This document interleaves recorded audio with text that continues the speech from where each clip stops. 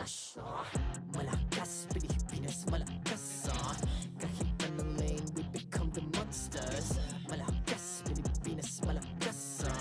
Face the golden sun and ribbon for the 3 stars. Look at us to the top, no ifs, no buts. Winning any game, para to sa PNNS. Di mo matitinag aming boses sa new level. Nasa kalye man o mobile window, I become a legend. Open fire, reunite, we winners. Built with pressure, like diamonds are made of. Switching a lane na parang gera, HP racing may reseta. Built like a tank, buhat ni Hilda. Full load SS parang Laila. Susundan ko ang iyong bakas, kasama patas. Tagumpay natin to dahil tayo'y malakas. Para sa Pinas, nasa amin ang alas, hindi to atras. Kinikilala sa taas kasi kami ang malakas. Para sa Pinas, nasa amin ang alas, hindi to atras. Kinikilala sa taas, ganito kami sa Pinas. Wow! Hold on, yeah. Wala ka sa Pinas. Laging every beat, no surrender, no retreat. Pag nagsama-sama, just imagine what we can achieve.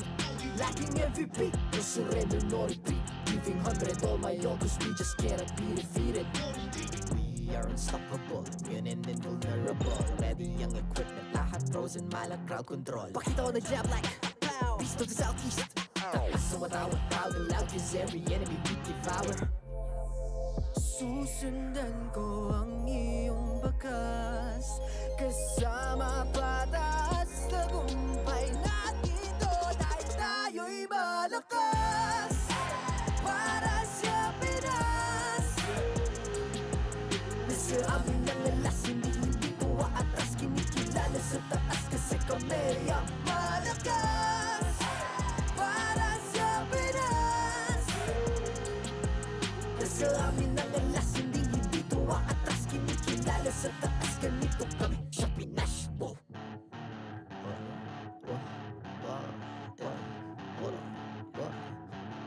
Malakas, Pilipinas, malakas. Kahit anong lane, we become the monsters. Malakas, Pilipinas, malakas. Face the golden sun and weapon for the 3 stars.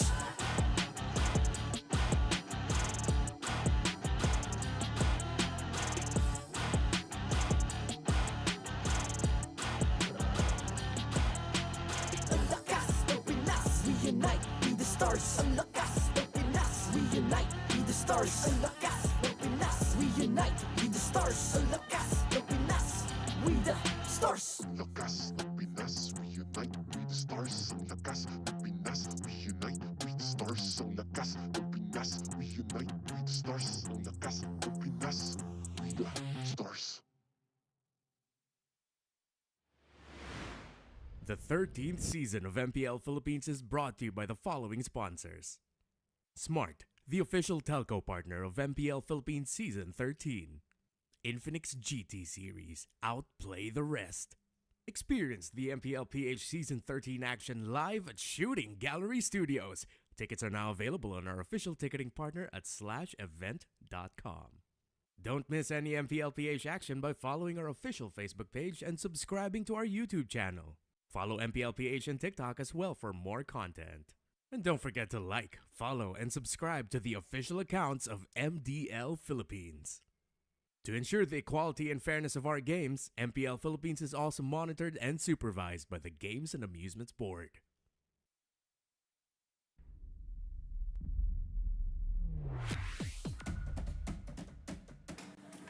Ano ba? Respeto naman, oh!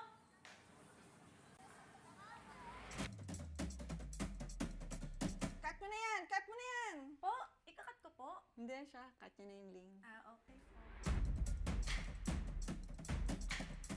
Sakit! Sakit ba, sir? Hindi, yung MM ang sakit. Tower lock! Tower lock! Tower lock! Kuya, kalentong lang. Ha? Nasa QC tayo eh. Slow hands ka naman na po.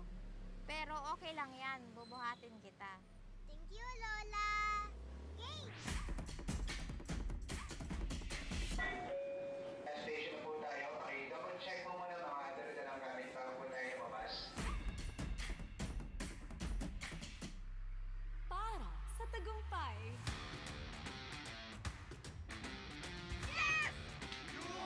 Manalo na yan!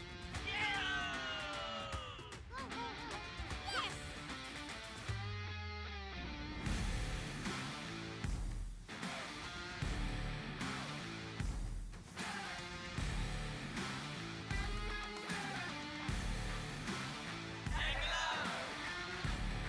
Let's go!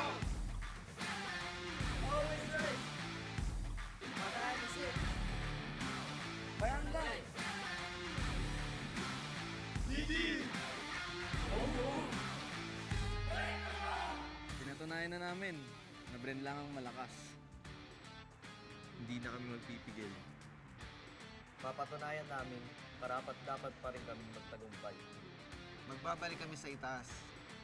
Nasa amin na ang lahat ng susi. Kaya rin namin sa pinakamataas na liga ng Mobile Legends. Nahanap na namin ang aming timpla. Handa na kami. Kahit marami ng pinagdaanan, mananatili kaming lalaban.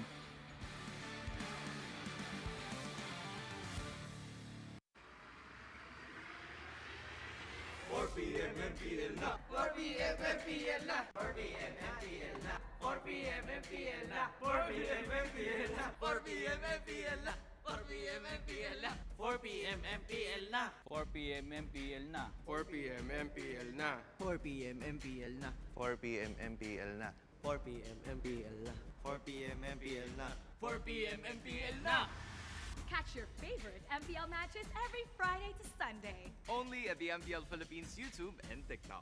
4 p.m. MPL na! 4 p.m. MPL na! 4 p.m. MPL na! 4 p.m. MPL na! For so long, the world awaited our downfall. It's the end of the Philippine era, they said. That was until a swarm of bees from the hive emerged on top once more, claiming the coveted World Championship in their home soil. Mara! Matagal pa ba yan? Ano kasi?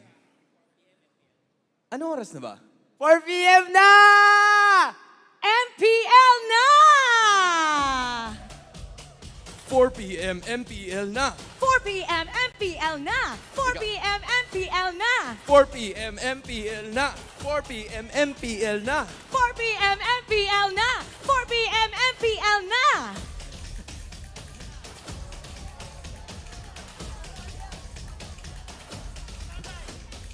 4 p.m. MPL na! 4 p.m. MPL na! 4 p.m. MPL na! Maligayang pagdating sa tahanan ng pinakamalalakas na Mobile Legends Bang Bang players sa buong mundo.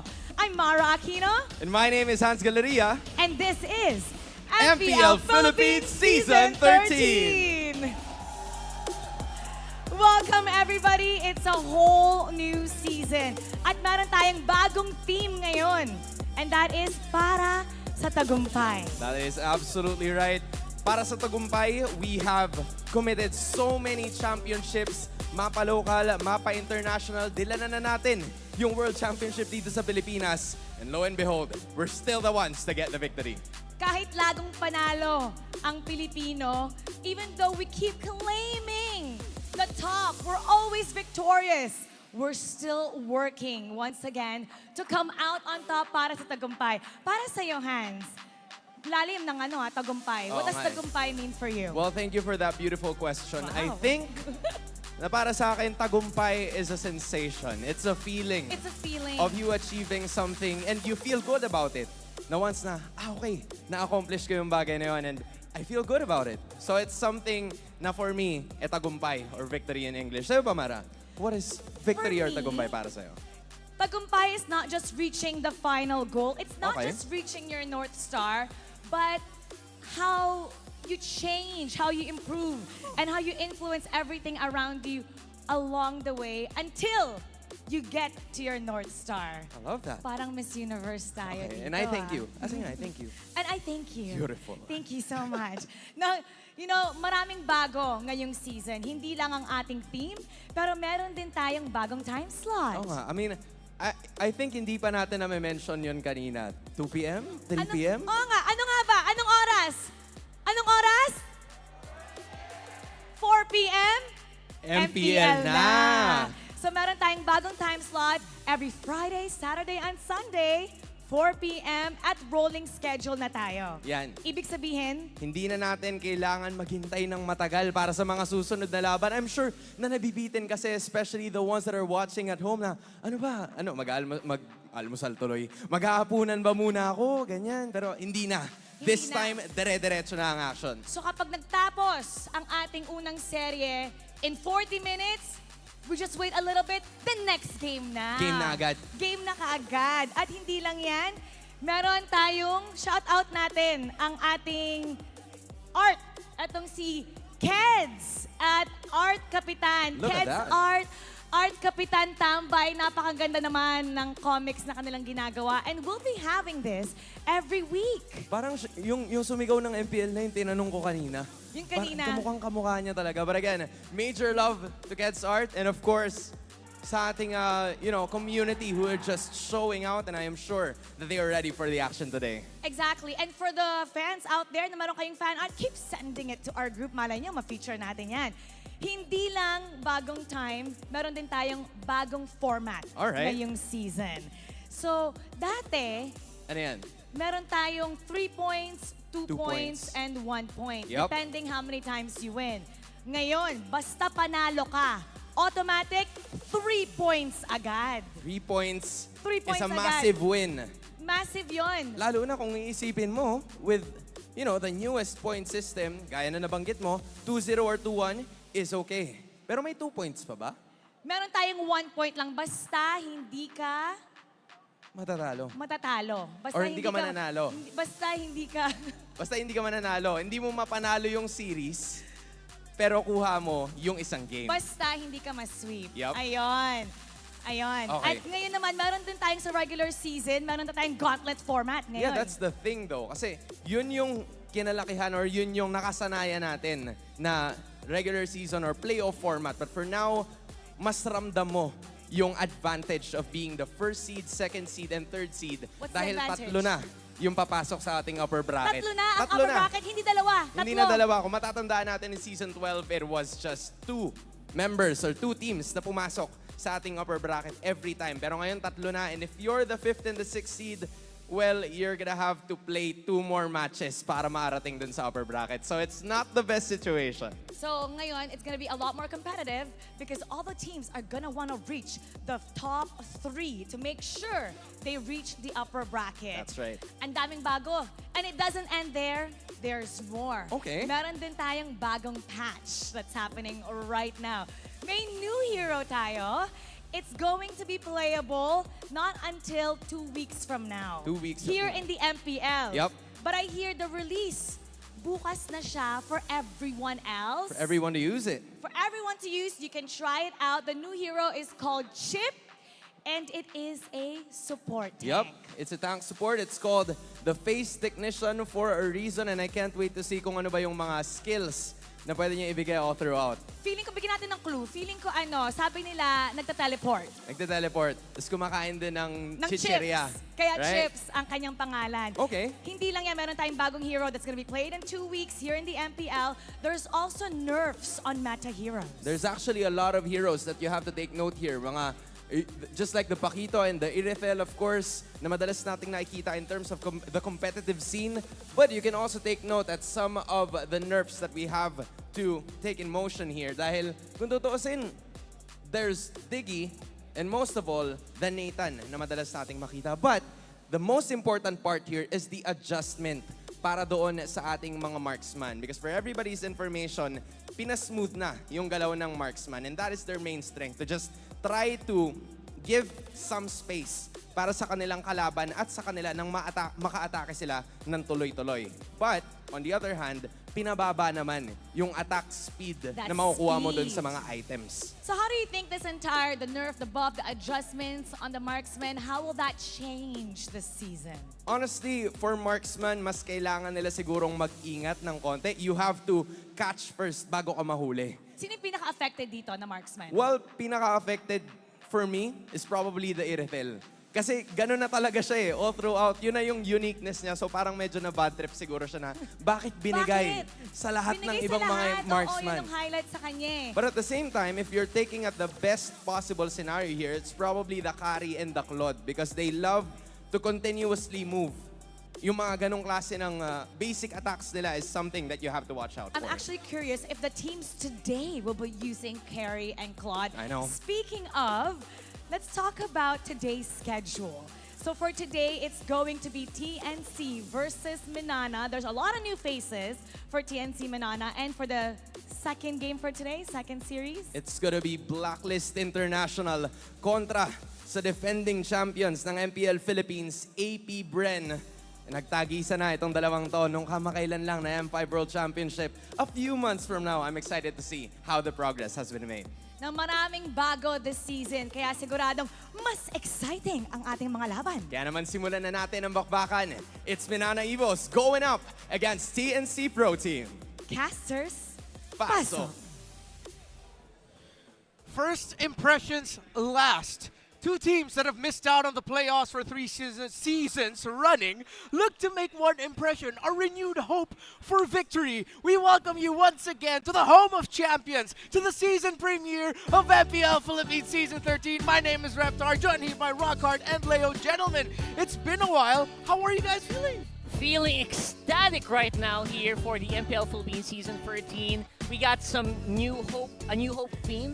And the teams are really capitalizing on. Yeah, it's a new season. There's a lot of stuff to look out for, but some things actually never change. After the World Championships, we're still on top as MPL Philippines, and we're still here at your service, and we're all out here, out for victory. Out for victory are all the teams that we have, especially these two. It's kind of funny that we decided to add a theme of a new hope for these two teams, for Minana Evos, for TNC, considering that this is now their 4th season trying to just make it into the MPL PH playoffs. The past 2 seasons, Rockhard, 7th and 8th, bottom of the barrel.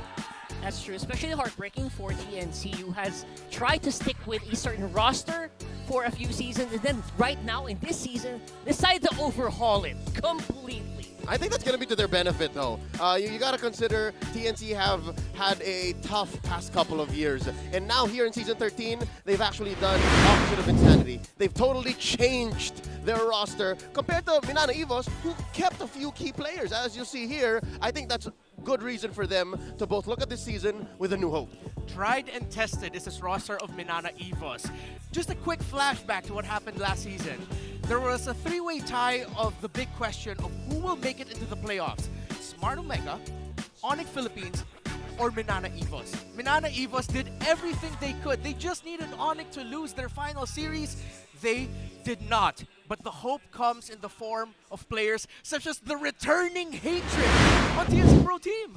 And as a newer team, you know what? If you hear 1 point away from playoffs, it must be heartbreaking. But imagine Minana was basically a new team, a whole new roster almost, right? So that would be saying something, and that's why probably why they decide to stick with what they have right now.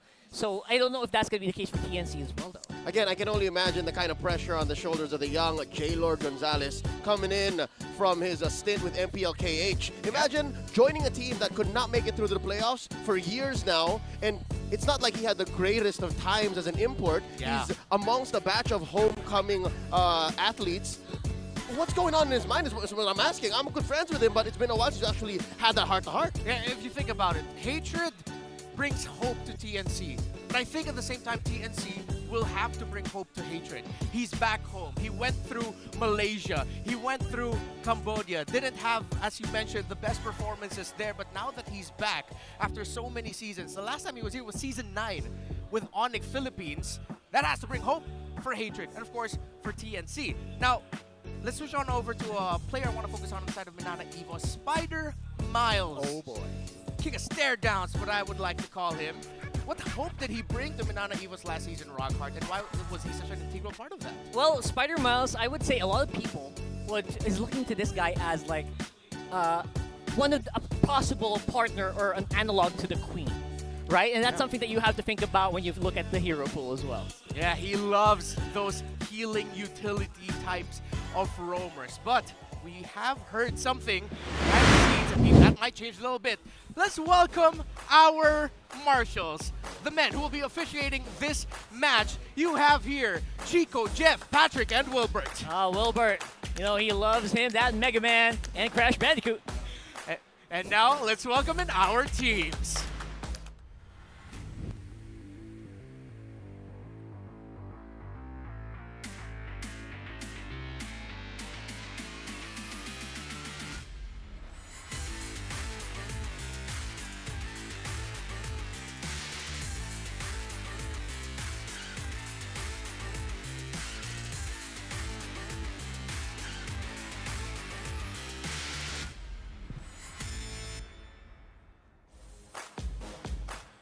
Brimming with potential, tried and tested skill, with a little bit of luck, will this be the season they become top of the pack?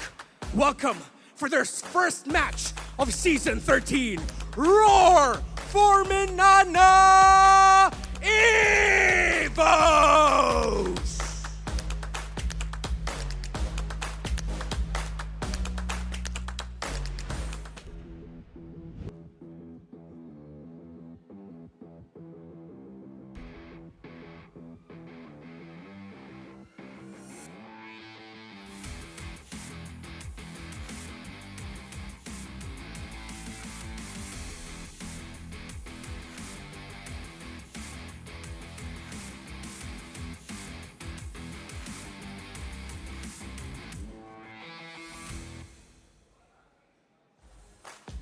Our greatest failures can often become the greatest catalysts of our profound reinvention. With their freshest roster revamp, can the Phoenix start this war with a victory? Always rise! It's TNC Pro Team!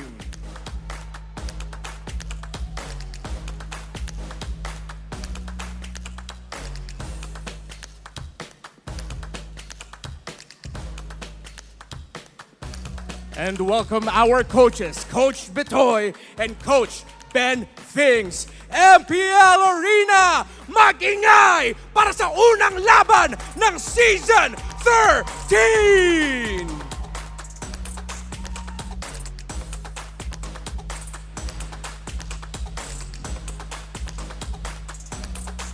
Goosebumps!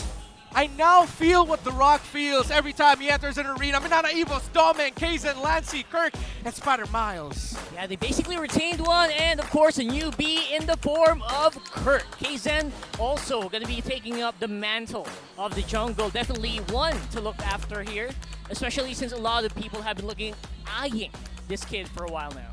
Yeah, Kaizen, incredibly impressive last season, made a name for himself. A lot of questions on Kirk. He is the newer member of a tried and tested roster. TNC Pro Team, a lot to prove with a revamp. Yasuo, Ryzen, Hatred, Heads, and Nomad. More on Insanity. That's expecting the same results by doing the same thing. Nothing's gonna change. TNC, they had a total switch up here. They got newbies coming in. Heads, Nomad, as the roamer. Hatred coming home. Ryzen, their new jungler. Everyone knows I'm a big fan of Dean Sumagi. Dean just fits in the black and orange so well. Yeah, he is a jack of all teams. That I thought of that because I was inspired by you, Leo. He does fit in wherever team you put him. He was in Army last season, did well. Now he's with TNC, and I wouldn't be surprised if he does well this season. Something to note, Yasuo coming off of the coaching staff, leaving the job to coach Ben Things this time around. Another big topic that we will have to leave some time for later. I'm wondering how he's ready for today. I'm wondering if game day for him is as important or as difficult to set up for compared to before when he was behind the scenes. Yeah, I would love to see if people caught that. Did you guys catch that, Coach Ben Things? It's a huge chill for everyone who's followed this guy all throughout the years. Yeah, if you know Ben Thinks and the type of content he makes online, it feels like this was destiny for him in a way because he was the coach of us all. Hell, even players in the league admitted they learned new things from Ben Things ever since he started releasing those Ben Tips content. Even before his breakout success on social media, there was a moment when we were all hanging out after scrims in the boot camp, and I could have sworn, Ben, maybe you should be the technical coach. Maybe you should do this. And this was in the early days of TNC. I'd say maybe 2 or 3 years ago. Oh, so ever since then, it seems like he's just grown even more. He's always had the propensity to just share knowledge and take a team and make sure everyone knows what they need to do. That's what Coach Ben Things is all about. Coach Ben Things knows. But I think it's time for us to know about what else these teams need to do specifically for this matchup. Again, on one side, a roster that is tried, tested, versus a roster that really needs to prove that a new, fresh face looks good for them. Hey, Leo, it's the keys to victory. What do you see? Let's talk about it. K2V brought to us by Infinix. First off, let's talk about Minana Evos. They need to get on board, get themselves some Mabuhay Miles. Make sure that Spider Miles here gets his utility heroes, support heroes, roamers that provide mobility, shielding, and CC, and not to mention vision. That's what they got to do to get on board the heart of Minana Evos. For TNC, they got to channel their hatred into power. It's no secret. Hatred, if you've watched the previous seasons of MPL, mechanically gifted, a tactical genius. He's moved from role to role, mid, jungle, gold. Anything you ask of J. Lord Gonzalez, he will provide. You just need to make sure you unlock it. That's what the other 4 members of TNC are going to try to do here. Play around hatred in mid. And last but not least, again, you know what to expect from these 2 young gentlemen on screen, but it's really the wild card, the X factor that's going to change everything. The wild left hook that you did not expect. That roundhouse kick that came from nowhere that's going to shock your opponent into submission. That's going to get you, them 3, after you do your K2V. Brought to us by Infinix. Man, that sounds like TNC's just ready to fight there. Everyone's just ready for those roundhouses and those punches. Have you been watching a lot of martial arts films? I know you went through like a martial arts phase for quite some time. Martial arts is part of my everyday. Oh, so it's not just like it's not a phase in your life. I'm a born fighter. And let's see if... I wake up fighting my demons. Same, I think a lot of us do, but before we delve off into another discussion far deeper and maybe emotionally scary for all of us, TNC and Minana Evos, is it unfair to put so much onto this first series? Again, new point system. The more consistent you win, the better. The more consistent you lose, more punishing. You have been missing out on the playoffs for 3 seasons running now.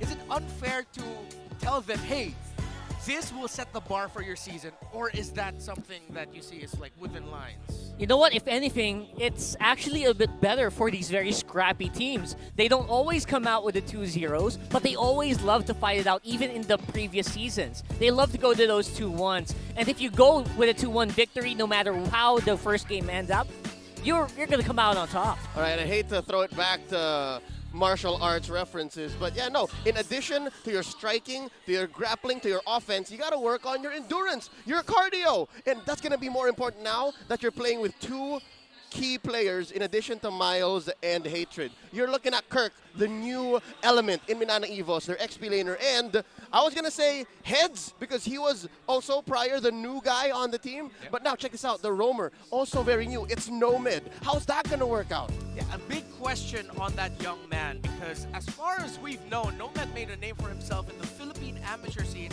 as a gold laner. That's even. right. Now here he is, his first game ever in the MPL, and he's gonna be a roamer. Going up against a team that's been struggling alongside them, but almost made it last season. To me, Rockard, you've been here way longer than all of us, ever since season 1. That's a lot of pressure, right? That is. It's not a joke to swap out lanes. I mean, swapping out your roles is one thing, but you know, it's completely polar roles. One who takes all the gold and one who does not take any at all. I mean, imagine what that will do to young Nomad here. Yeah, it's opposite of the nature, right? In terms of what the golden or roamer does, Leo. So I'm impressed. Again, even before we go into the Land of Dawn, see any performance, any results, I'm just proud of Nomad, given that he is the kind of soldier that Coach Ben Things wants on his army. When Coach Ben Things says jump, Nomad says how high? Well, let's see if that's going to be the case here. And again, another factor for TNC Pro Team is Coach Ben Things. And yes, we're talking a little bit more about TNC Pro Team here is because for Minana Evos, you know what they can bring to the table. Yes, there's always a new air of mystery every season with the picks, how you play. But with 4 out of 5 of their shining roster last season that ended the season on a high note against a pretty fresh roster. Yeah, we do have to talk more about TNC so people try to understand, and even us here on the desk try to understand TNC more. Let's reel it back now to Minana Evos. We gotta talk. I wanna talk about Doming and his uncanny ability to just find gold everywhere on the map. I mean, that's just a skill, right? That's just a skill that I think has been valued so much in this guy. Doming is a very, you know, I feel like it's a very endearing person in the team. And he's just been picked up over so many other people for Minana. And he's been retained here for a good reason as well. Yeah, no, again, it's smart to keep a talent like Doming on a roster that is in flux. I'm just happy that he's here starting out. Because, again, they're going to have to go with engines rolling. Yeah. Speaking of Minana Evos, we're going to hear from a key member, one of the stars of that team, Spider Miles. Let's get into his head heading into Season 13. Magiging kalmado ko kahit anong mangyari sa in-game. Kahit nalulugi na kami, kalmado pa rin ako. Hindi ako natitilt. Ako yung nag-cheer up sa team namin kahit patalo na kami. Natutunan ko last season is yung sa playstyle, kailangan namin maging aggressive kasi napapansin ko ang passive namin maglaro. So yung inad namin sa team composition namin maging aggressive. All right, so he mentioned there the addition of aggression. They added more aggressive heroes for their hero pool. So it's not just going to be like a utility Spider Miles that we might expect. Maybe he's going to scratch more, as a Minana player should. Maybe. I'd like to think you evolve. In addition to how TNC changed their roster, as Minana Evos, maybe they don't want to change their roster too much again. It's 4 out of the 5 from last season that worked, right? I mean, the roster that we think for them worked. Maybe as an individual, you grow your hero pool. Yeah. And to be fair, like one of the things that we mentioned about Minana Evos was that they were starting to get a little bit predictable, although more refined last season. You knew what kind of heroes they wanted to play, what kind of playstyle that they wanted to do, but it was getting easier to predict their drafts, their movements. Now heading into the new season, going up against a fresher TNC Pro team, then yeah, it makes sense that they added newer hero pools. Like, are we going to see Spider Miles rock out like more Kufros, Jones?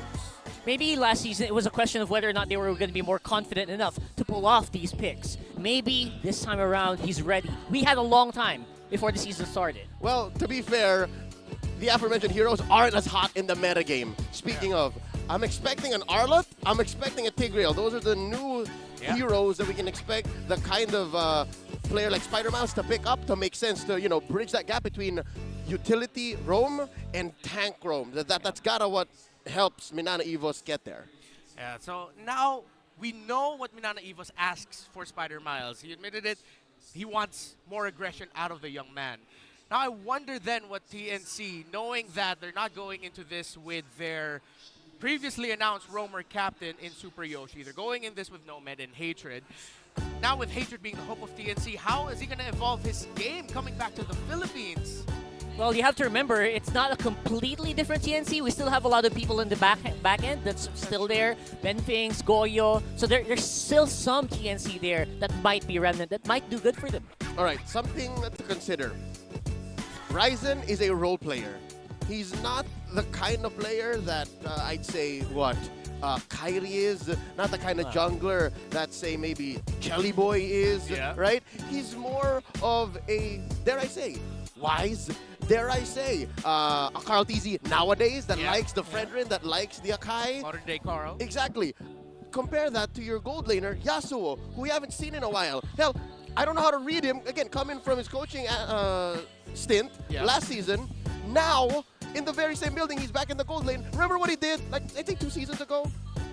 Oh, yeah, I remember. In this very building. Right about there. Right about there. He played Z-Long. In the gold. And almost won.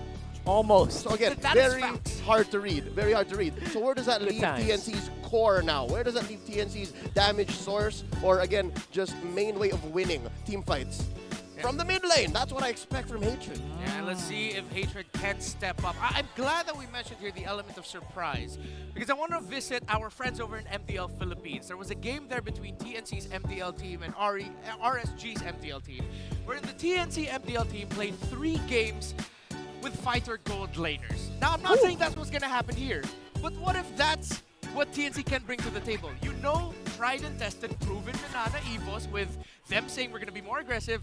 What if TNC's what the heck are we supposed to expect from them factor is actually their strength? Is that possible? Do you remember anything like that from the history of our league? Well, something similarly. A lot of teams would start off with a nothing to lose mindset. Well, I'd throw everything right there and maybe just build up from there. Throw in a gold lane Harif, that's pretty fun, right? Throw in the gold lane Zilong, that's going to be maybe on the other end of the spectrum. But, of course, I think Nana's going to be great. Yeah. No matter what. Nana on Hatred. Nana on Hatred. It's okay. I think I can jive with that. But mind you, when that gold lane Zilong came out, it was season 11, week 2. So yeah, you're right. I agree with you, gentlemen, that it's gonna have to happen sooner than later if they are gonna try things like that. Because again, we already have Yasuo playing. We didn't expect that going into the preseason. Yeah, that's true. So I think now we have to discuss the elephant in the room, which is based on everything that we talked about. We know in MPL Philippines, stability has always been one of the common factors of winning teams, of successful teams. TNC Pro Team, it seems like already from day one, the first day of MPL Philippines Season 13, they are now sort of the underdogs, is the best way to paint it. They're going into this with a lot of people saying Minana Evos is probably going to take this cake. Well, to be fair, they have accepted that to them from a few times that I have talked to them. And again, there's just nowhere else to go for this team but up. Okay, so talking about brass tacks here, literally what they need to do, maybe Coach Ben thinks has to make like Leonidas of Sparta. They have to, get these neon tigers. Are they still neon tigers? Kind of purple. Yeah.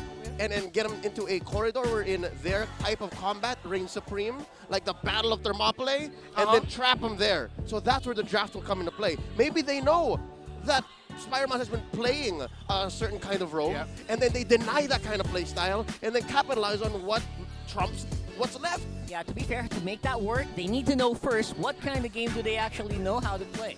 Well, that too. That too. Know that if they can play with a phalanx, if they can play with a sword and a shield, if they can play with that weird weapon you see old gladiators use in those books. The Gladius. There you go. Wow. I finally got to contribute to the discussion. There you go. I was trying to find an in there. It's like, I'm only remembering the Trojan War, Gladius. There we go. But I like that idea. TNC, if they want to come out of this on top, they need to pinch Minana Evos where it hurts. Yeah. Or where it feels good. But more on where it hurts. The draft and the gameplay. I'm thinking jungle invades. TNC, be aggressive. Minana Evos would want to be the aggressor. Show them that even though you're playing off roles here, you're going to be able to play aggressive, match that. Surprise Minana Evos that way. So I wonder if that could be a possibility because, again, going back to Hate who's in the mid, he invades really well, even way back when they were in Onyx PH. Yeah, and other countries can attest to this. They have faced the wrath of Hate as well. And even again, not really many of those victories, but he did win a lot of those lanes. Yep, again, Hatred has been all over the world when it comes to his professional career. And now coming back home, this is, again, safe to say, I'm getting a little emotional, but I miss seeing Hatred in MPL PH. And it's good to see the young J. Lord Gonzalez back in the Philippines. Now let's talk about another elephant in the room, which is we just had a big patch. Pretty big one at that because mainly of the changes to our gold laners, our marksmen. Rockhard, you are the resident gold laner in this desk. What's the biggest change there? Well, because of that, a lot of teams will literally come out guns a-blazing because they'll be using a lot of guns. They'll be using a lot of bows, and they'll be losing a lot of spinning light wheels. So yeah, for sure. Expect Harry, Claude, and maybe some players like Ixia and Beatrix to maybe come out here, and on top with removing the attack speed cap. Or, putting it from 4 to 5, which is, it sounds small, but boy, oh boy, if you know what you're talking about here, if you know how to play marksman, you know that's big. And maximum it's attack speed. To talk about how these marksmen are making impact when Harith is making a comeback. Not just because of the MDL's global ban system where you really have to dig deep. This time around, Harith comes out even if it's not global ban. So I want to see that kind of dynamic. I want to see that interaction. And you know what I want to see, and what I love absolutely the most about our league, when we're here in MPL Philippines, in the professional scene, the home of champions, is the chess match that is the draft. We've discussed some picks on the gold lane. Leo, I want you to take the first cake here. Where are we in the meta generally when it comes to priorities? Give me one thing you like to focus on. I'll give you 3. All That's right, just the kind of let's go for guy I it. am. All Number right, one, thank you have to have reliable damage. Yes. It has to be damage that's present where it matters, damage that can scale, and damage that covers the type of defense that your opponent will be finding difficult to defend from. So again, whether that be magic, whether that be physical, true, if you can build that kind, again, watch out for Leslie. Leslie might play a key role in the coming weeks. Sure. Also, re-engage. I want to see some re-engage. Mobility and vision. I'll put those two into one category. Re-engage. That's why Matilda is so good right now. And lastly, CC. You have to create a box, but also be capable of ending said box or penetrating your opponent's zoning. Check it out. There's the Matilda. There's a solid damage from the Joy and the Fanny. Mobility for the ladder. And, of course, the Claude. We talked about Marksman. Big patch. Where's Carry? It's always been Claude, Carry. Carry, Claude. That's true. So right now, what we talked about in the locker room, I love that that actually happened here. Joy definitely not going to be seeing the light of day. Same with Nolan. Was about to say Nolan. You guys are talking about this. And I love that we are actually still pretty much here on the cover. But yeah, where's the carry? Maybe left out on the field. Because right now, Matilda not going to be available for Spider Miles. Yeah. And what I'm seeing here is that Minana Evos is taking away those potential aggressors. We suggested TNC think about aggression. Minana Evos are taking away 3 of the most aggressive junglers you can put in that role. Which I'm thinking Minana Evos might be going for a backline heavy composition. Thank you so much. It's the first day of the season, folks, and it's been a while since we've been on the desk. TC Pro Team, and I believe their last ban was an Angela?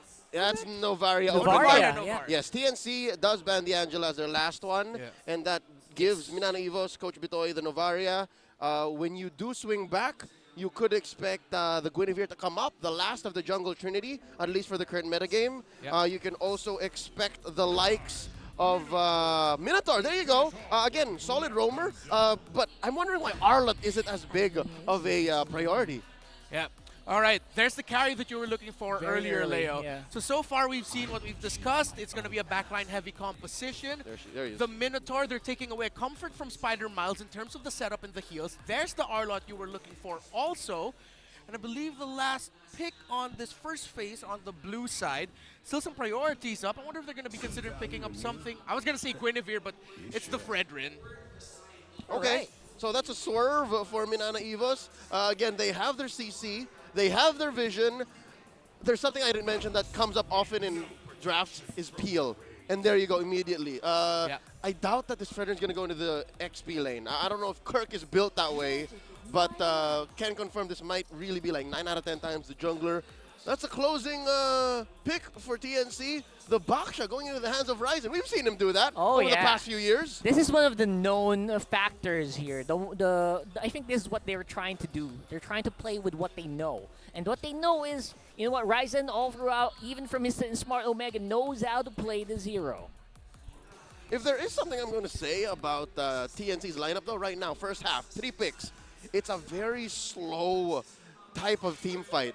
You have to let it cook. You have to make sure that your opponent walks into your box because the re-engage on this is, right now, I got to say, it's miserable. If you miss the jump with the Baksha and you miss the ult off of the Minotaur, I don't know where else you're going to find the damage.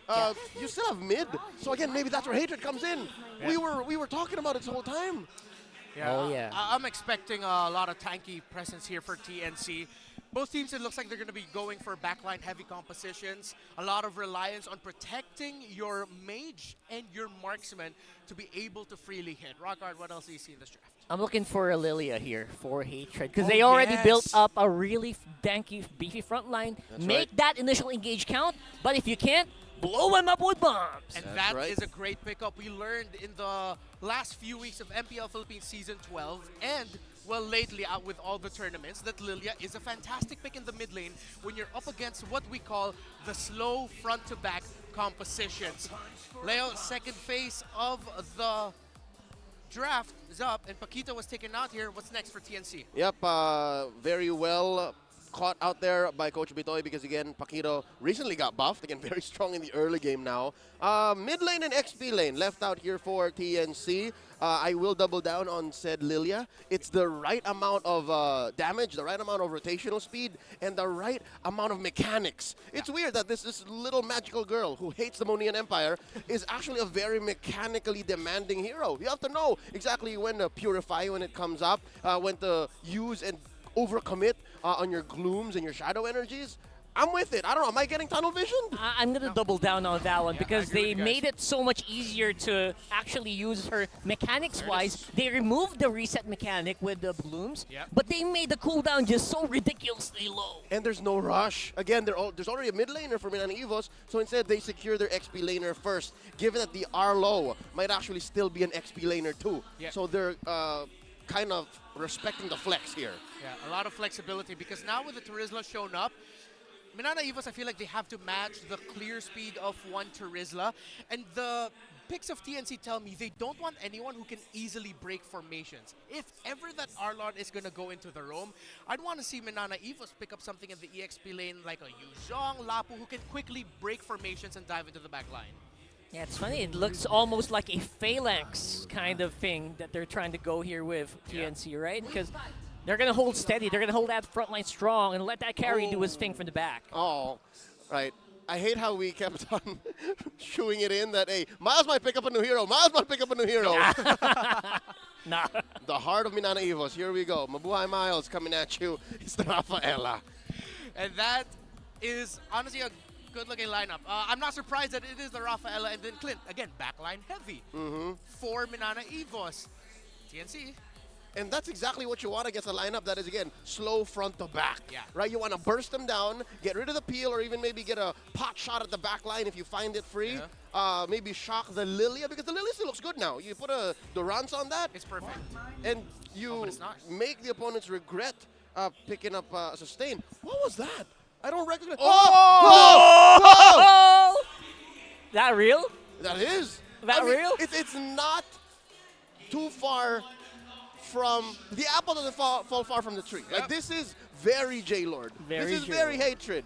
And I'm wondering what words Coach Imba DJ is muttering to Coach Bitoy. I'm loving it. I honestly am loving it. They did not overthink. You were mentioning over and over, Ned. They were very backline heavy. You know what? Let's go into the backline. Yep. I did not expect this, but I am pleasantly surprised. The reason why I think there's a part of you that doesn't sit well with it, again, now in hindsight, I am also thinking twice. Their wave clear is dog water. As Gideon would say, it's dog water. That's a great way to put it. When you're defending your inhibitor and you're up against the ropes, you're going to have to throw everything but the kitchen sink just to clear. That's true. You want to say not very good words. It's very difficult. It's hard, that's what it is. Just like life in general. But yeah, this TNC Pro Team lineup, if this works, it is spicy. If it doesn't, then, well, I think we have a lot to think and talk about in terms of why that happened. Folks, it's been quite some time. Welcome to the land of dawn. Welcome to MPL Philippines Season 13, where in the first game, we see a cushion in the mid lane. This is going to be fun times. And it's kind of uncanny because we mentioned this already. They're going to try everything here in game number 1. In the first day, right off the bat, just, nothing to lose here for TNC. What's a harm in trying? I like it, what they're doing, though. Again, they know that the Gushin, as soon as he finds that combo early on, wins. But Little Wonder Battle going over to Minana Evos. Let's look at the emblems. Again, this Gushin is rocking Penetration, the Wilderness Blessing, and the Lethal Ignition. So, he definitely wants to win that matchup. Wants to get one sword spike in and then make Lancey regret. Make Lancey wish it was 10 minutes later. Wants to move really quickly and then get those spikes in and get out. Yeah, and when you think about it, this channels back to the history of hatred, really, as starting off as a jungler for Execration, eventually becoming a mid laner. Now he's flexing what he brings to the table for TNC. If you want me to be more of a backline mage, I can do that. I've got into the World Championship Grand Finals as that, but I can also play assassins, play aggressive. Ooh, guns are blazing here for Doming. Do you see that? How smooth these auto attacks are really sinking their teeth in. And Nomad going to be just absorbing some damage here. And I think, yeah, the bottom lane fight is going to happen later on. Let's have a look at the turret layer. All right, it spawns 2 minutes in. Something to note, gentlemen. On a, piece for piece, lane for lane, TNC is not going to win. They need to make these 2 and 3 man ganks work and then go from there. Pick off and then next. They cannot just take objectives the way Minana Evos can. Like this, look at this now. They got vision on 3. Yeah, they got full vision and a good strike in from Kirk. Dives in galore here. Hatred to the first kill of MPL Philippines Season 13 and the turtle to boot. They're going strong, they're going heavy, and Kirk can't take it. Oh, they thread the needle. They find that inch that makes the difference. I was saying pick off, and then the turn, and then the objective. TNC did exactly just that. That's how you start off the season. The first turtle, the first big fight of Season 13. Hatred gets a double kill. The man that we painted as one of the new hopes of TNC. And I would like to call what TNC is doing now the TBS, the throw body strat. Because that literally was just them throwing bodies at Minana Evos. And what makes it so lethal is as you throw bodies, there's that little needle in the haystack. It's enough to incapacitate one, and then you go from there. You win by numbers, and that's exactly what they did. Their life bars were just but under half compared to Minana Evos, and again, you had the holy healing to boot. But when you pick off one already immediately, the numbers go up against you, and the numbers don't lie. Yeah, that's TNC knowing exactly where Minana hurts. Their front line is something that you can kind of just bypass, and once you go through that initial final slash, it looks pretty good for them. Uh-oh. Bottom lane. He's in. Trying to see if he can get some hits on the Yasuo. Nomad there for the backup as well. Doming just trying. You know what? He's trying to capitalize as much on his range, but he's not getting as many hits as he can. Yeah, and I think at some point now, Minana Evos are going to decide whether or not they're going to commit for turtles or really just do everything they can to make sure Doming can get to scale fast. By the way, this is the 1,874th game of MPL PH. Oh, thank you for victory. Thank you for that. That's a lot of victories, Reigns. And also L's. And again, that's how you learn, right? That's how you grow. And that's how TNC has got here. They know that they were going to face down an L if they don't try something new. And here, they're throwing bodies, looking for pickoffs, 3-0 already. Wow. Going for Grand Theft Purple. I think Ryzen's threatening to steal. He's trying to force Kaizen to use the retry. Kaizen does not budge.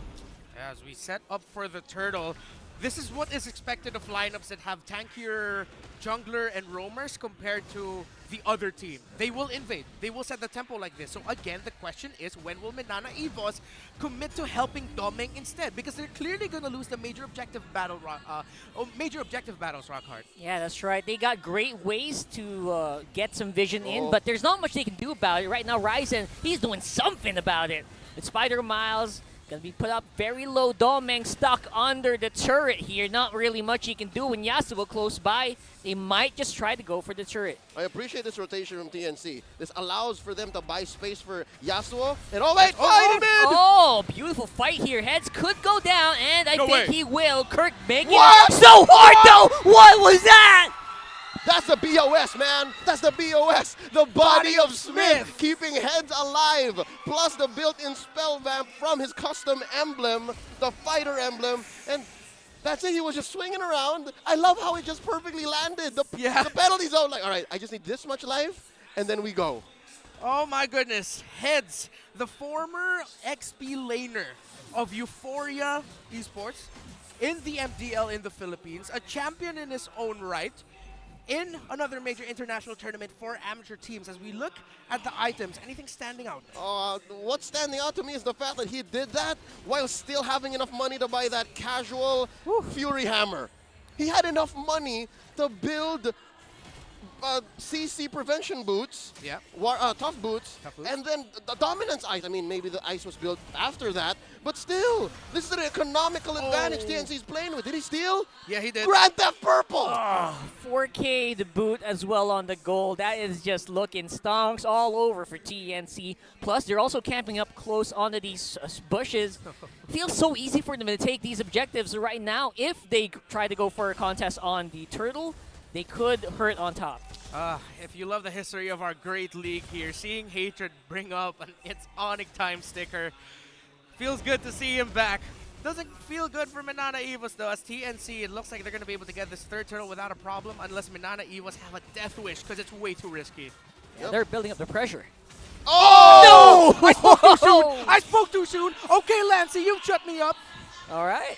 That was as good as it gets here as well. I totally forgot my train of thought. Lancey just from out of nowhere.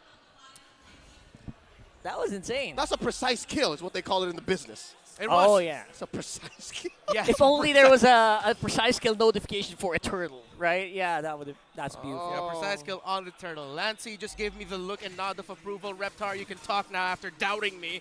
Sorry, Lancey, but let's see how much did that do for Minana Evos' ability to come back here, because TNC is still in control rock hard. Yeah, they're not done yet. That's what Minana Evos is trying to do here. And now, obviously, they will still keep that turret. And the next Lord is very far away. All right. About 8 minutes in, I think Minana Evos has an overload on vision. Yes. We're looking at a lineup that definitely knows what's coming up, but with very little anything to do when it does come up, especially with the lineup TNC has been able to draft. Yes. And the one glaring weakness at TNC that we pointed out was their wave clear or their map control. Again, you're seeing that in top lane. They were taken down tier 1, but that's about it. They'll not have to worry about it up until maybe Minana Evos is able to stabilize. I'm giving Minana Evos until maybe the 11th minute mark. If they don't fix anything, or if at least they're alive up to that second Lord, then maybe, just maybe, they can come out of this and come back. Yeah, that's essentially all they have to do, man. As long as Doming's alive down there, or right now, in this case, in the middle, they're fine. As long as he's flashing those stickers, they should feel good. But right now, will they feel good once Hatred gets into these positions where he can make an assassination happen, which has not happened in the past few minutes? Yeah, TNC Pro Team still in control. And again, I thought going into this they'd be the underdogs, but they're proving everyone wrong here. Playing very well together. The Filipino amateur scene gold laner is doing a tremendous job as a roamer. The rotations, the timings, how he's going around with Hatred and the other members of TNC Pro Team, he looks like a natural. 2 factors. Number 1, as a gold laner, you know where you need to be protected from. Oh, you know yeah. the angles, Yeah. you know the weaknesses, the Achilles heels of such softies like a carry. And number 2, Hatred is amazing on comms. That's just what it is. It's working. It's working. Look at that Lord. He's going down. It's melted down real quickly here. Kzen. Kzen's here and heads. He's going to activate the penalty zone quite early. And a miss on the Minoan Fury as well. Yasuo, he is making it work. Beautiful fight and slash, but no one to follow up here. Kirk, what were you thinking? Hatred goes down, and Lord will help with that.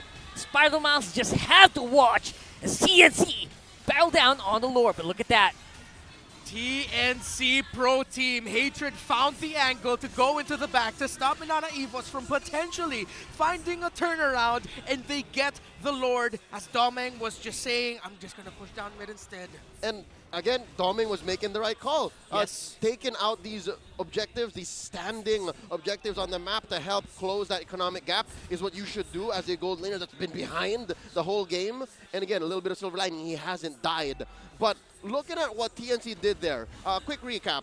3 for 1 was the eventual trade, and then Hatred died. I'd say as soon as he went down, after Spider-Man shut him down, he said worth it. And that definitely was worth it. A Lord for a few kills and a mid lane is more than worth it, given that they got the Lord, they got map control, and they're all still here again. Hatred can definitely afford it. Looking at the item builds here, he is, again, playing very well in mid. He's 4th on the economy.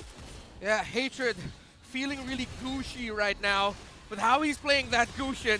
TNC Pro Team, can they make something out of this? Ryzen goes in. Oh, Ryzen, he jumped in. He's found Final Slash. He's going to go down without doing anything. Nomad going in hard. Hatred as well, looking for the target. Kirk is going to be the one to choose. Kzen will follow. Yasuo is still pretty much a spinning, slashing machine here. Nomad is going to have to run for it. Bang! Just like that. The first few times in this game that Minana was actually punished TNC. Started off number 1 with the misplacement on Ryzen. Yeah, a bash is chunky, a bash is hard, but not that hard. Not that Plus, hard. Again, showing you how this slow and steady lineup that TNC has, wherein you can only really put the carry in such a position Yeah. shows its cracks. Because after spending so much time with that turret by taking down the inhibitor, eventually MNNE was able to put enough damage to get that 3-for-1. Here, you see here. TNC Pro Team cannot commit like this. I get what they were doing. They wanted to do it for the turret, but a little bit too risky for my own taste here. So we take a quick little pause. We finally take a quick little breather for all the action that we've seen. All right. Just to revisit everything that's happened, TNC took control majority of the game. But a factor here that I believe now we have to acknowledge is Leo, Minana Evos with items. Better scaling compared to TNC? Yep. Is this not where we were earlier? I said 12 minutes. I hate to say I told you so, but I told you so. They found the punish. Right. They found the window. And yeah, it did come at the cost of Kaizen, but you take what you can. And again, it still stands. Doming hasn't died. Yeah. Even after everything that happened there, the chaos Yep. that was the mid game and the early game. So now as a member of the Phoenix Army, as of the Phoenix fam, or whatever they're called this season, you have to wonder, what do we do next? Because from now on, it's slowly becoming an even ball game. Yeah. We're going into the 5th round of this MMA championship fight. Because again, this is just the first day of MPL Philippines, but it is, I get you. It is the home of champions. But Yeah. we're going into a point where it doesn't matter what you did in the first 10 minutes. As soon as you find a way to, again, force your opponent into the base, MNNE can do this 2 more times. Mid inhibitor, top inhibitor. TNC have to be smarter this time around. They can't do what they did in bottom lane because the next 2 times it's going to get worse. Yeah. Now that Minana Evos is under the tower, under the towers, under the base, it's going to be easier for them to find that turnaround win. Because this is what their lineup looks like it's built for if they lost the early game. As we get a quick little slash there from Marshall as we head into the game now. All right. TNC has to be a little bit more careful. Yeah, in Hatred, he's going to have to really struggle to stay consistently relevant here all throughout this game because everyone who's played Gushin knows it's going to be a fall off if we get to that point where we feel like we're even. That's right. And folks, just as a quick jog of your memory, yes, you did see right in the original game overlay. Yes, the gold lead has shrank. It's now down to just above 4K. So imagine what that looks like. If you're thinking of, oh yeah, it's a majority on carry, he's just 1 item above Doming. And that's just 1 item. That means across the board, you're going tit for tat. You're now just playing for position. It's no longer an arms race. Yeah, definitely. TNC Pro Team, yeah, very dive heavy. That's what you get when you have a Gushin with you. Minana Evos, Doming, placing himself really well here. It seems like trying to imagine how the team fights will go. It's like TNC will go in, they'll probably be able to take down 1, but then TNC starts to feel the pain. Oh, they can't get to the Clint. Well, as long as that Clint is up, it's going to be really hard for TNC to end this game. Yeah. But as quickly, as soon as that Clint goes down, it gets so difficult for Minana Evos. So again, it's as simple as winning in MLBB. It's as simple as taking home a world championship. Just take the trophy, just break the base.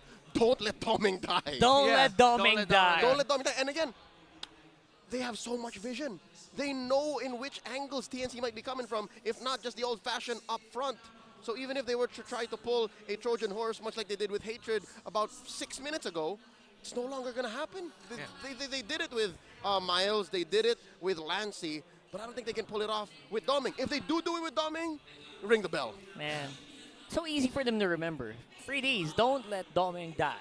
I like that. That just rolls off the tongue there, man. That's a K2V for the next week. Yeah. K2V. We're bookmarking that. We're telling our writing team, don't let Doming die. That's going to be the next K2V for Minana Evos. Definitely.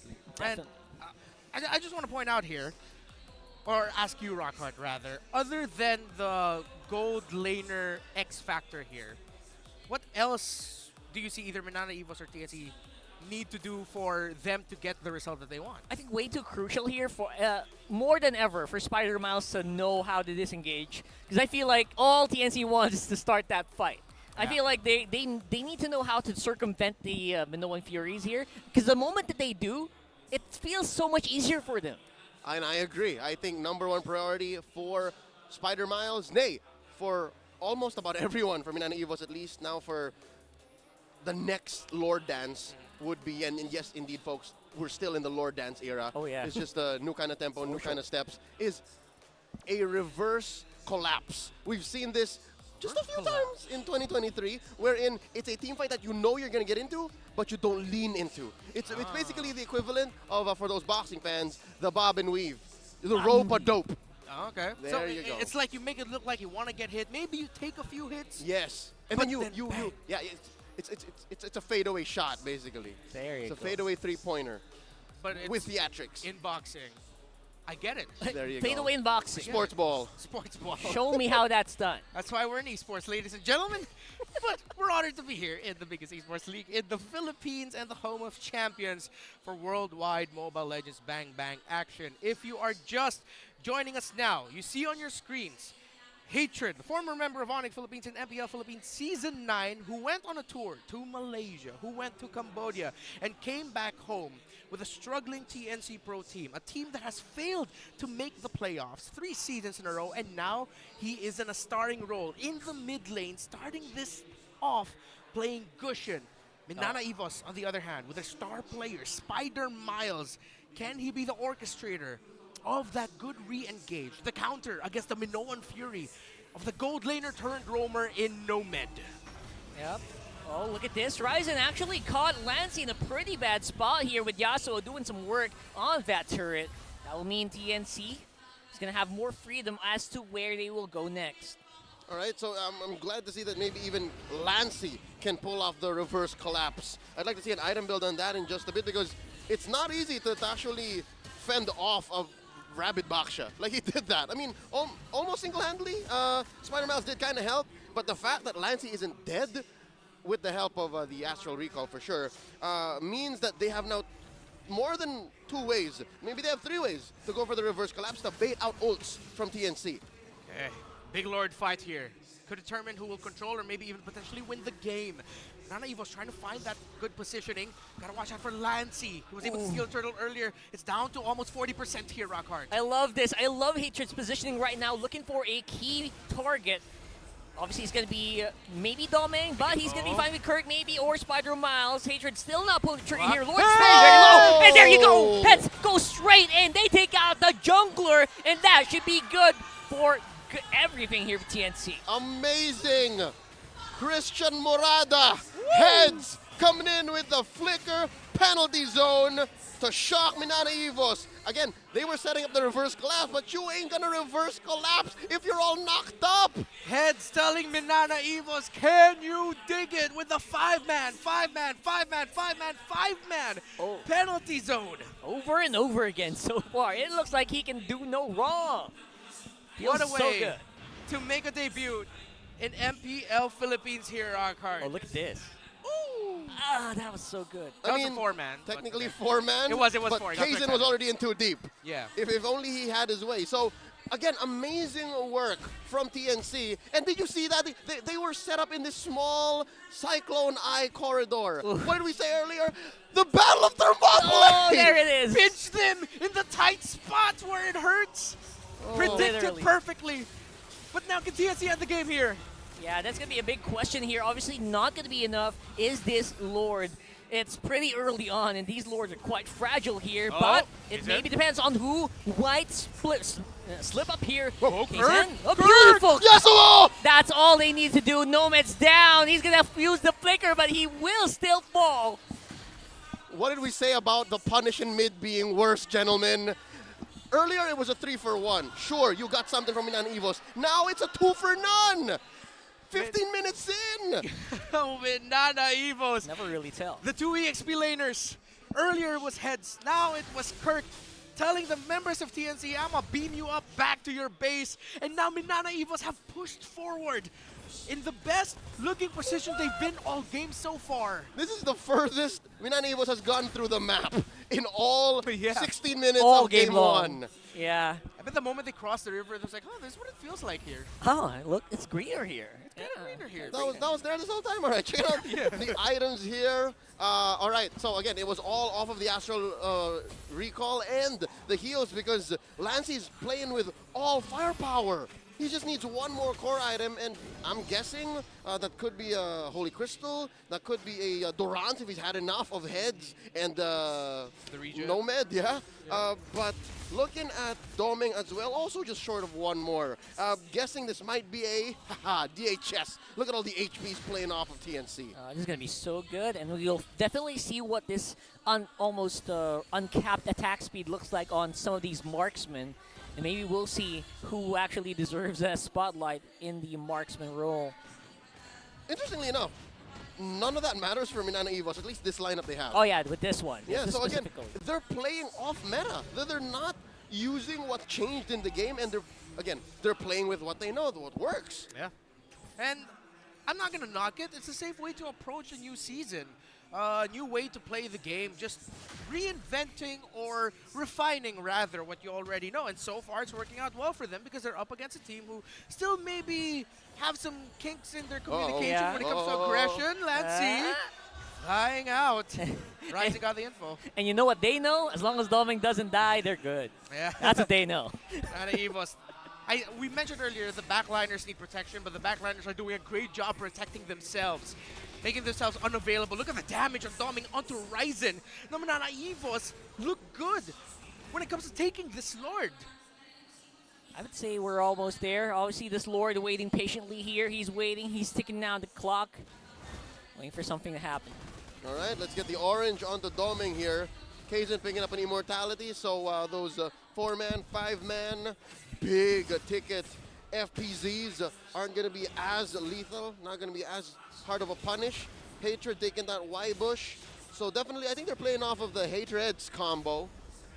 Credit to Rayash. Hatreds, because it's two main engagers that definitely can kill. If it's a PZ, then yes. If it's a full combo from Hatred, that's a free pick-off. So as long as Minana Evos knows where either are coming from, they should be fine. Okay.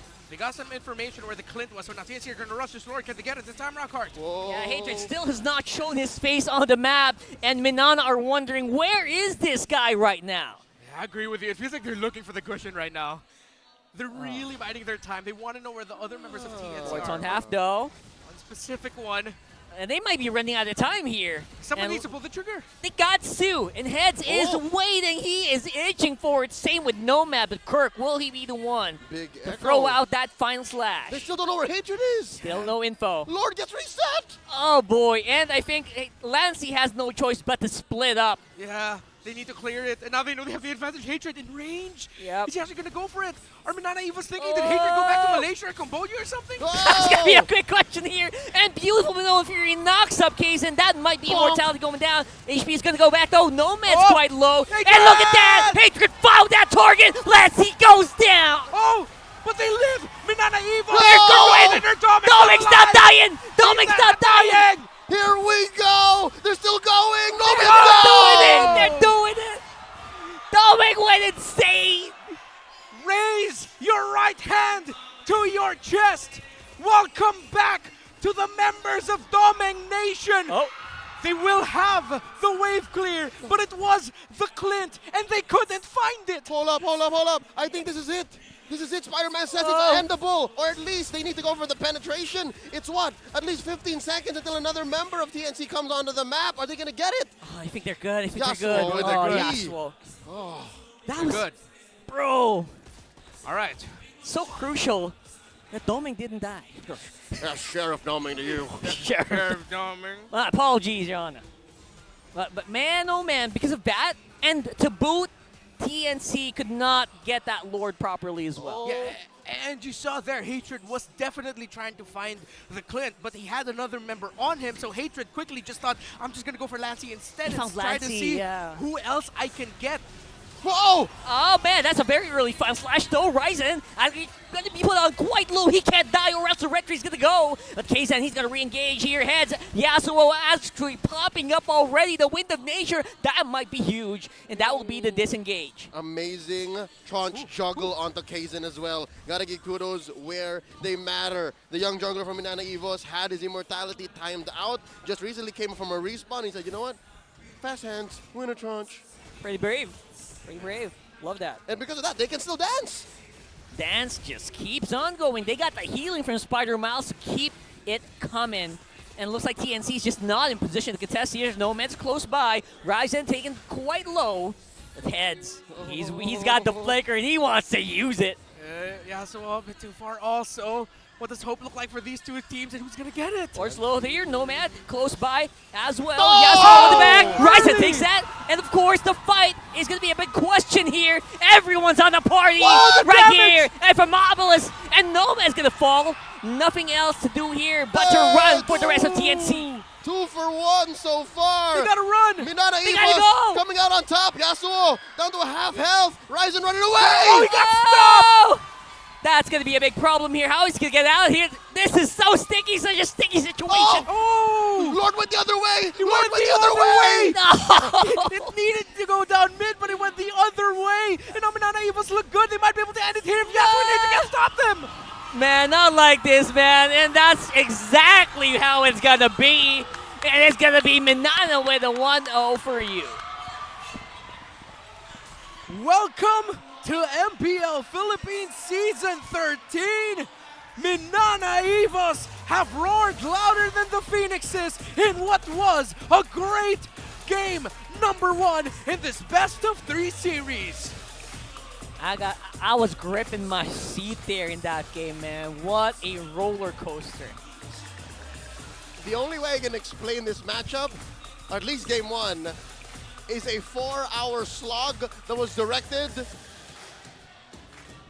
by Peter Jackson? No. Quentin Tarantino. Who did Transformers? Michael Bay. Michael Bay. It's a 4-hour Michael Bay film. Yeah, That's definitely. exactly what it is. Explosions everywhere. The way that they wrote one of the protagonists with plot armor is Domeng. Oh yeah. Man, oh man. For sure. The positioning, and not just his positioning, how he used the flicker so well, right? Bro, that was insane. You saw every time TNC did everything they could to find him, but they couldn't find the Clint. Imagine how good the engage tools of TNC is here, right? The biggest engage tools in the game. It was so difficult to find this guy. And I think that's one problem the TNC lineup had. They spec too hard into engage, spec too hard into the collapse, that yes, they would win 8, 9 times out of 10. But when it came down to other avenues of assault, other ways to fight, if it wasn't through the hatred pickoff, if it wasn't through the heads 4-man, 5-man penalty zone, where do they go from there? And it's that same tunnel vision that made it so difficult for TNC to bounce back when Minana Evos was starting to climb back up. It was impossible to come back from a comeback. The interesting thing there is, like, for majority of the game, it really felt like I felt the impact of heads more on the side of TNC Pro Team.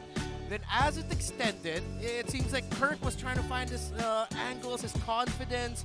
He found it, because as the game went on longer, it was Kirk who I felt like made some key final slashes and even stunts and stops, especially there in the mid lane against Ryzen, to find an edge for Minana Evos. I was thinking about that, like so many moments that Kirk hesitated on the final slash, but in the ones that really counted, it really did turn the tables for Minana. It's the mix of trigger discipline and right up to the very moment using his kit that made the difference between heads and Kirk. And that's why Kirk is our MVP. Check it out. If you're going to try to build an Arlot and you want to sustain, make sure you rock this emblem build. It's the common emblem build with adaptive attack. The blessing for the river, and of course Brave Smite. I guess that's why it bought him like an extra second or two, is because with every hit he would heal, buy time, weave in and out, get a little bit of regen from the Oracle and the Radiant Armor, and then go from there. Again, something tells me this was a 22-minute game, yeah? He was juggling items. He picked up the Fury Hammer in the heat of battle just to be able to close off those stragglers, the extra 1, 2 HP heroes from TNC, and that's what allowed for them to go for the eventual, wipeout. Yeah, we talked about hope when it came to two teams, but now for Minana Evos, they found hope in an unexpected source in their newest EXP laner, the question mark in their chemistry, Kirk. Good for the young man, impressive. And again, this isn't his first time in MPL PH. He was previously a member of RSGPH, if I'm not mistaken, but this is the first time we really got a good introduction to him. Yeah, and you know what? You can't really like bonk heads here. He did pretty good in those early ones. Maybe at the later parts of the game, he just didn't have as much confidence as he used to in the mid game, right? So I know it's a big question as well. Target priority maybe for Hatred. It was hard for the guy. I mean, it's a Gushin. You take what you can get. Whoever's in range who looks like a good target, you have to go for it. Eventually, I think TNC ran out of time and space on the map to find those pickoffs, to find those moments wherein it was unpunishable. And here they tried to go for the same trick, right? The same trick in the same corridor, and then Minana Evos was just all the wiser. They knew this. They lost this fight earlier as well, so now they can't do it again. And you did mention it earlier, Leo, that as the game goes on longer, once Minana Evos have locked items, similarly to TNC Pro Team, it's going to be a much better time for them. So we now look at the post-game stats and everything that's happened. Minana Evos, I feel like with Kirk getting the MVP there, his Arlot feels like it had the most difficult role in Minana Evos. It had the role that mattered the most when it was the most difficult, actually. If you're winning, you're fine. But if you're losing, it was actually Kirk who put in those last 2 miles to finish the marathon for Minana Evos. And again, everyone else was payoff. The setup was off of Kirk's efforts and off of the sheer communication from the rest of Minana Evos who understood the situation. Hey guys, we're losing. I know it sucks right now, but when we get past a certain threshold, TNC is not going to be able to come back. And that's coming off of a huge lead. I think at some point, TNC were sitting at 7-1. Yeah. 7-1 with almost a 10K gold lead, and then slowly but surely it shrank. And again, looking at their lineup, that's what happens when you lack map control, when your vision only comes off of sheer engages. And again, for the first half of the match, it looked like Hatred and Nomad were on the same page. Yeah. Something tells me maybe halfway through, those comms may have broken down. Yeah, maybe partly because of frustration, right? Because we saw multiple times the rock card, the TNC Pro Team just looked like they did everything but couldn't get the result that they wanted. Yeah, it's hard to blame them again. The target priority here for TNC is also difficult when the target that you want just doesn't want to go down, which is Domeng here for Minana. And they barely got a beat on him. I think there was just but 1 or 2 moments when Domeng was on the verge of death. Every other time, every other time he was just can't touch it. a mile away. A mile away. A miles away. A miles away. And that goes and calls back again to Spider Miles effect here. We mentioned that Spider Miles and his timing with Holy Healing, a good baptism to stop TNC Pro Team from jumping forward. Again, it's a dive-heavy composition, and we saw it. 100% team fight participation. Minana Evos played around their star really well. A star who is great at setting up his teammates and making them look like stars. Yeah, it was stars galore here. Spider Miles obviously had his hand in everything. Man, I love these Star Wars references. How first that an MVP is Captain Kirk. Yeah. Oh yeah, I love that. Yeah. I love them in the Phantom Menace. Yeah, I love Spock Maul. It's one of my favorite characters in the star of the Trek Wars. Was he in Prisoner of Azkaban? I believe so. Yes, he definitely was. By the way, as you can tell here in the MPL Philippines English broadcast, we are movie aficionados. Literature. We are very well versed. Yeah. Science. Men of culture. Cinema is what we like to see, and we saw an absolutely cinematic matchup there. By the way, Infinix GT Series, go ahead and outplay the rest. Y'all see it there in front of you. This is the GT10 Pro. These are the devices powering MPL Philippines right now. Brought to you by Infinix, the official sponsor of MPL Philippines Season 13. Yeah, be unstoppable and outplay the rest with Infinix GT Series. So far, though, we've seen a really interesting matchup to start things off. I could not have imagined our first game of MPL Philippines Season 13 would start like this. I think it's a good painting of what the meta looks like, and just the same what we might be seeing in the future. Later on tonight, we have a rematch from the lower bracket finals of M5 and the grand finals of MPL Philippines Season 12. So we'll see how those two teams read the meta. But here right now, from the teams that have actually missed out on the playoffs years on end, when your back's against the wall, you have to innovate. And this is what innovation looks like to them. Heavy dive and heavy I don't even know what Minana Evos' lineup looks like, and maybe that's what really allowed for them to cross over into the comeback. Yeah, a lot of questions there, but here's our question of the day. Whose birthday is it today? I wonder who it is. Hey, it's your birthday. Do you guys have an inkling? Do you guys have an idea? Maybe someone very handsome. Oh, definitely. I feel like it. That guy over there. Oh, who? This guy over here. Oh, He's right there. That one. Gentleman over here. In the screen. We'd like to greet our fellow caster right now in the Filipino stream. Womi, it's his birthday today. Happy birthday, Theodore. Amazing. Yeah, he has turned, dude. Can't say. He was born in today. He was born today, like March. And he is year old. March 15. Yeah. There you go. So happy birthday to Womi, and I'm pretty sure this is a great birthday gift for him to see MPL action like this, and a great treat for all of us who have missed the MPL. So now, as we head into game number 2, again, 2 teams struggling, looking for hope. What is the hope for TNC? Let's start things off with you, Rockhard. What did you see from the performance of that team that makes you say there's still a lot of hope there? I feel like the sets were just almost there, almost perfect for most of the times. The setups, yeah. Just a little bit more, and maybe I love the Gushin, but I'm not sure if that was the best pick here. It made it work there in the early game, but again, you can't really finish the fight in the longest run. Yeah. Let's hear from TNC. Sa ibang player, siguro confident ako sa mechanics ko. Tapos experience na rin. Tapos magaling kasi ako makipag-usap sa mga sa mga kampi ko. Siguro 'yun. Bumalik ako ng Pilipinas kasi na-miss ko na yung comms dito. Yung Tagalog language. Tapos syempre, especially yung pagkain dito sa Pinas. Tapos sa ibang bansa kasi homesick ako eh. Sobrang hirap para sa akin. Kaya bumalik ako ng Pilipinas. Kasi alam ko namang kaya ko pa rin makipagsabayan dito sa mga player dito sa Pilipinas. Mid laner for TNC Pro Team, Hatred. I love me some nasi lemak, but I get it, man. There's nothing like good homemade Filipino adobo. And he ate in that first series, in that first game.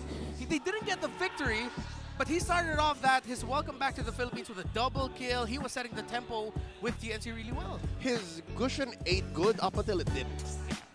Eventually, at that point, he was the one feeling the eating on the side of Minana Evos. But again, that's what was expected.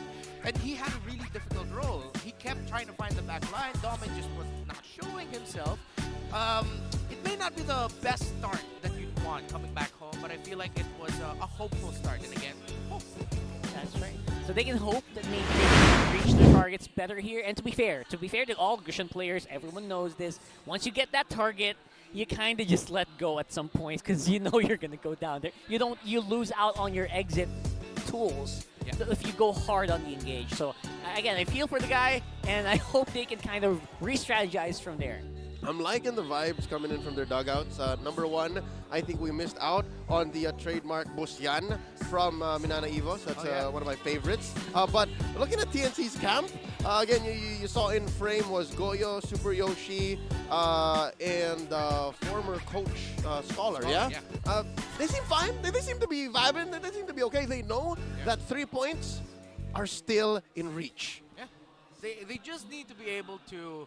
Well, of course, win the series. But then even if they don't win the series, at least they'll get a 1 point. If they win one game, that's okay. Pretty much there. So I would love that. And that's exactly why I love this format so much, the scoring that we have, because you can't put your phone down at any point of the series. You just gotta keep going. And sometimes, maybe it feels like, all right, it's gonna be, we're not gonna get 2 points anyway, right? With the previous seasons.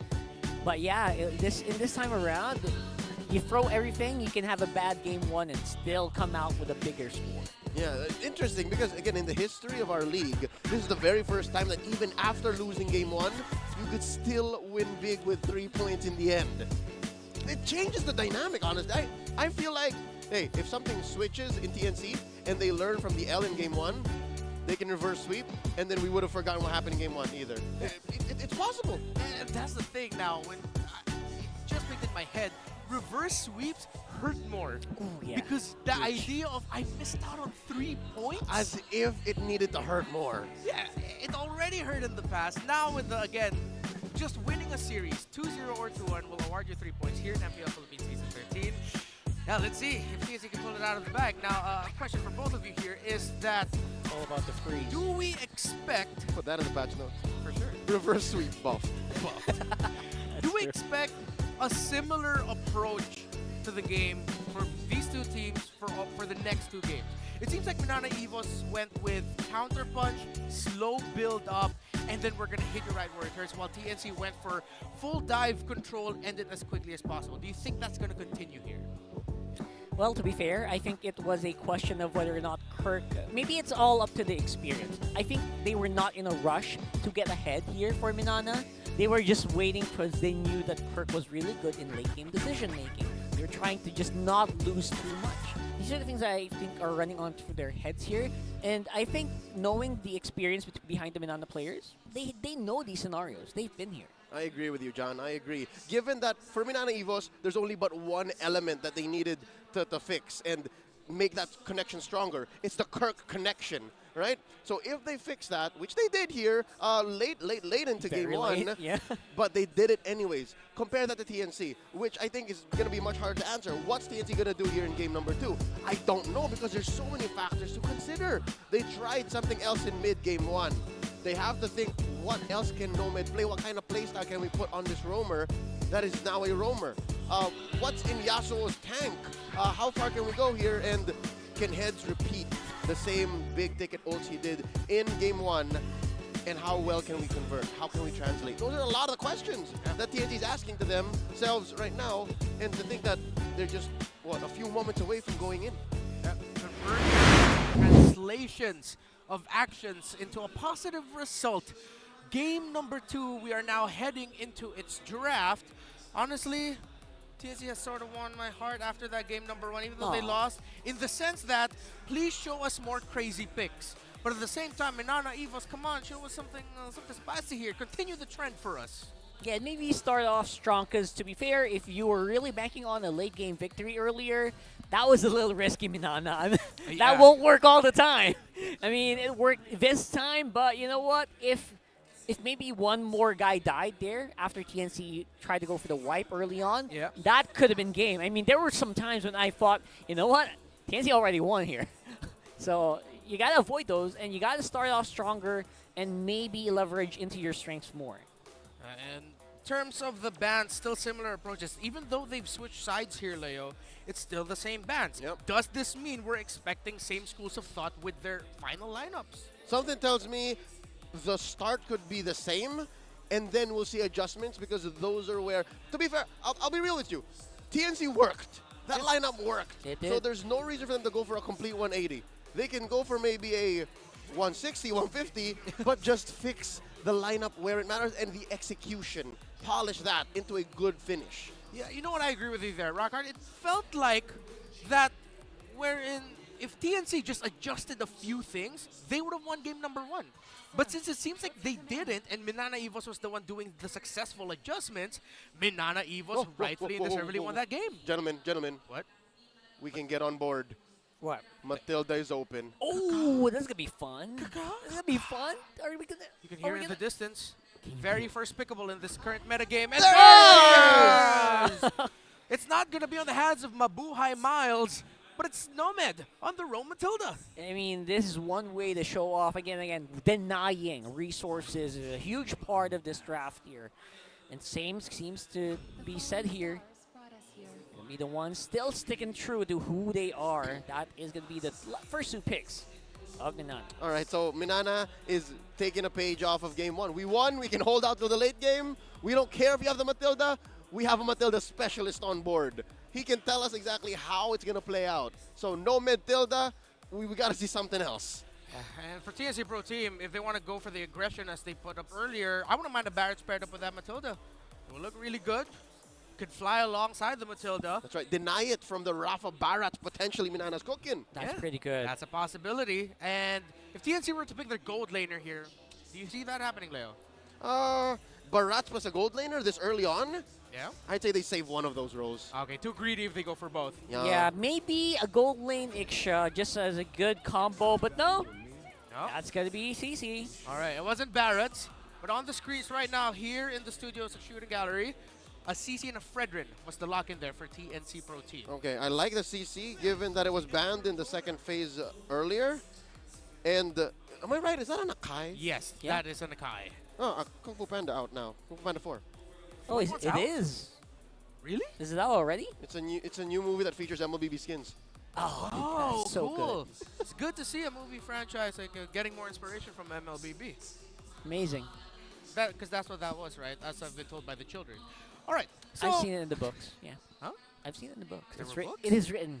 All right. Yes. And let's see what will be written in the book of this draft for game number 2. So the first picks here for Minana Evos, folks. We have the Arlott, the Novaria, and the Akai against the Matilda CC Fredrin. And no one has showed their gold laners yet. Yeah, There Nana goes Ban. the Nana. Nice. That was actually really good. I love that Minana's acknowledging the possibilities and making sure that Lancia has a great game. One of the heroes that can kind of really mess up the flow of a Novaria. That's right. Even if you know where the Nana is, it doesn't matter. She's going to do the same annoying thing.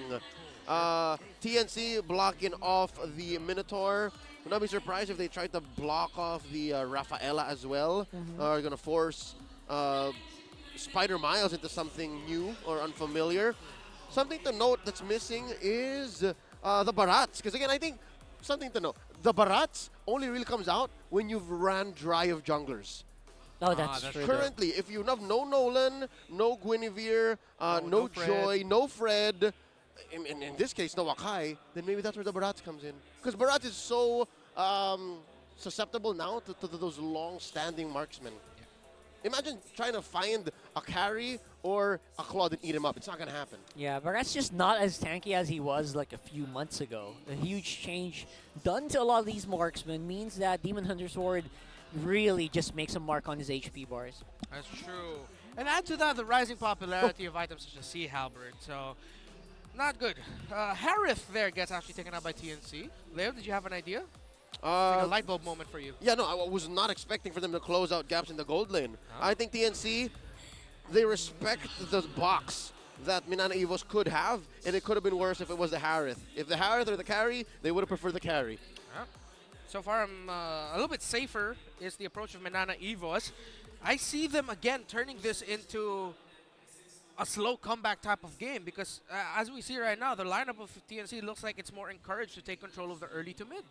Yeah, that's true. Huge control here for early and mid. And maybe more skirmish heavy, considering that you have a Matilda. You want to use that. You want to capitalize on that day in and day out in each and every lane. Because if you're not, you're just wasting the pick. What could happen with the Matilda, though, as well, is to fix a less than ideal gold laner's mobility. Maybe they pick up a spicy gold laner here and then go from there. I love the Iksha here, probably. Maybe a Leslie. These are picks that obviously are not as good. But that's a Bruno. Oh, yeah? Oh. Not the spiciest. Not the spiciest. Not at all. But they needed that damage. This is going to put a lot of pressure on the Hatreds of Vexana. Has only been used 5 times in MPL history. Thrice in MPL PH Season 1 and twice in MPL PH Season 2. Oh, and those again, are rookie numbers. Yeah. And again, because of the changes to her, she's a really strong pick now. That's right. In the recent patch, her second skill now comes out at a slower clip. Yep. And in comparison overseas, mind you, Vexana is #1 pick in MPL ID, even before today's broadcast. Yeah. So, yeah. Expect that number to go, just keep going up as the weeks progress. Last pick here. A tankier roamer, another EXP, and it's still a Rafaela, of course. Were you guys wondering? This is 80% the same lineup from game 1. Yeah. And you know what? I'm going to say it. Even though the lineup on the side of TNC looks a lot different, Leo, in terms of philosophy, possibility in terms of who scales when, still very similar to game number 1, it feels like. Yes, but just the same, TNC can now do a little more. TNC now have more capabilities. Again, number 1, I commend the fact that they have better wave clear now. It's so much easier for them to defend from inside the base. Number 2 is they have good vision. They have good re-engage compared to game 1, wherein if this is engaged, we got to take it. If not, we have to set it up all over again from a different angle. This time around, they can actually move. The CC very, very mobile. Matilda, mobility is her middle name. And just like that, I think TNC now don't have to force an early game domination. They can actually play it slow, play footsies with Minana Evos up until maybe after the 3rd turtle, and then see how far they can push the advantage if they start the game fast like they did in game 1. Let's see if that will be the case here for these two teams. Game number 2, TNC and Minana Evos. Will it be a slightly slower, more calculated TNC power spike? one factor I want to discuss here is that I feel like if Minana Evos will try to play this with how they tried to win game number 1, it's going to be harder for a carry. Clint was perfect in that scenario. For the carry, it's not going to be that fun. Yeah, it's going to be harder for the carry to dip in certain situations because Yeah. you kind of have to be all in if you're a carry. It's either all in or you don't really get your target. Yeah. So with a Clint, you just throw out your skill, you're good to go. You can dip out. Yeah. That range that he has there Whoa. is dumbing. Ow! Man. Pressure. Oh, ho, ho. That's pretty good. That's good damage here coming in. Obviously, that's exactly what you expect from Bruno. That's why we said it's not the most exciting early game, but it does the job. Yep, Yasuo is going to win this lane matchup, I'd say, for the first 2 or 3 minutes, and only if Spider-Man actually helps Doming, will Doming actually move on forward. So that's why Nomad is trying to close the gap, even the odds. It's so hard, especially since Doming's emblem set does not help him in the early game at all. True, that's true. Yeah, it really feels like it's built for the long game. Thinking about when everyone's just team fighting at this point. Taking it nice and slow are these two teams, but as expected, Nomad will be placing himself in slightly more aggressive positions, with him being able to escape. 20 seconds up until the next turtle. No clear advantage around the map just yet. Or am I missing something, Leo? No, you're not wrong. I think it's in the little interactions, these little lane fights, wherein one will trump the other. And again, I mentioned that already with Yasuo and Doming. Down bottom, though, I'd say, unless they're underneath turret, Heads is actually winning this matchup against Kirk. So it's the same kind of dynamic from game 1, maybe just changing the pace a little bit. It's TNC way ahead, actually being able to pick off fights when they want to this early on. Yeah, they're going to pick up some fights here, and they are not shy about it. Kirk quite low here, but obviously the heavy spin already activated here by Kaizen. And the final slash just for safety in case maybe Ryzen decides to dash forward. Yeah, that's good advantage built for TNC. The EX billionaire Minana Evos gone, but let's see if Kaizen can do what he's done before. Steal turtles in front of opponents as a Nakai. Heavy spin is on cooldown here. This is going to be pretty massive. That might mean that they're going to have to back off, and TNC once more takes first turtle. And that's going to be the score here for Ryzen. Easy pickings. Something to note, in that engagement down bottom, yes, on paper there were no kills, but again, mentioned, heavy spin, spent, flicker, spent, ult on Kirk, spent, sent home, made that turtle take all the more easier for TNC. That's a clear win, even without violence. Yeah. Well, sometimes you just really gotta go with the more peaceful route, you know? Pacifist run. The pacifist run, exactly. Turtle 1. TNC. Let's see now. Nothing standing out of the items too crazy for me. Yeah, nope, not really. If anything, I'm glad that Kaizen is farming up much faster than Ryzen. That just means he'll be able to get more farm if he doesn't join fights, which puts him in a weird position. It makes it hard for him to make decisions, and that allows for TNC to do just this. Nomad bother Kaizen, allows for the rest of the map to push on forward. Nomad doing a pretty good job here as his freshman year. Or freshman season. I mean, he's pretty much doing the job, making sure that all division, everyone from Minana is accounted for, and that, you know what, they can just keep farming up until a point where maybe they can fight back. Again, he looks like a natural to me right now, how he's moving around the map. Not always the cleanest executions, but even we've seen veterans commit questionable engagements under turrets or under the opponent's base. Nomad, that was moving a lot of confidence, and again, I wonder how much factor the hatred factor brings to that in terms of like helping and guiding the young man. It's all about communication, right? And I think Nomad's doing a pretty good job here. Kaizen, of course, doesn't really have the tools to fight this out. Same with Spider Miles. So for the meantime, I think Minana's going to have to slow it down just a little bit more. In the efforts of slowing it down, that allows for TNC to keep up the same pace. Again, it doesn't give anything for the Phoenix Army to switch it up, and they're comfortable, especially in the gold lane. Look at this, Yasuo 2v1ing this lane for the better part of the past 4 minutes. There's no threat of a kill on him, unless on bottom. Yeah, hence he's going to be a bit more in trouble here with the Hurricane Dam. Venus activated though. Ooh. That will be a good sign maybe, but not for long. Of course, Kirk ready here for the fight. Kaizen as well, no heavy spin. Let's see, and Spider-Mouse close up. Will the heal make it? And it does, kind of, with Nomad trying to get one more auto attack in maybe, but will not make that target count. And there you go. Just to be safe, everyone just falling back. What a beautiful disengagement. The frustration is setting in. So close, yes, but he wants not it. quite Ryzen. Kirk is on a roll. He got 2 kills. It's these 2 for Minana Evos. That's all him. Kirk, 3, all him. impressive performance from the EXP laner of Minana Evos. Questions if whether or not he could live up to the role that Lord JM once filled. Now a member of Bigatron Alpha in Indonesia, Kirk said, I can do it. And he has been doing it so far. It's exactly where you expect him to be. Kaizen, That decision making it matter here. Oh, and again, heads. Just when he was about to get back, he gets thrown back into the base. And now Kirk might be in trouble here. Ryzen and Hatred close by. What? Is he still alive? Final Slash was still released. But there's no fight left, maybe, unless Lansing makes something happen. Kaizen's quite low. Gotta run. Oh, he's gonna have to run for it. There it goes. Oh, no way, no way. Not gonna be enough quite yet, but there you go. Hatred with the last hit. All right, clear punish by TNC. Minana Evos overstayed their welcome for a bit, but just the same, they closed the gap. Keeping it close to 2,000 could have definitely ballooned on over. But something to note, I think Hatred has to protect himself a little better. Nomad is now thinking, who do I protect in team fights? Who do I watch out for? Yeah. Because earlier it was so much easier with a Minotaur. Now with a Matilda, it's a little more high stakes. He has to commit. Yeah, he has to commit. He really has to be on point with communication with Heads and Ryzen. Maybe if he can somehow communicate with the Eternal Guard of the Vexana, he would try. But yeah, because of him committing, the backline peel just needs to be still present. TNC Pro Team. Exactly, and it doesn't help that Heads is playing a CC. That can do very little to protect any backliners because you want to be on the front lines as a CC. Yeah. So now TNC have to consolidate those 2 major issues.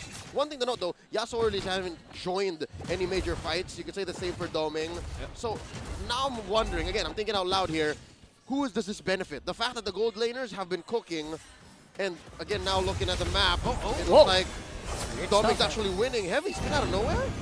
Yeah, I think a lot of skills were triggered here. Kirk once more. Beautiful Fine Slash. Maybe make it a Hatred, but no cigar here.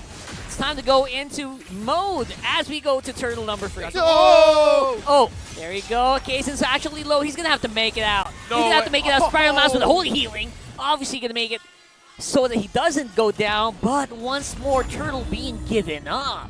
All right, TNC scoring over there.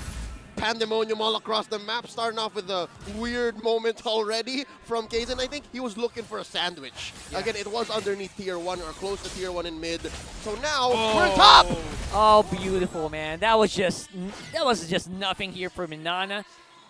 And you know what? Spiralmaz is actually making the work, not just with healing, but with making sure that everyone is mobile enough to get to the target. Yep, he's using his re-engage as a weapon, and it's very effective this time around. This is a kind of dynamic we did not see in game number 1, because again, TNC was so aggressive. Ryzen gets caught! They don't want to slow down at all, getting one after another. Minana starting to feel it here. Eternal Guard can't really do much here for TNC at this point. Yeah, 8 minutes into game 1, Minana Evos was trapped inside their own base. Now it's Minana Evos who's looking for fights. And we thought it'd be a similar story to game number 1. Minana Evos.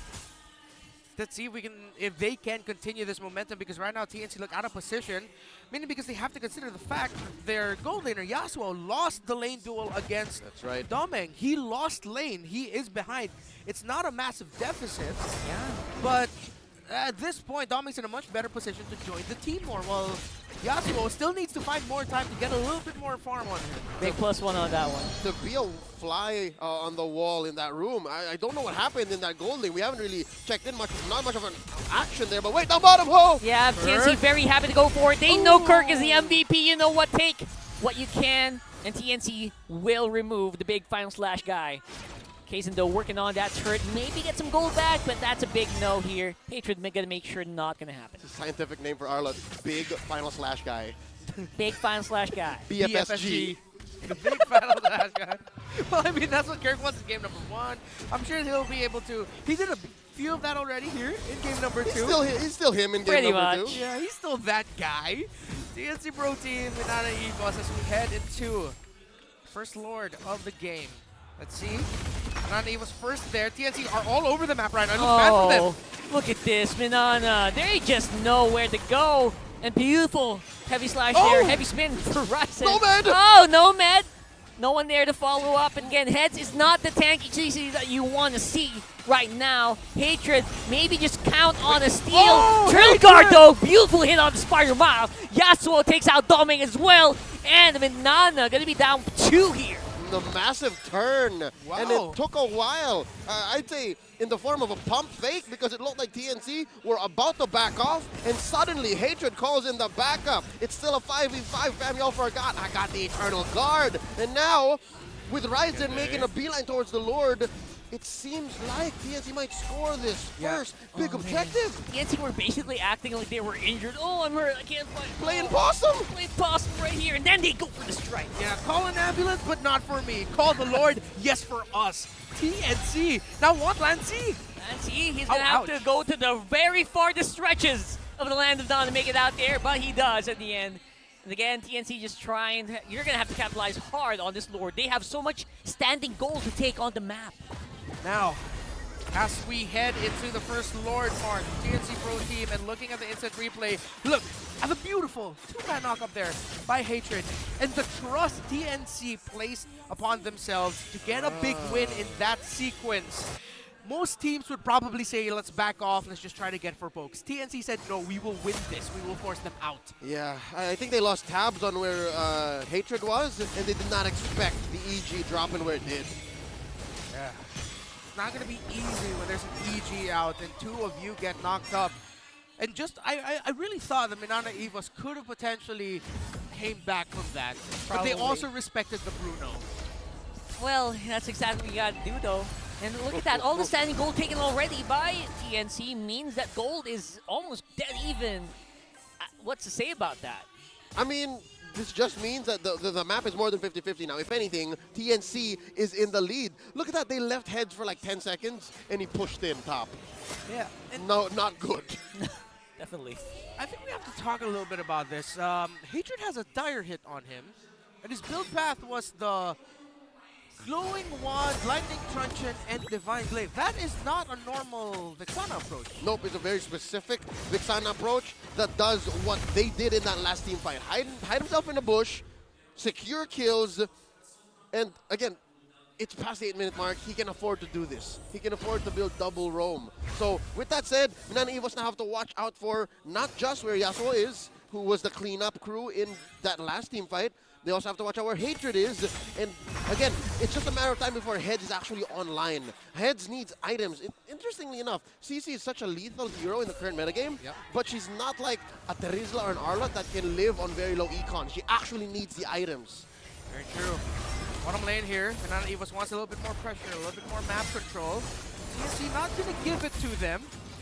But now, both teams moving around as 4-5, covering close sectors to one another. No one really going for some crazy split pushes as much. Yet. Not yet, exactly. Yeah, the KSN seems to be quite ready here to go if ever Ryzen or maybe Hatred makes a small misplay there. A heavy spin is very imminent. And don't forget, Kirk Final Slash is really scary at this point. Key pickup on last game's MVP, Kirk here. He built an Oracle.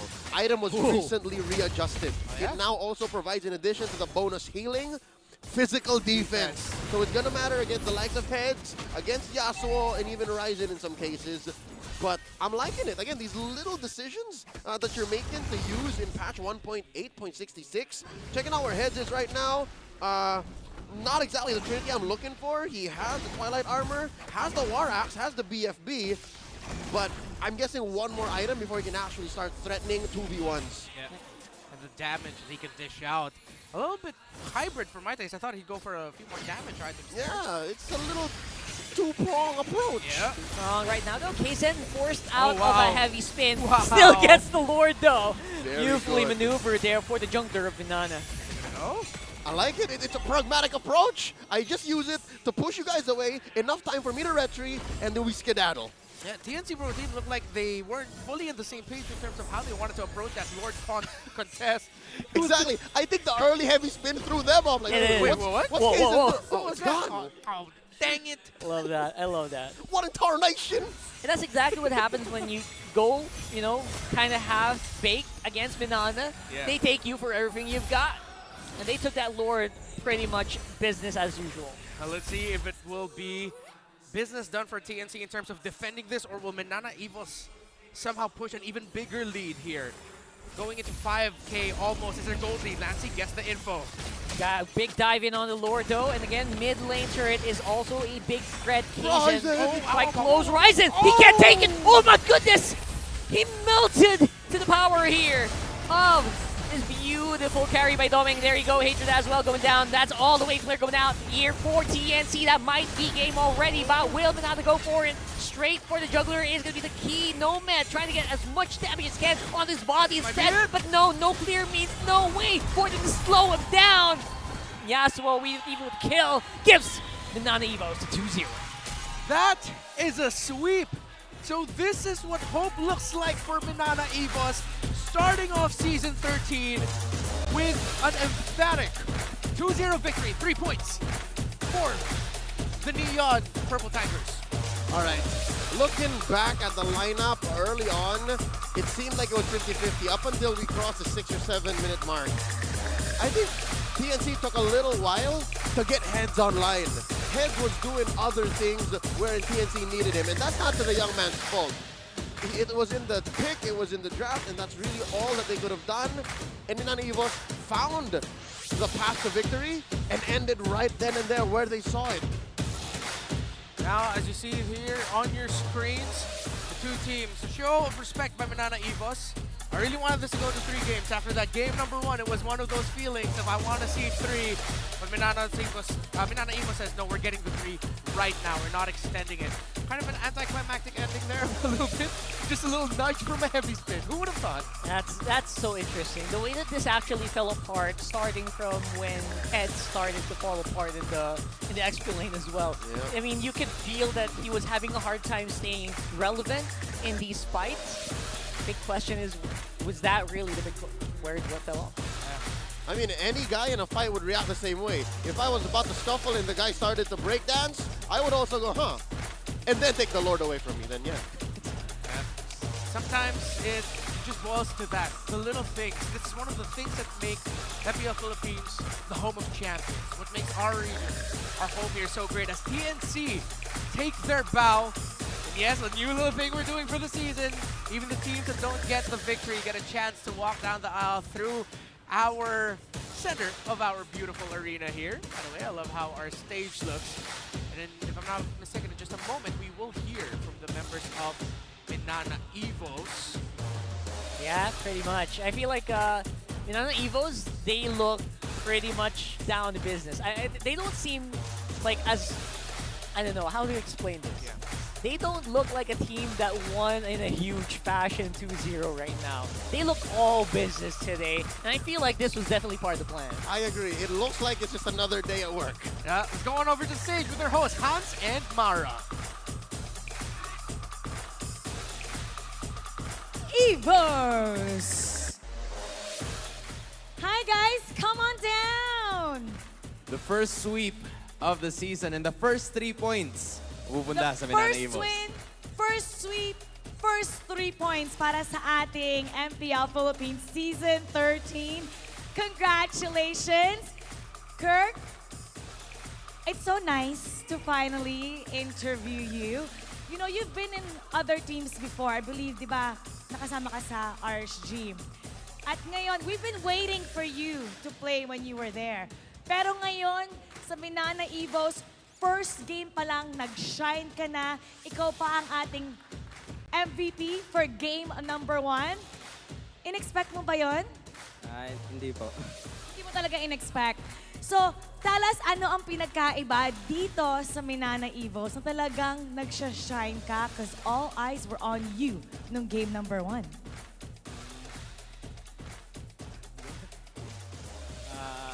Siguro po medyan po ako ng pagkakataon mga laro. Kaya ginalingan ko talaga. May gigil ka ba kanina? Kinabahan ka ba? Konti lang po. So, paano mo in-overcome yung kaba mo kanina? Kinakabahan ka pa rin ba ngayon? Kasi lapit ako ng lapit. Punta ka ng punta dun eh. Anong nararamdaman mo ngayon? Kinakabahan tas masaya. Kinakabahan, pero masaya. And you did a very good job. Let's give him a round of applause.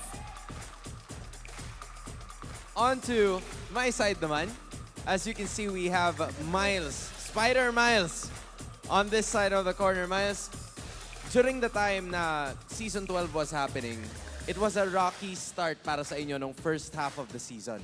But now, not only did you get a sweep, nakakuha din kayo ng 3 puntos en route, possibly or early para sa playoff contention. Paano kayo makakasiguro na yung nangyari nung Season 12 won't happen this Season 13? Focus kami every game nang dapat kasi every points matters talaga kasi last time nga kinulang kami. So ngayon, every game dapat may panalo talaga namin. I sense the urgency coming in from Miles na every match really counts. Maraming salamat, Miles. I think I have to throw it over to Lancy this time around. Nancy! Really an admirable performance din. Gusto ko lang itanong yung matchup mo kontra kay Hatred kanina. Nagbabalik dito sa Pilipinas and started you off with a Gushon noong game number 1. That was the last pick, di ba? Yun yung last pick nila. So, how did you match up against that hero? And ano yung mga adjustments na ginawa nyo? Knowing na hindi naman natin madalas nakikita yung Gushon in the MPL. Wala po, yung hirap eh. Hindi ko alam paano ako papesto doon kanina eh. Sa akin lang nakamata eh. Pero, salamat sa Diyos, nanalo pa rin kami. Kahit din. They got the victory and they got a sweep. That means 3 points and momentum na dadali nila sa susunod next. At yun naman, kausapan natin ang kanilang leader, Kent Kazan. You were here, Season 12. Na-interview ko kayo nung na-eliminate kayo and I felt your pain. And right now, Season 13, you're off to a good start. Sweep ka agad. And Minana, Evos goes down in history as the first team to win this Season 13. Ano nga ba ang pinagkaiba ngayon ng Minana Evos? What can we expect from all of you? Ang pinagkaiba po kumpara last season is ngayong season talagang sobrang gigil po kami and gagawin talaga namin kahit sobrang hirap ng training, ilang set of scrims a day, talagang pupusuan namin and this season talaga bigay todo kami and mas all in. Magbigay ka naman ng mensahe sa lahat ng mga manonood natin at mga supporters nyo. Ayan, maraming salamat sa mga pumunta ngayon and sa mga fans ng Minana natin, sa mga nod. And syempre, yun. All right, everybody, let's give them a big round of applause. You may now take your bow. And take your walk of victory. You move on to the front this time. You guys are victorious para sa tagumpay. Congratulations to Minana Evos with that sweep. What an incredible start from them with a heartbreaking story from last season. This is how you started off. And we're gonna break it down for you. So we're gonna go back to our casters. Paso. Thank you to Hans and Mara, and of course, congratulations to Minana Evos. The, dare I say, trauma of last season's missing out on the playoffs weighs heavily on Minana Evos. And even Spider Miles said, we know how much each point matters this season because we felt it. Last season, we were a point or 2 off. And you felt it in their vibe. They're not playing around here. Yeah. They mean to get every single point. Because last season, 1 point was all it took, and they lacked it. There's a part of me that's a fan of serious Minana, but I also kind of miss them being all jolly. I throw back to early 2023, seeing them laugh and seeing them all happy, but I think this serious way that they're approaching Season 13 actually is working. It's benefiting them, and it's netted them 3 points. So I gotta give kudos to their coaching staff as well for keeping these dudes on a tight leash. Again, I've never seen, I mean, we have, but Spider Miles is so laser focused today. He didn't even speak. Yeah, Maybe he's waiting for something. Doesn't need to. Maybe, I don't know. And one thing I want to say here about Minana Evos and how they played, I'm not sure if you're going to agree, Leo, but it seems like they always made sure they were doing something for their benefit. It seems like there were moments last season where it's like, why are you going there and just waiting for something to happen? Yeah. This in this game, this series, it felt like everything, it was part of a big overall plan. It was push forward momentum, even when they were losing. They found a way to be always doing something elsewhere on the map, and that was Game 1. In Game 2, which I think, again, I find odd in TNC's Game 2 approach, they were doing much better in Game 1.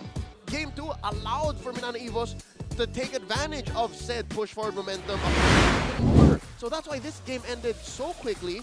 That's why this game ended the way it did in but a single Lord take. And that's why we have a back-to-back MVP performance from Kirk. I don't know if you can do this, all right? If you can take the match MVP from Game 1 and then just paste it on again. This is basically what we did. Items as well. Now just change that last, change the jerkin in a song. Yeah. So Kirk, again, congratulations to him with his really, you know, I'm going to say it, folks, and I think the folks at home are thinking it, he has really great hair. He has the best hair. It's so full. Oh my god. Yeah. And right now, TNC got a chock full of Kirk in that game. I don't think I've ever said the word luscious on broadcast, but that's how I would describe his hair and his Arlott performance. When it needs to get in your face, he does. When it needs to play like the Arlott that you're used to, like now, peeling for his team, finding these odd engages and getting the CC where it matters, he puts it in there. Man, Kirk is now the Arlott man. In Season 13, he is the bar for Arlott. Final Flash guy? Final Flash guy. Yeah. Yeah. The TNC Pro team here, they felt it in the early game. Those early 3 kills, which eventually turned into a 4th, I think that set the tempo for Minana Evos, and that's why he eventually, well, of course, he served as MVP. That early tempo stopped what could have been a devastating early to mid-game for TNC Pro team. That's right. And what Kirk is doing with Arlott, again, a hero that has been in our sights for the past 6 months, it's basically the way Lancelot was reinvented in Season 8. So I'm liking what he's doing here. Looking at the end game here, just under 16 minutes, this bout, game number 2 ended. Looking at the emblem builds, again, fair to say, Doming was waiting for a power spike. Doming was waiting for that clear lane win. And Yasuo had the better emblems, the better kit to start. But again, they did not take advantage of that. There was very little action for TNC in that gold lane. Now looking at the rest of their item builds, something interesting to note was how Hatred was building elsewhere. How he was going towards this Glowing Wand, Lightning Tranche, and Divine Glaive approach. Who knows where else he would have gone if they were winning, if he had more gold on him. Yeah. With that dire hit too. Would have been interesting. We saw a glimpse of it in that little turnaround that TNC were able to find themselves alongside Yasuo. That's right. That's true. And again, that same build needs follow through. It needs more input. And the fact that he was one of the reasons why it was working, or at least in that one big team fight where he hid in that wall bush, that could have been the difference maker. But again, for many different reasons, Heads wasn't online as soon as he needed to be. Imagine Heads gets the ult, traps 2 dudes, full-on combo, plus the dire hit. That would have been the dream for TNC. That's exactly what we saw in so many tournaments prior to this, where they just maximized that CC and they were able to... CC the hero. The hero, There you go. Thank you. Chi-Chi. I really know it's CC. I think it's... Yo-yo let's have a podcast about that. But yeah, basically, they failed to maximize on this, right? This beautiful hero that can really turn out small skirmishes into huge advantages. But again, we did see skirmishes happen. We saw big full-on fights. Again, we have to call back to the big full-on fight that eventually ended with just Anakai simply pushing back the members of TNC Pro Team, and Minana Evos getting the victory with that push. You mentioned tempo breaker in the early off of the back of Kirk's Arlott, how he suddenly just became so aggressive and cutting through tier 1 turret down bottom. I think that's what that last heavy spin did for TNC. It's like, all right, we're going to set it up. We're going to set up this Vector. Wait, what? Oh. So, that's exactly what it was. And Minana Evos, again, credits to their comms, credits to their understanding of the team fight. That's what allowed for that to happen. Yeah. By the way, folks, you see that there on the bottom of your screen. Leslie and Changa's Aspirant skins are available now. The first 1x draw every day and the first 10x draw during the event are, 50% off. Whoa! 50%? That's almost half. Exactly half. And then I know the epic skin is guaranteed on the first 10 draws, so grab them now. Yeah. And as we saw here, as you should, grab your opportunities to draw for the Aspirant skins. Because honestly, I love the video for the Aspirant skin now and the song that plays with it. That was bangers. Deep lore. Yeah. There's some really deep lore in there. And please, MLB, make that song available for all of us. Minana Evos grab the victory today. Bane Aspirant skin win. Oh boy.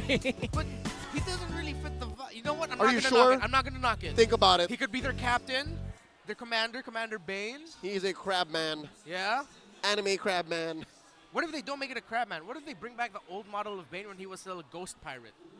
But like make that aspirant. Just make him husbando like Faramis. A husbando. Give him a big jawline. All right. So that's a request of Leo. Give us a husbando skin of Bane for aspirants. And again, we're just having fun here at MPL Philippines. I like the vibe that we have now. The action is intense. The game's important. Each point very important. And this next match, well, it's a rematch of our Grand Finals. APBR, the reigning champions of the world, against a slightly recoded Blacklist International. Quick thoughts on that? I just want to watch, man. I just watch. But yeah, later on, I expect the best of the best, and everyone who's watching obviously wants to see the best so they can emulate it. Yeah. Can't wait. Let's wait out for that. All right, let's wait out for that. APBR vs. Blacklist International coming up next.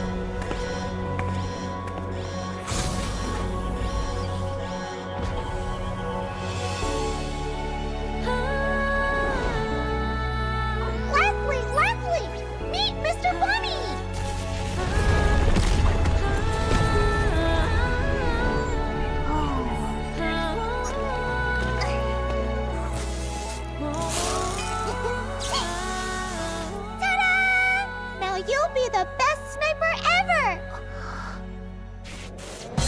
No! Hit the decoy!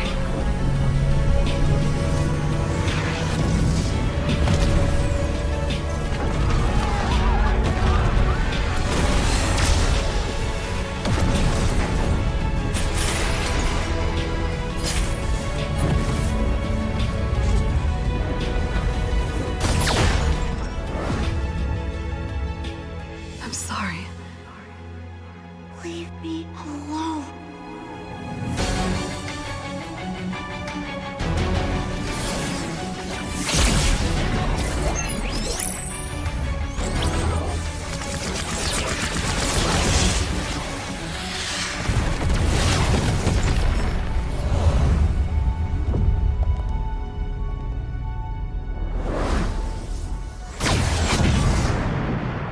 Over here, Ender.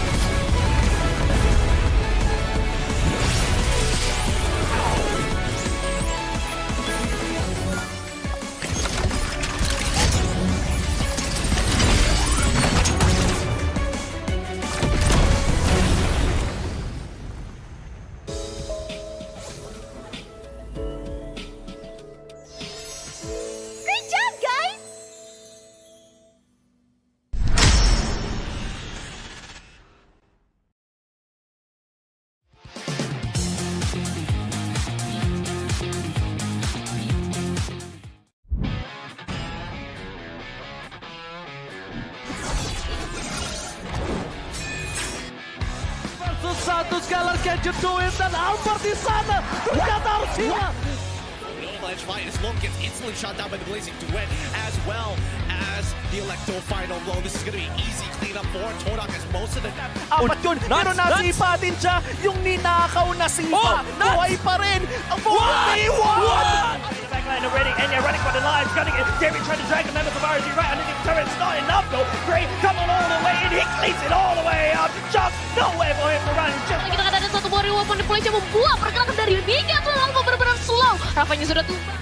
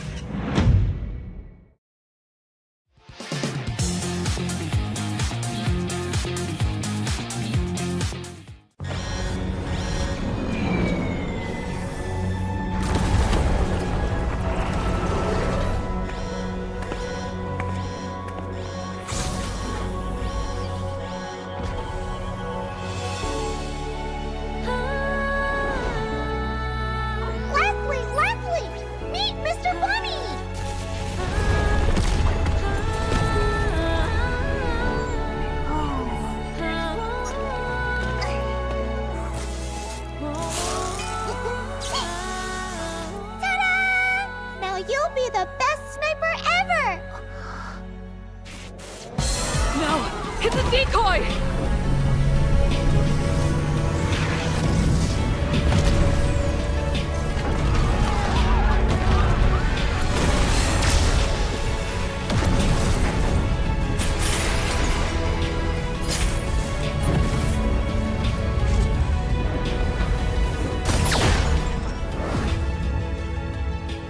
I'm sorry. Leave me alone.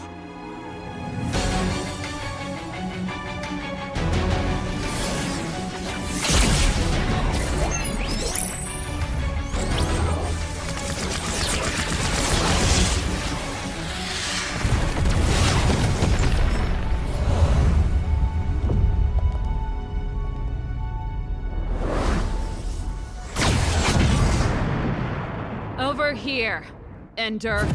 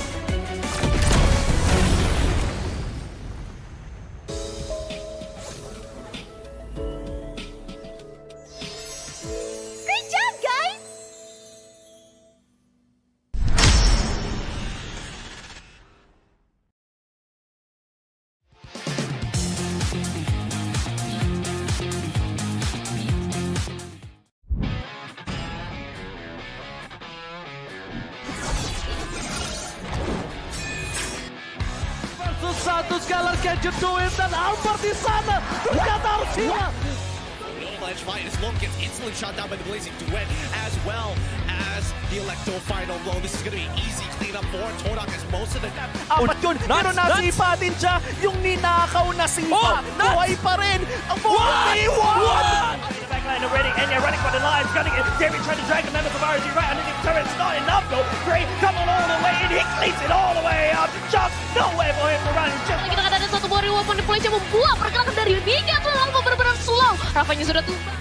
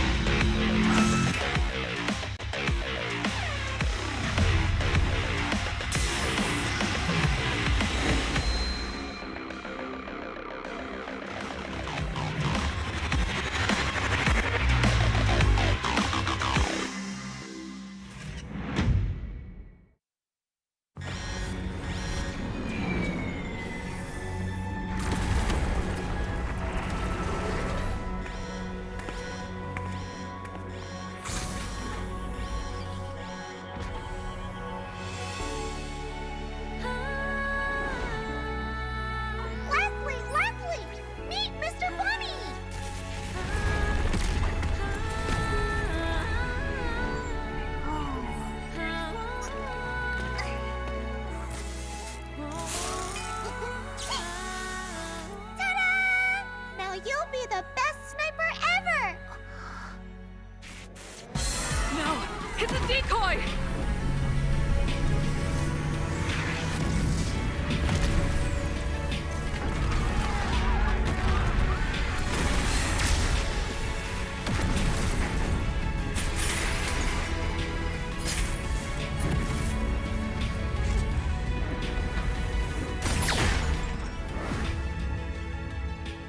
I'm sorry.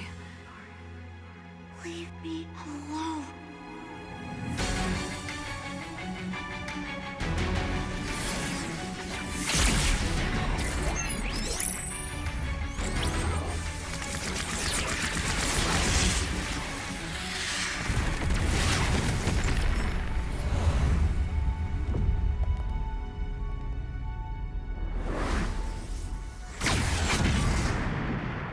Over here, Ender.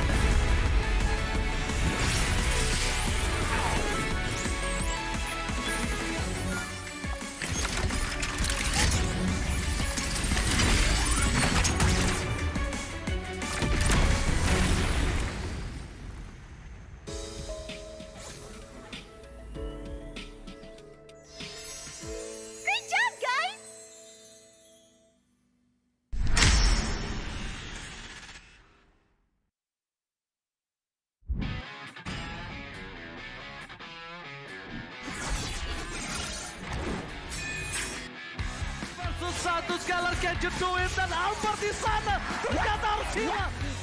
The Avalanche Finals Long gets instantly shot down by the Blazing Duet, as well as the Electo final blow. This is gonna be easy cleanup for Todak as most of the...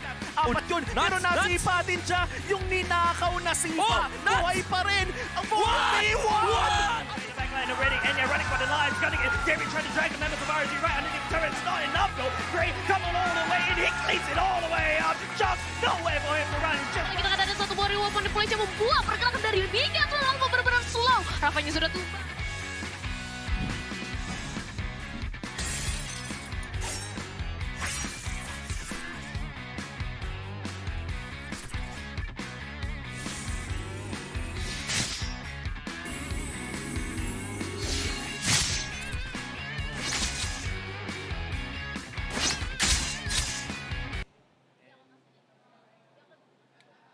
We're here at the Player Lounge. Kasama natin si...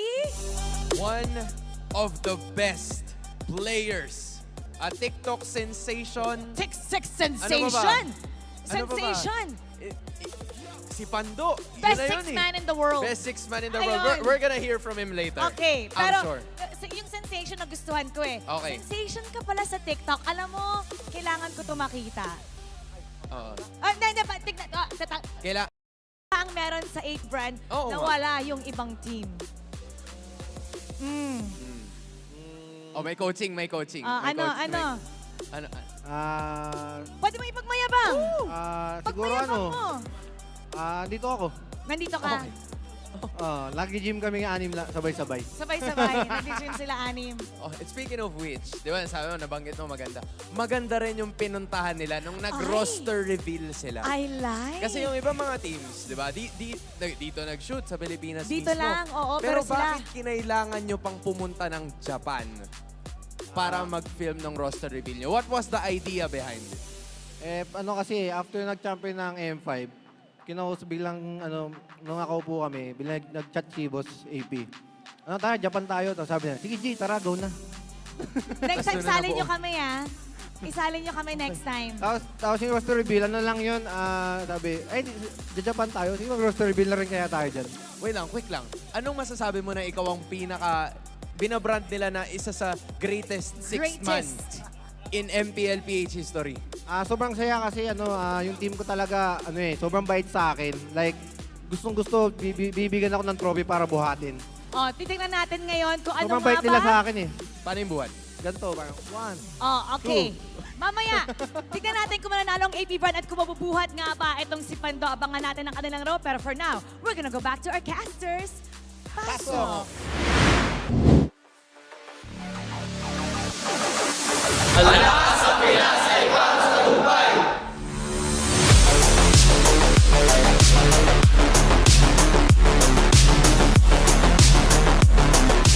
Ang lakas ng Pinas ay para sa tagumpay!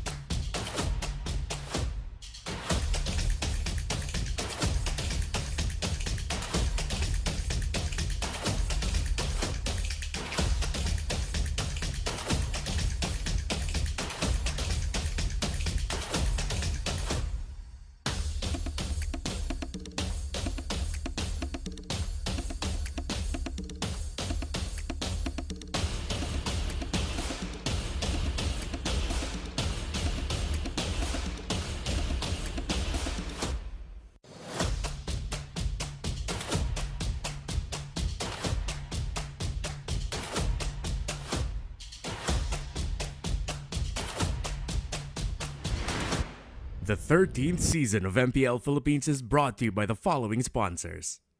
Smart, the official telco partner of MPL Philippines Season 13. Infinix GT Series, outplay the rest. Experience the MPL PH Season 13 action live at Shooting Gallery Studios. Tickets are now available on our official ticketing partner at /event.com. Don't miss any MPL PH action by following our official Facebook page and subscribing to our YouTube channel. Follow MPL PH on TikTok as well for more content. And don't forget to like, follow, and subscribe to the official accounts of MDL Philippines. To ensure the equality and fairness of our games, MPL Philippines is also monitored and supervised by the Games and Amusements Board.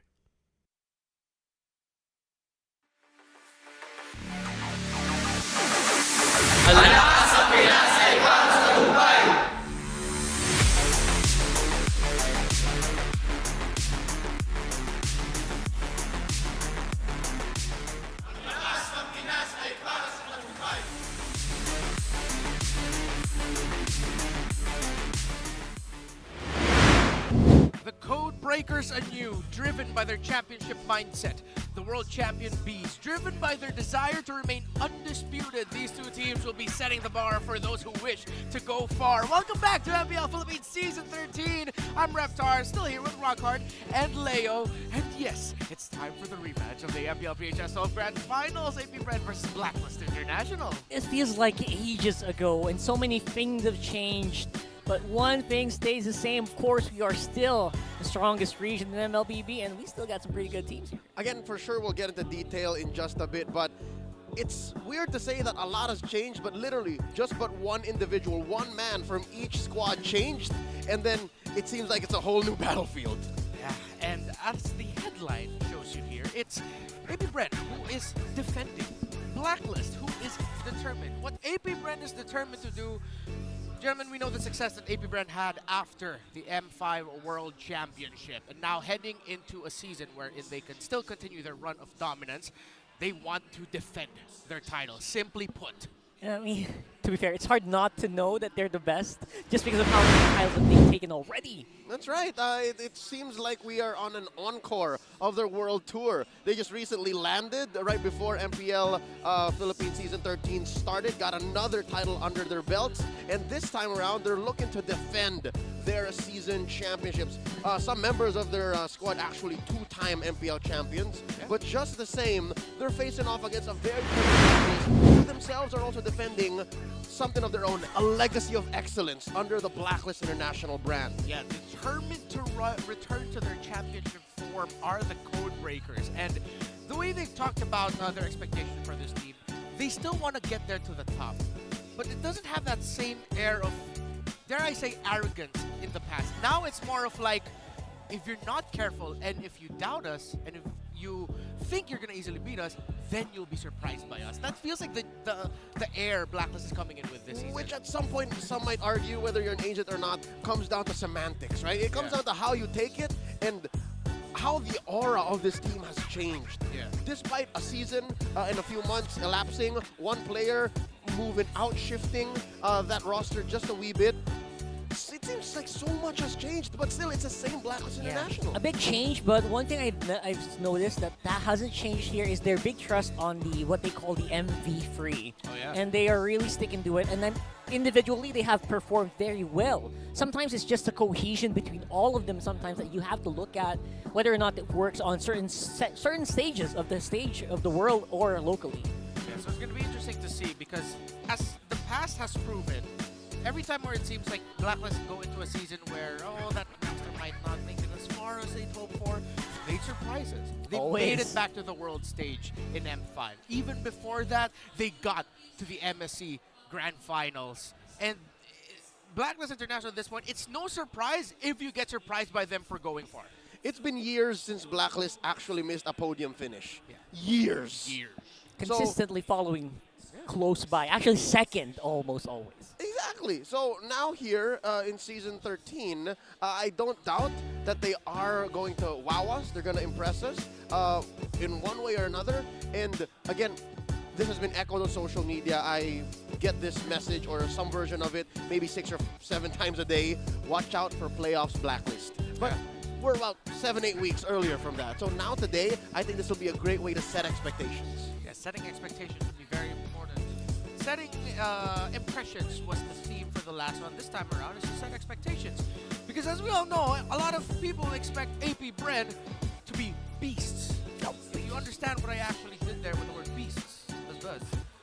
Thank you.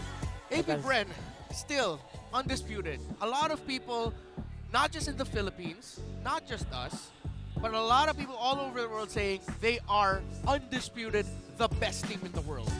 Yeah, I mean, taking almost each and every international tournament consecutively. That's right. That is no mean feat, guys. I've been watching AP Bren ever since they started their investment run since season 10. And I gotta say, it's been a sweet journey watching them from that top 4 finish all the way till 11, where we could have sworn they were gonna take it. Won a few different championships along the way, despite dropping in MPL. And then season 12 finally, and now they're walking in like they own the place. Again, might as well, they're the champions. Flapteasy especially, like, you know. Yeah. He has that aura with him. And AP Bren does have that aura with them. Still, strange to call them the reigning champions of the world, but that's what they are. Undisputed, undeniable. Against a team that they face in the playoffs, the finals of MPL Philippines Season 12, a team that is, after the M5 World Championship ended at 3rd, That's if I'm right. not mistaken. There you go. That's right. You're calling back to EVM for that Grand Finals bout and to Rizal Memorial Coliseum in the lower bracket finals, which was also quite emotional. Now, welcome to the stage to ensure the fairness and integrity of our games. Here are our marshals who will officiate the match. You have Jeff, Patrick, Wilbert, and Chico. His bias in twice is Momo Hirai. Mine is Che Young. Now, let's welcome our two teams. It's AP Bren and Blacklist International.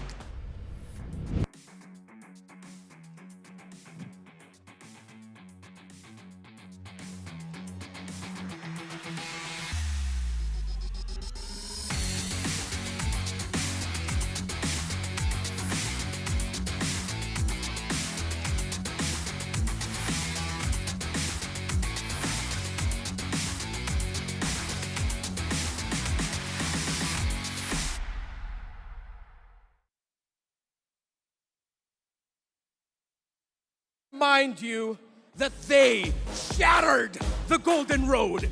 They proved that the road of victory is proved only by the strongest. Acknowledge that they are the champions of the Philippines and the reigning champions of the world, AP Bren!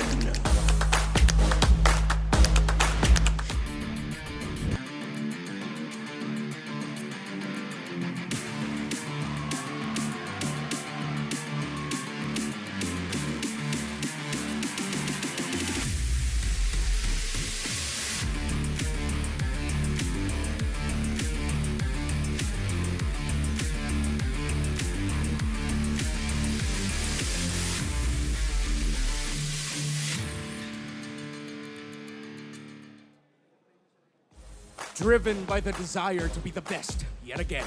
Strengthened by the hunger to prove the doubters wrong. Fueled by what they call their championship mindset. They are truly top tier. It's Blacklist International!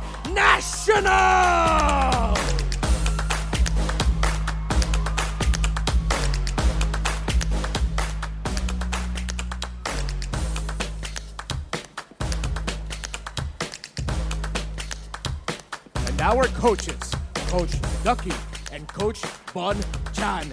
MPL Arena, make some noise for two of our most legendary organizations!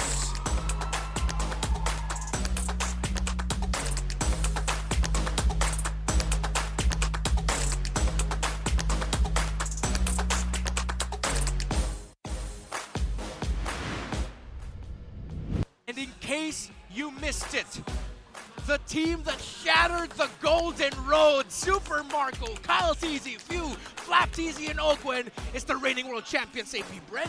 They literally colored the road with gold as they walked all over every single airport I can think of right now.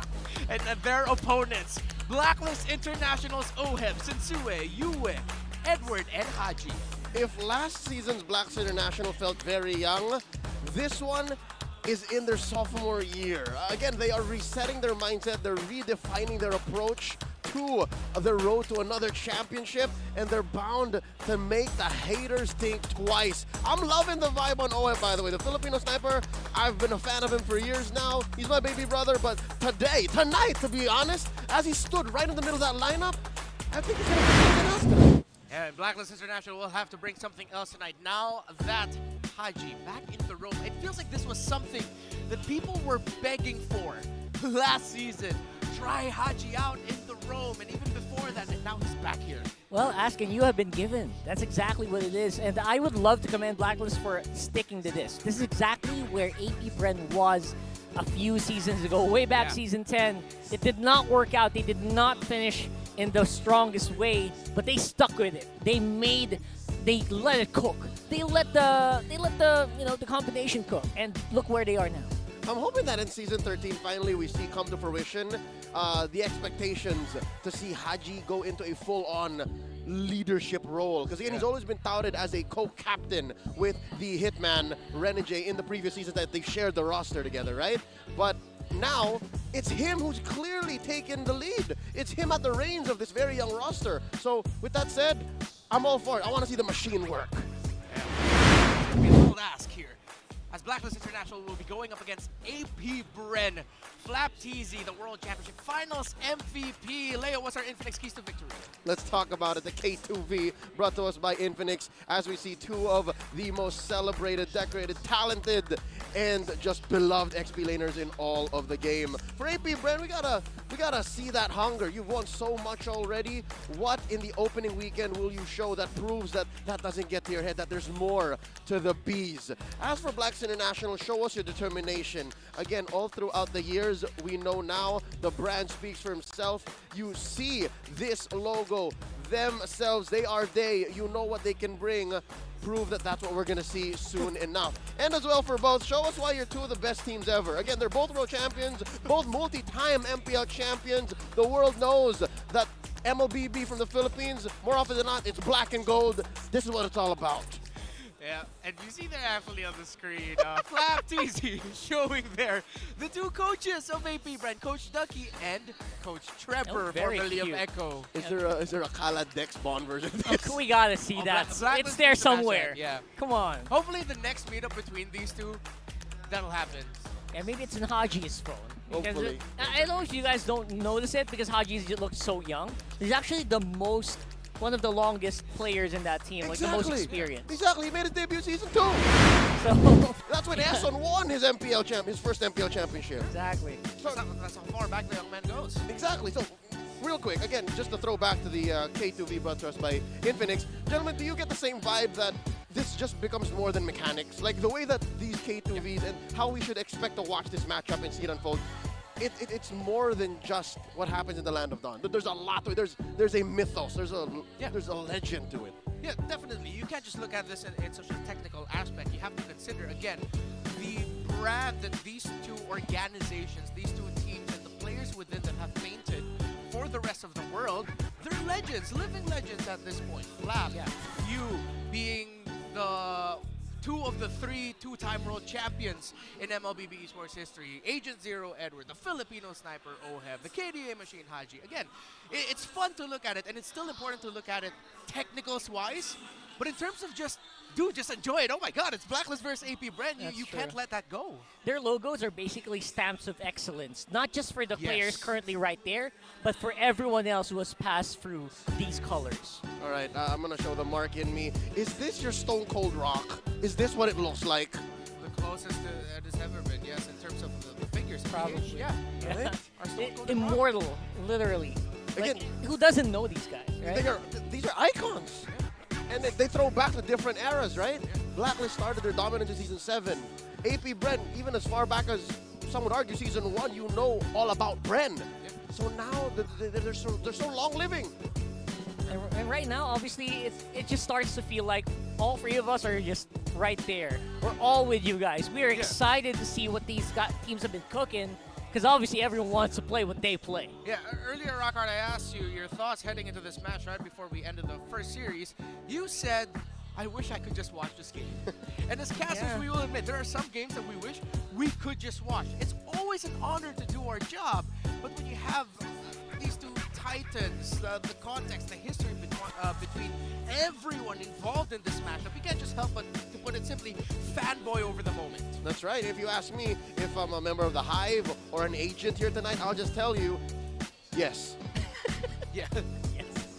That's very There's much no it. correct answer. There's no wrong answer. That's right. That's right. Yeah. And we haven't really delved that too deep into the technicals, but I think we should now. But probably. Just as a reminder, if so we this can is keep your- our jobs. Yeah, just so we can keep our jobs. Just a reminder, if you're a new viewer of MPL Philippines or MLBB Esports, let's talk about these two teams, what they like to play like. Let's start with AP Bren. Maybe a quick sentence from both of you to describe the AP Bren playstyle, Rockhard. XP lane.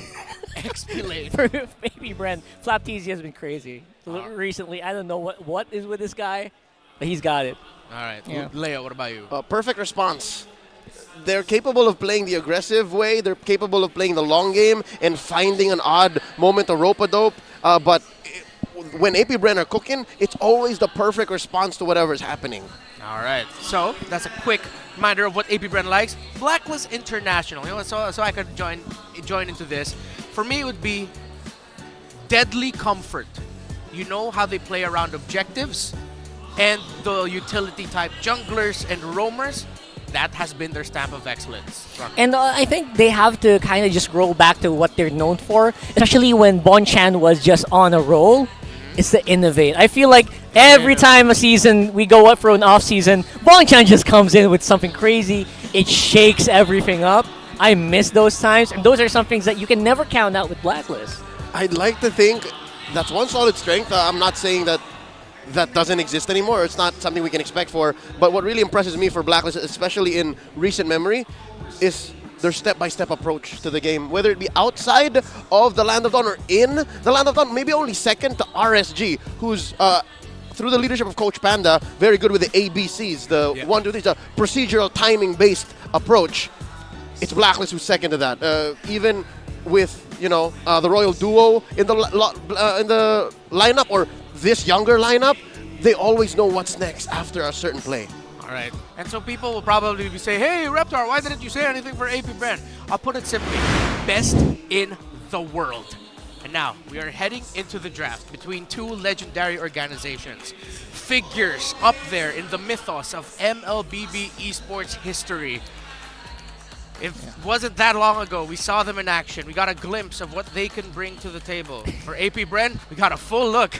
And of course, we're getting a full look right now at Uncle Esson, actually, back in the roster for Blacklist. I miss Esson, man. I feel like if you throw Esson in, he's just gonna do something. He's just gonna do something. He's immortal at this point. He's immortal. Can't touch him. One of the founders of New Hook City, because I was reminded that Payne was the first Hook City mayor, and then eventually became Esson. But now, done with history, let's go back to the present. AP Bren on the blue side, Blacklist International on the red. Yeah, this is gonna be really fun. And again, I would like to remind everyone, take notes. It's so crucial for you guys to know what literally the best teams in the world are doing right now. And I think if you are a big fan of the whole meta, if you study it very extensively, you are recording right now. So make sure it's on 1080p. Oh, for sure. Or higher. Or higher. You can go higher if you can, 4K. We don't blame you for it. Yeah, y'all remember that meme of that guy who was like trying to help his friend put on eye drops, but then the entire bottle opened? Yeah, and then he can see in 4K. Yeah, you can see. Not even 4K. It zoomed into his eye, then it just saw the universe. My goodness. And I'm only bringing that up because that's what it feels like when we have Coach Ducky and Coach Bonchan drafting.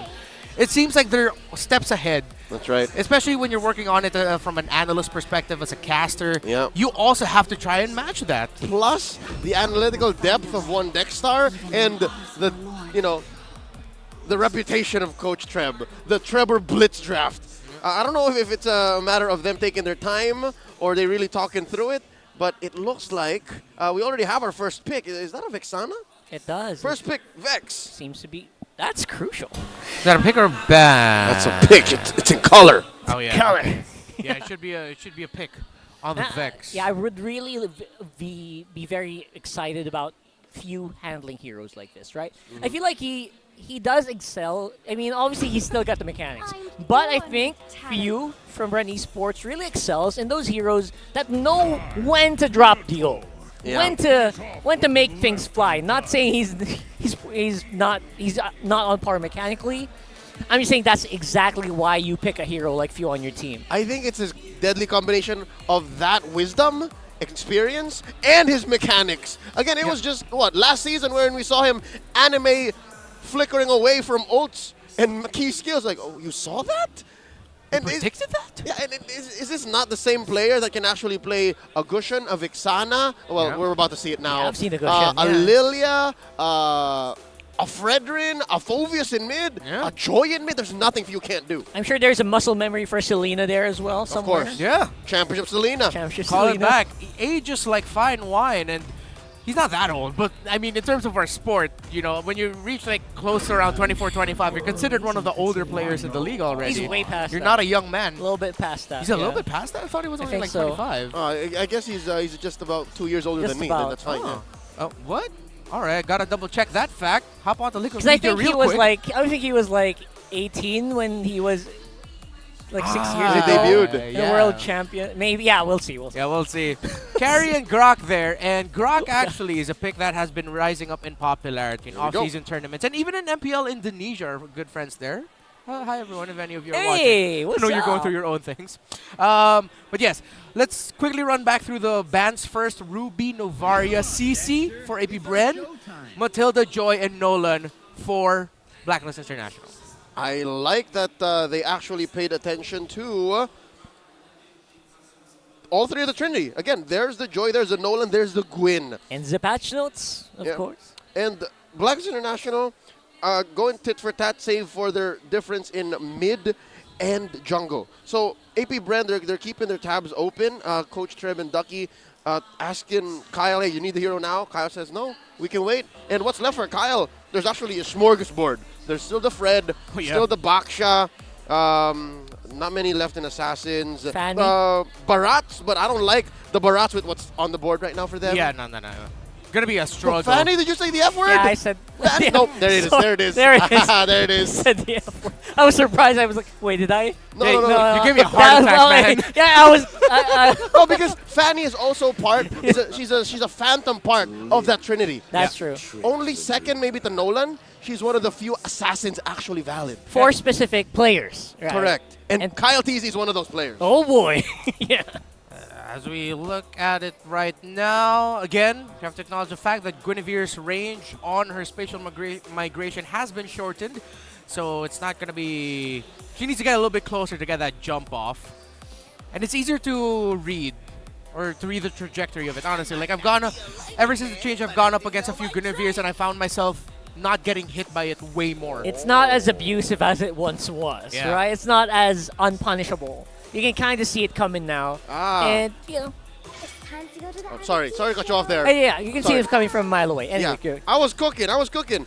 I think they're reading in the situation that maybe the Grok is going to the XP. It's not impossible. Because they still blocked out the Barats. You can still put a different roamer, like say a Rafael or something, to allow for a Barats.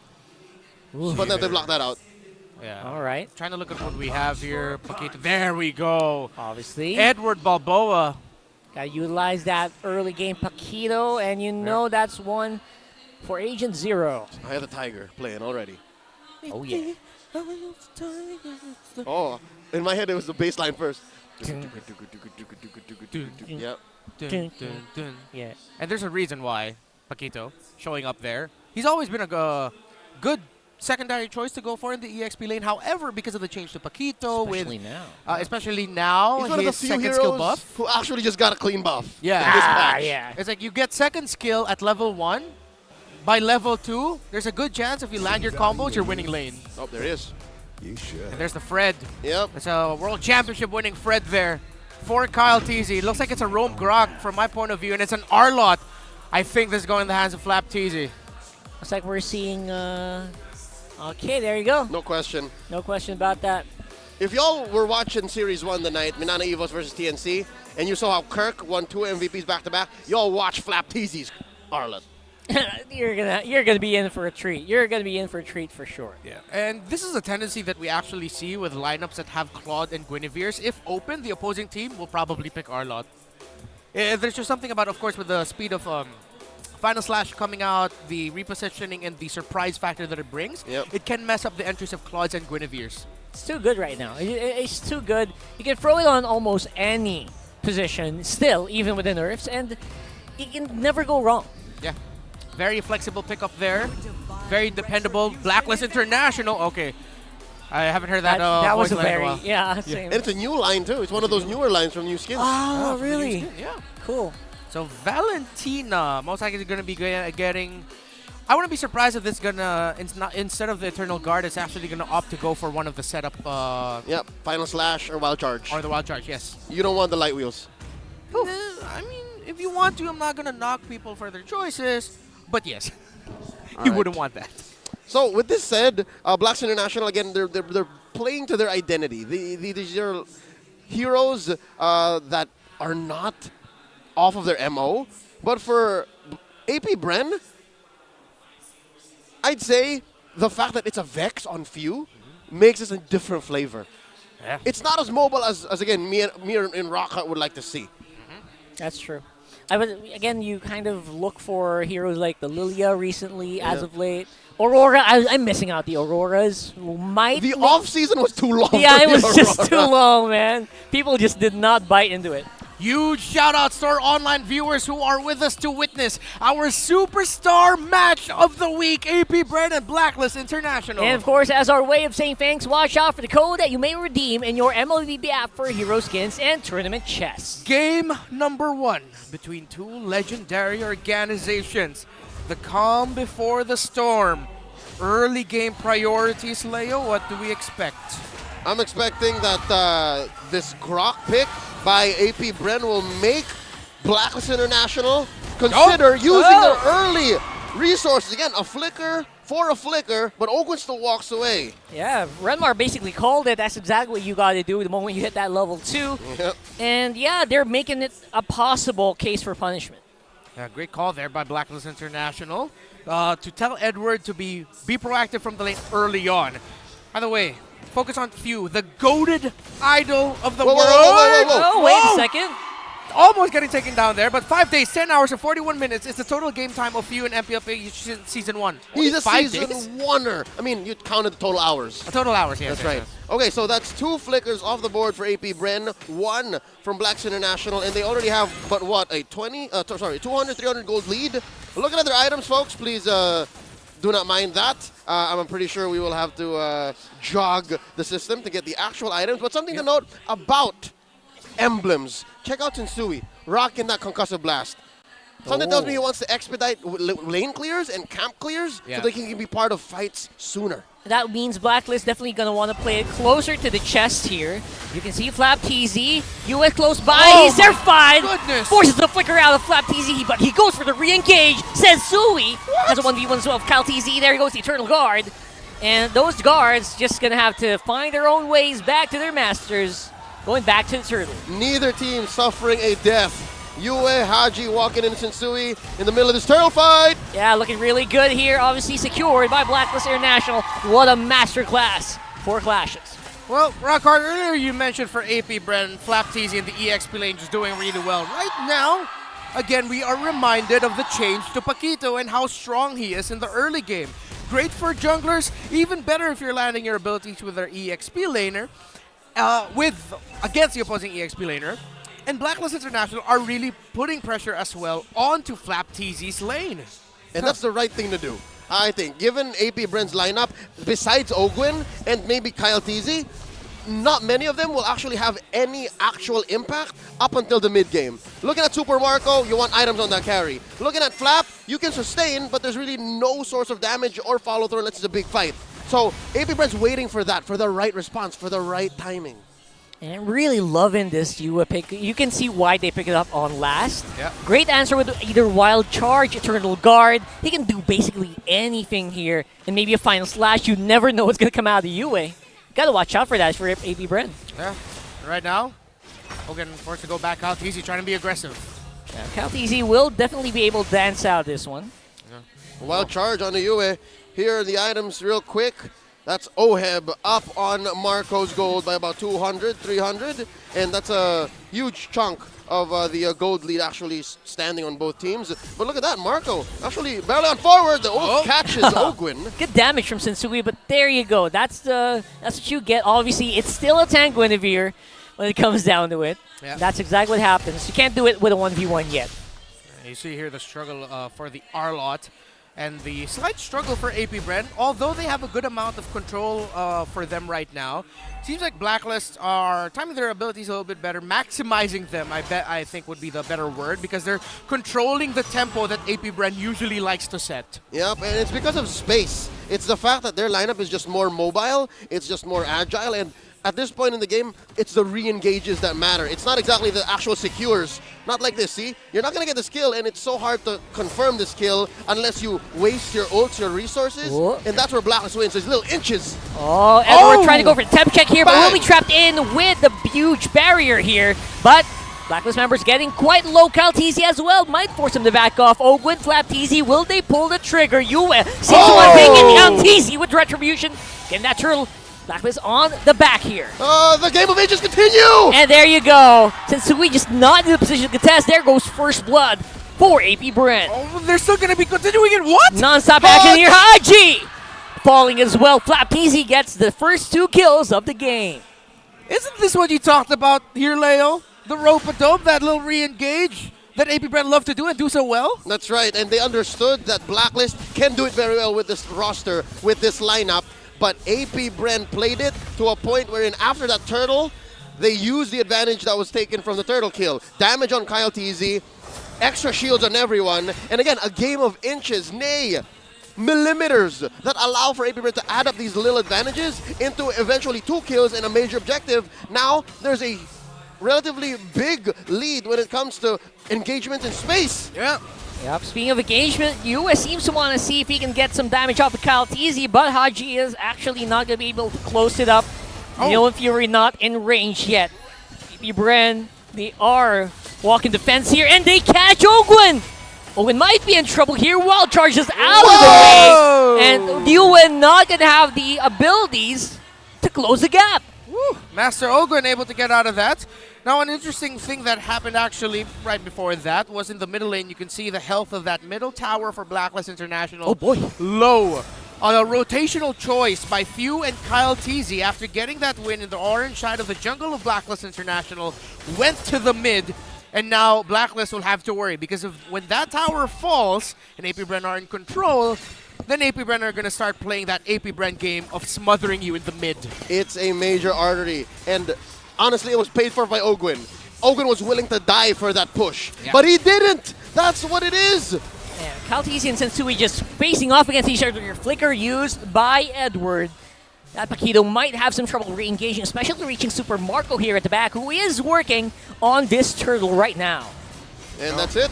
Calteezy secures once more, and I think Blacklist understand that we can't let that first turtle take happen again. And Calteezy pushing the advantage. Yeah, just keeping at it. Making sure that Blacklist don't have much room to breathe here on the bottom side of the map. Oheb just not quite ready to take the fight just yet. So, what started off as a rough time in the EXP lane for Flapteezy and AP Bren eventually turned into, well, even there, but definitely the major artery of the game in the mid lane broken by AP Bren. That's one of their main comforts, and Oheb is also struggling in the gold lane up against Super Marco that just got broken down. So this is now the AP Bren timer of that mid-game power spike. Yeah, for calling back here, one of the safest carry gamers in the world. In Season 10, in his debut season, only didn't die? That's right. No. Or died once. He had a 6 or 7 game win streak. 7 game win streak right on the carry. Right before carry was actually fully on meta. Yeah. It was Super Marco was pushing the propaganda, and it actually happened. And now with that said, he may be up on Oheb, maybe just 300, 400 gold, because again, Oheb hasn't died. But just the same, the map is not looking good for Blacklist. Yeah, it doesn't feel like he's touchable at all here. Even Edward gonna have a hard time reaching Super Marco right now. All right, so now the question is for Blacklist International. How do you come back from this? Are you really just dependent on that power spike of the Claude? Is there something that you can do to punish AP Bren? One thing you can say is definitely wait for OHEB to get his Trinity and then try to go deep into the back line, take down few, find the window wherein Marco can die. But, well, the priorities, number one, get some farm on OHEB. And I don't know if this Blacklist International has the anti-disaster protocol in them. It's in the programming, it's in the code, but they need to consider that too, because I think Sensui's not eating very well. He's struggling. He just got a purple buff taken from under his nose here. Lord, gonna come up. Rockhart. It's not that far in gold, so Blacklist can contest, but should they? That's a big question, isn't it? Even if Sensui gets in, the damage is quite negligible, and everyone just can get out, even with the capture here. So, yeah, I guess that's a big question. Blacklist, is OHEB ready? Will Sensui go straight for Few or something? Because Super Marco is just an unanswered answer right now. Oh. This is a dance if I've ever seen one, gentlemen. Yeah, the closest we got to an old school Lord dance, a little bit more new gen version of it. Quick reset. Yeah, faster pace. Yeah, there you go. You actually see the two teams managing the minion waves in mid and bottom first before they prioritize and trying to jockey for position. Edwards on top, Sensui getting into position, maybe to get into a good Violet Requiem, but then again can be easily punished here by Super Marco. Ooh, second soft reset of this Lord Dance elapsed maybe 30, 40 seconds in now, and they maintain the HP. It's still there, half health. The Lord Dance to fold, still waiting for who's going to pull the trigger. Not exactly in position. Here comes AP Bren. Yeah, that's a beautiful wall here, making sure that no one can actually answer, except maybe for a good Violet Requiem. And we're seeing it right now, but the effect is just not being felt here. Edwards from the back. Palpatine still gets a retribution. Ogun goes down. The collapse is beautiful here for Blacklist. That's Going a very expensive Lord. A 3 for 2. Oh boy, and one more to boot maybe if Flap TZ can make it, but Super Marco, make sure there's damage to boot. OHEB close by as well, but no ultimate means it's a no-go. All right, it's messy, it's scrappy, but I'd say both teams walked away with an exchange that they're willing to walk away. This is what you call a negotiation, when neither party is happy, but they walk away with what they got. They got something. Oh, they got all right. something to note about that fight, right? The only reason why it ended in a trade like that is because OHEB came in from all the way top, put stacks on his Art of Thievery first, and then engaged. And then after you saw Lord go down to the 8 or 9K mark, that's the point of no return. And that was just the perfect timing for them to come in and then punish. Get the first 2 kills on AP Bren, trade for Blacklist, eventually another kill for AP Bren, and then Blacklist gets one, and then the Lord got taken from there. Flap TZ just missed the final slash. AP Bren did get the Lord. Blacklist minimized their losses, but they are going to be dropping towers as AP Bren continue to push forward. Key item pickups, Few with the Divine Glaives. Sensui with the entry goes back. They're seeing maybe they can make some more happen here, but no. Missing out on some crucial jumps here. Edward also trying to get a backline access going, but it's just no go if you're going for Super Marco. Step by step, AP Bren are taking what's free on the map. They did not force the issue for bottom lane inhibitor, so they took mid tier 2, orange buff, top tier 2, and then with that, Blacklist are now cordoned off inside their own base. It'll be lucky if maybe Edward or OHEB can actually find farm elsewhere, but that'll be very, very difficult. Like, see here now, Agent Zero, he has to consider going home. He can't split push like this. I think AP Bren is on his chase. Oh yeah, running back. As you see there, because of the presence of Agent Zero in some key team fights, that's where the heart of their counter punish, their counter collapse will come from. The entry of Edward and the Paquito. And two things that Sensui and Haji have been doing really well is actually maximizing their control, which is why AP Bren can't get that picture-perfect team fight that we're known for them to have. Even though we see the positioning that is classic AP Bren, the dominant performance in a team fight, it's getting controlled really well by Blacklist International. If you're AP Bren, you're just looking at, you know what, Leo's right. They're going to have a lot of team fight access here from the back with Edward, but if you are AP Bren, you're also thinking, you know what, keep an eye on Edward, we should be good. So our front is pretty much covered. Yeah, something else to note, I think they have to keep tabs on Edward's flicker timer. Again, now it's clear for us to see 40 seconds in, but that's not going to be enough time for until the Lord spawns in about 20. So there'll be a, 10, 15-second window wherein AP Bren is free of any threat from Agent Zero. So I wonder if they're playing that well now, especially since they're setting up the long lane here in bottom. Yeah, not just to avoid his threat, but also to find a way to punish him for not having a flicker up, but he's going to the opposite side of the map. So I don't think AP Bren will find that opening. They get first positioning And the Lord, oh, have got the orange buff there. Waves look super good right now, and looks like it is a go for AP Bren. Super Marco up front. Wow. And a huge entrance here for Flap TZ. Nice request, nice answer here for Wild Requiem, but Edward is also going to be put up very, very low. Abun Jingjing takes a face full of light wheels. Now Lord down to a fifth of his health. Oh, he's getting ready to go in maybe, but a wild charge from Owen stops him out. Yoei goes down as well, but Edward takes out Few. It's a reset on the Lord, but look at him. Kaltini, Super Marco, they're taking him out. They are wreaking havoc on the Blacklist front line. What looked like a huge fight for the Lord turned into just, you know what? Let's just fight. A good turn by both teams. A good decision there. AP Bren will win that Lord out, and now they're going to be marching towards top. Deja vu. It was just but weeks ago that Blacklist had to face the Turkish Fireflux Esports, and it was in the very same moment. My God! Turn! Oh! That was... Now, that's just the firepower talking. That's just about the 4K, 5K gold lead that AP Bren has. That's Marco Maniac right there. That wasn't a Maniac, but you know how he can play. It felt like a Maniac. Felt like a Maniac. That's what matters. Fun fact about Super Marco, most kills in MPL Philippines Season 12.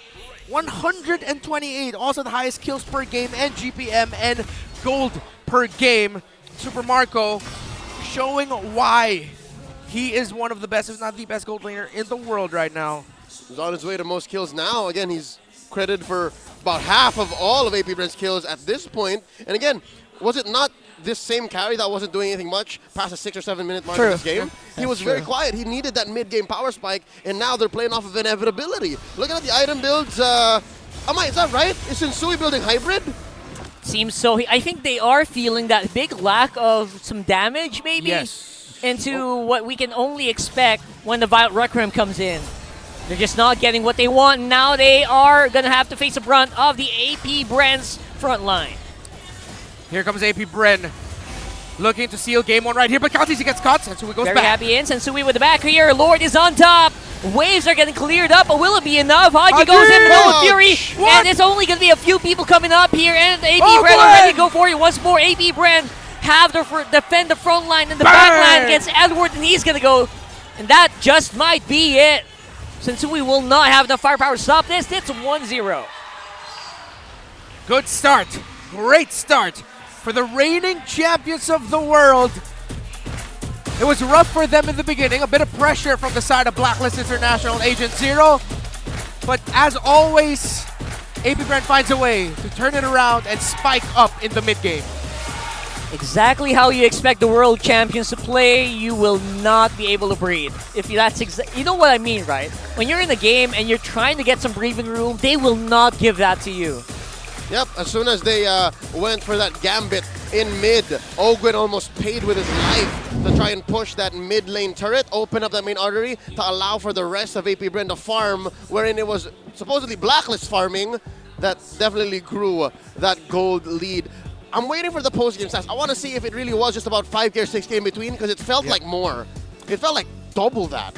Yeah, I think it would also have to be attributed to the fact that Blacklist International at times looked hesitant to make a play. They were, it's as if they got into the idea of, this is AP Bren we're dealing with. We have to find a better picture of our start. And that sort of got to them. That's what it sort of felt like at times for me. I could be wrong. The way I read that situation, again, on your behalf at least, because I get it.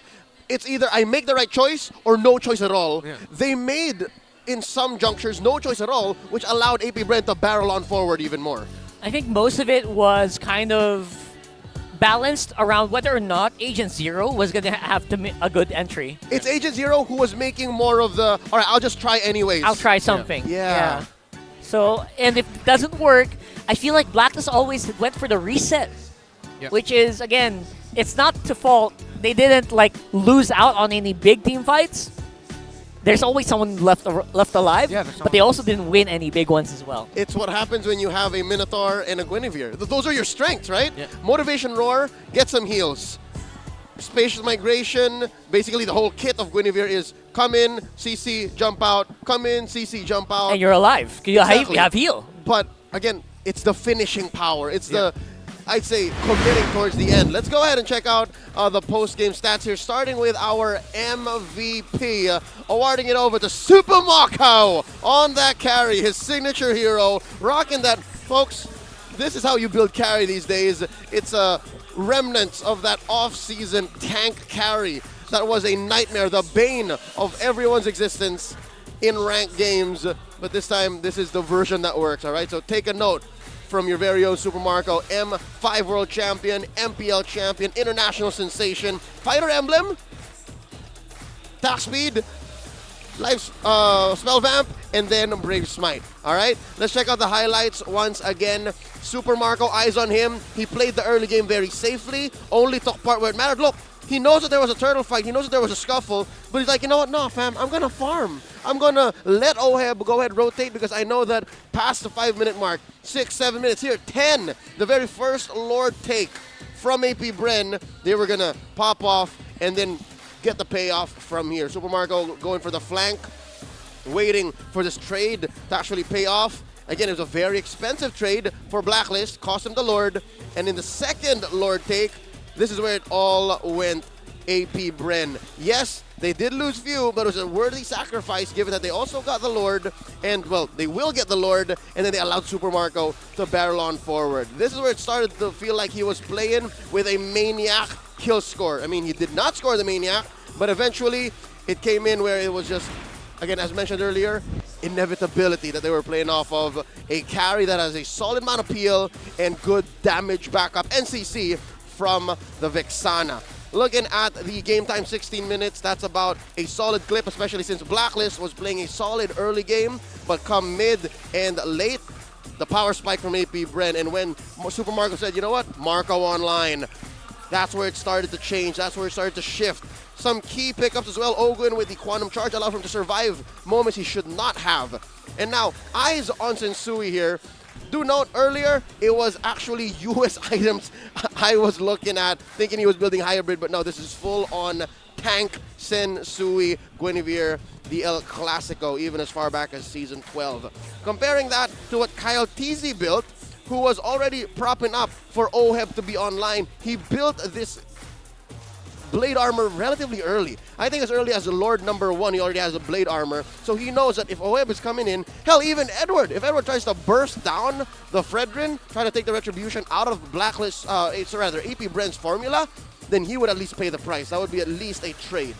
Looking at the damage dealt, team fight participation, again, majority of these kills going over to Super Marco, Kyle TZ and Flap TZ being solid both peel and a threat for CC. Solid front line, but still, this is odd. Gentlemen, I did not feel that Edward was a sandbag. Did y'all feel that too? I think he was putting out solid amounts of damage. Yeah, Did a solid pickoff maybe 2 or 3 times, but him taking the most damage? Probably because of the shields, he didn't feel like he was dying a lot, but he was probably the insane amounts of shields coming in, right? Yeah, because he was the frontliner that was always deepest, I believe, for Blacklist International. I guess. So, again, the amount of damage he was dishing out and taking, and then weaving in and out of fights, maybe that's what added up to the 94K he took in total game #1. And talking about damage to turrets, I don't know exactly how accurate this is, but it did feel like after the 6 or 7 minute mark, Blacklist really could not touch any of AP Bren's major objectives. Wow, what a performance by these two teams. And of course, AP Bren just showing the world why they are who they are. I mean, most of the time, it was just like, I was just caught myself with my mouth open. And, wow. Yeah. It's like, how do they keep doing that? It's amazing how they do it. But at the same time, you also have to give it to Blacklist. I mean, it was a very slow burn for AP Bren. I think it's a shame that I also did not mention as much of Flap TZ. The fact that he was a very quiet player, or at least a silent actor in a lot of these fights, means AP Bren was hiding the potential. Because again, how many major responses with the final flash did they have to do? Again, maybe it was because it was so clumped up, but the fight ended way too soon before we even saw that actually happen. Yeah. And Before we move on, though, we just have to remind everyone that we want to give a huge shout out to our official sponsor, Smart. Be part of the digital transformation in the world of connectivity. Say hello to convenience, flexibility, and local connectivity with a smart prepaid SIM. Right there, your eSIM, bro. Yeah, just scan it. It's right there on you. It's a QR code. That's right. You can grab it via digital delivery through the Smart online store for only 99 pesos. That's the Smart eSIM. Get to it. This is the future. Future. Future is now. Now we have to look at, well, still the future. What's there to do now for these two teams? Because I have a question, gentlemen. Yes, a season has passed. A major international has passed. Off-season tournaments have passed. But it still feels like I'm seeing the same two teams we saw in MPL Philippines Season 12 in terms of how they play. Maybe just different or improved versions of it.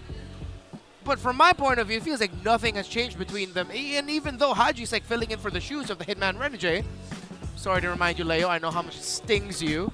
And I know it also stings you there, Rockhard. Why do you have... Me too. I'm going to have to see Leo later sulk in a corner again because of that. Oh, yeah. Come on, bro. We've gone through the entire day not mentioning, right? We passed almost 24 hours. Okay, you know what? Here's the thing. Bittersweet that Renegade, the Hitman, is not here. But, again, a little bit of silver lining for Blacklist International. Was it not in this very same time in Season 12, early on, that they were also still kind of finding their grounds? All right. Just a moment, we're going to hear from one of our players, Flap Teasy from AP Bren. Let's get his thoughts on Season 13. Siguro yung na-discover ko sa sarili ko is yung kahit alam ko naman sa sarili ko na wala akong pag-asa, ganun. Pero di pa rin ako nag-give up eh. Tinutuloy ko pa rin kahit alam kong mahirap. Tinutuloy ko pa rin. Tas ayun siguro yung naging advantage ko. Kaya naging pro player ako kasi parang never ako nag-stop maglaro eh. Yung pagiging committed ko sa laro, yun siguro yung pagkaiba sa ibang players. AP Bren's Flap Teasy sharing us his version of his championship mindset. Because we remember, Flap Teasy was one of the most, if not the most successful rookies of all time. Rookie year, becoming an MPL Philippines champion, eventually becoming a world champion way back in M2, and then a slump. A big one at that. Eventually climbing up to be one of the legends, living legends of our league. Determination. Yeah. And all of that boiling down from commitment.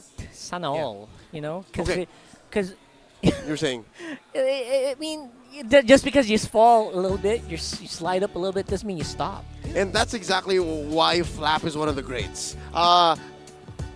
He started to come up into our radar about 2018, into early 2019, and then Season 6 happened, M2, and he's never looked back. I think there's very few athletes in our great game that has the same roller coaster ride and story of perseverance and climbing up and down, success and failure, learning, and then coming back up on top to his prime like Flap Teasy. You know what, looking back in history, he's the only one who has the same story and the same trajectory.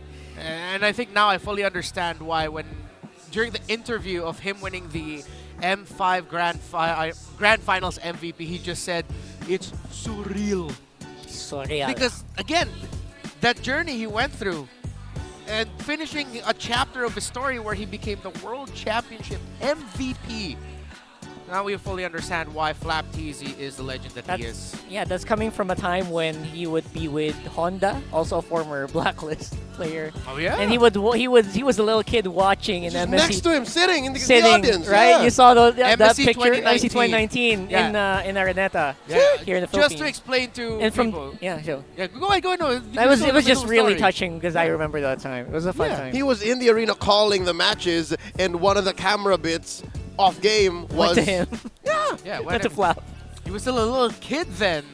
He hasn't even matured into a teenager at that point. He was just didn't a even little hit kid. puberty. You know He hadn't even hit puberty. You know what the during best that part is? What? Deep inside, he's still just the same kid. Oh yeah.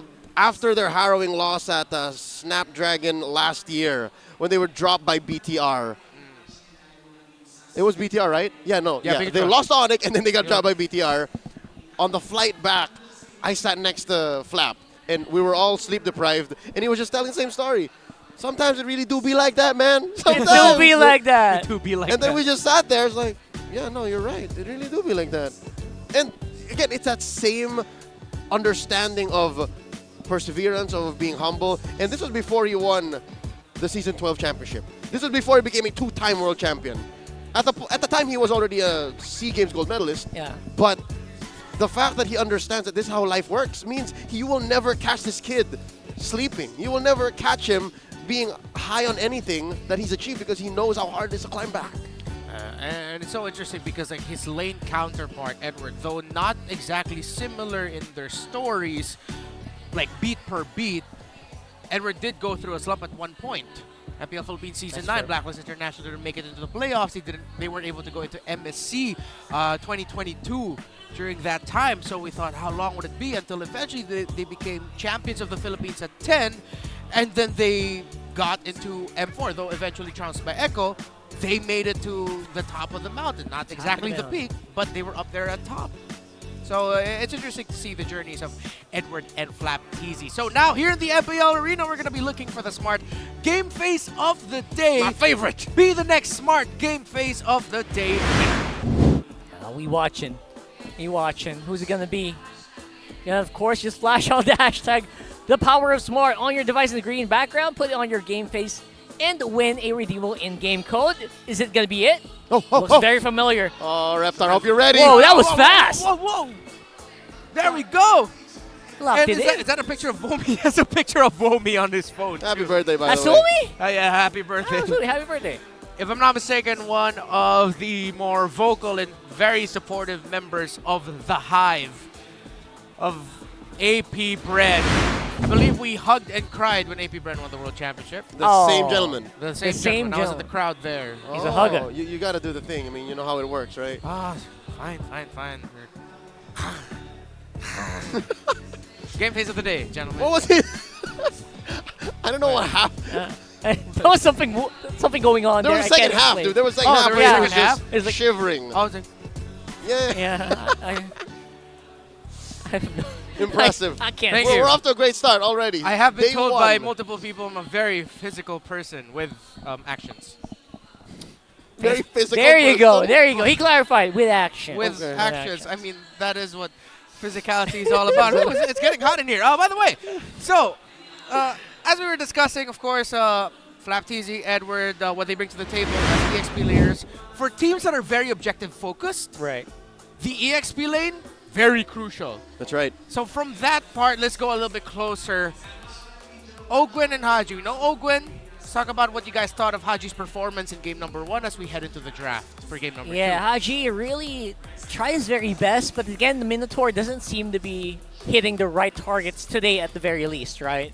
I feel like he's barely... I feel the reach of the ultimate just has to expand a little bit, and then you'd be where you want to be if you're picking Minotaur. But right now, just not quite there yet. Yeah, it was just but about maybe a month ago wherein he was scoring 5-man implosions, right? Yeah. The Minotaur just doesn't allow for that.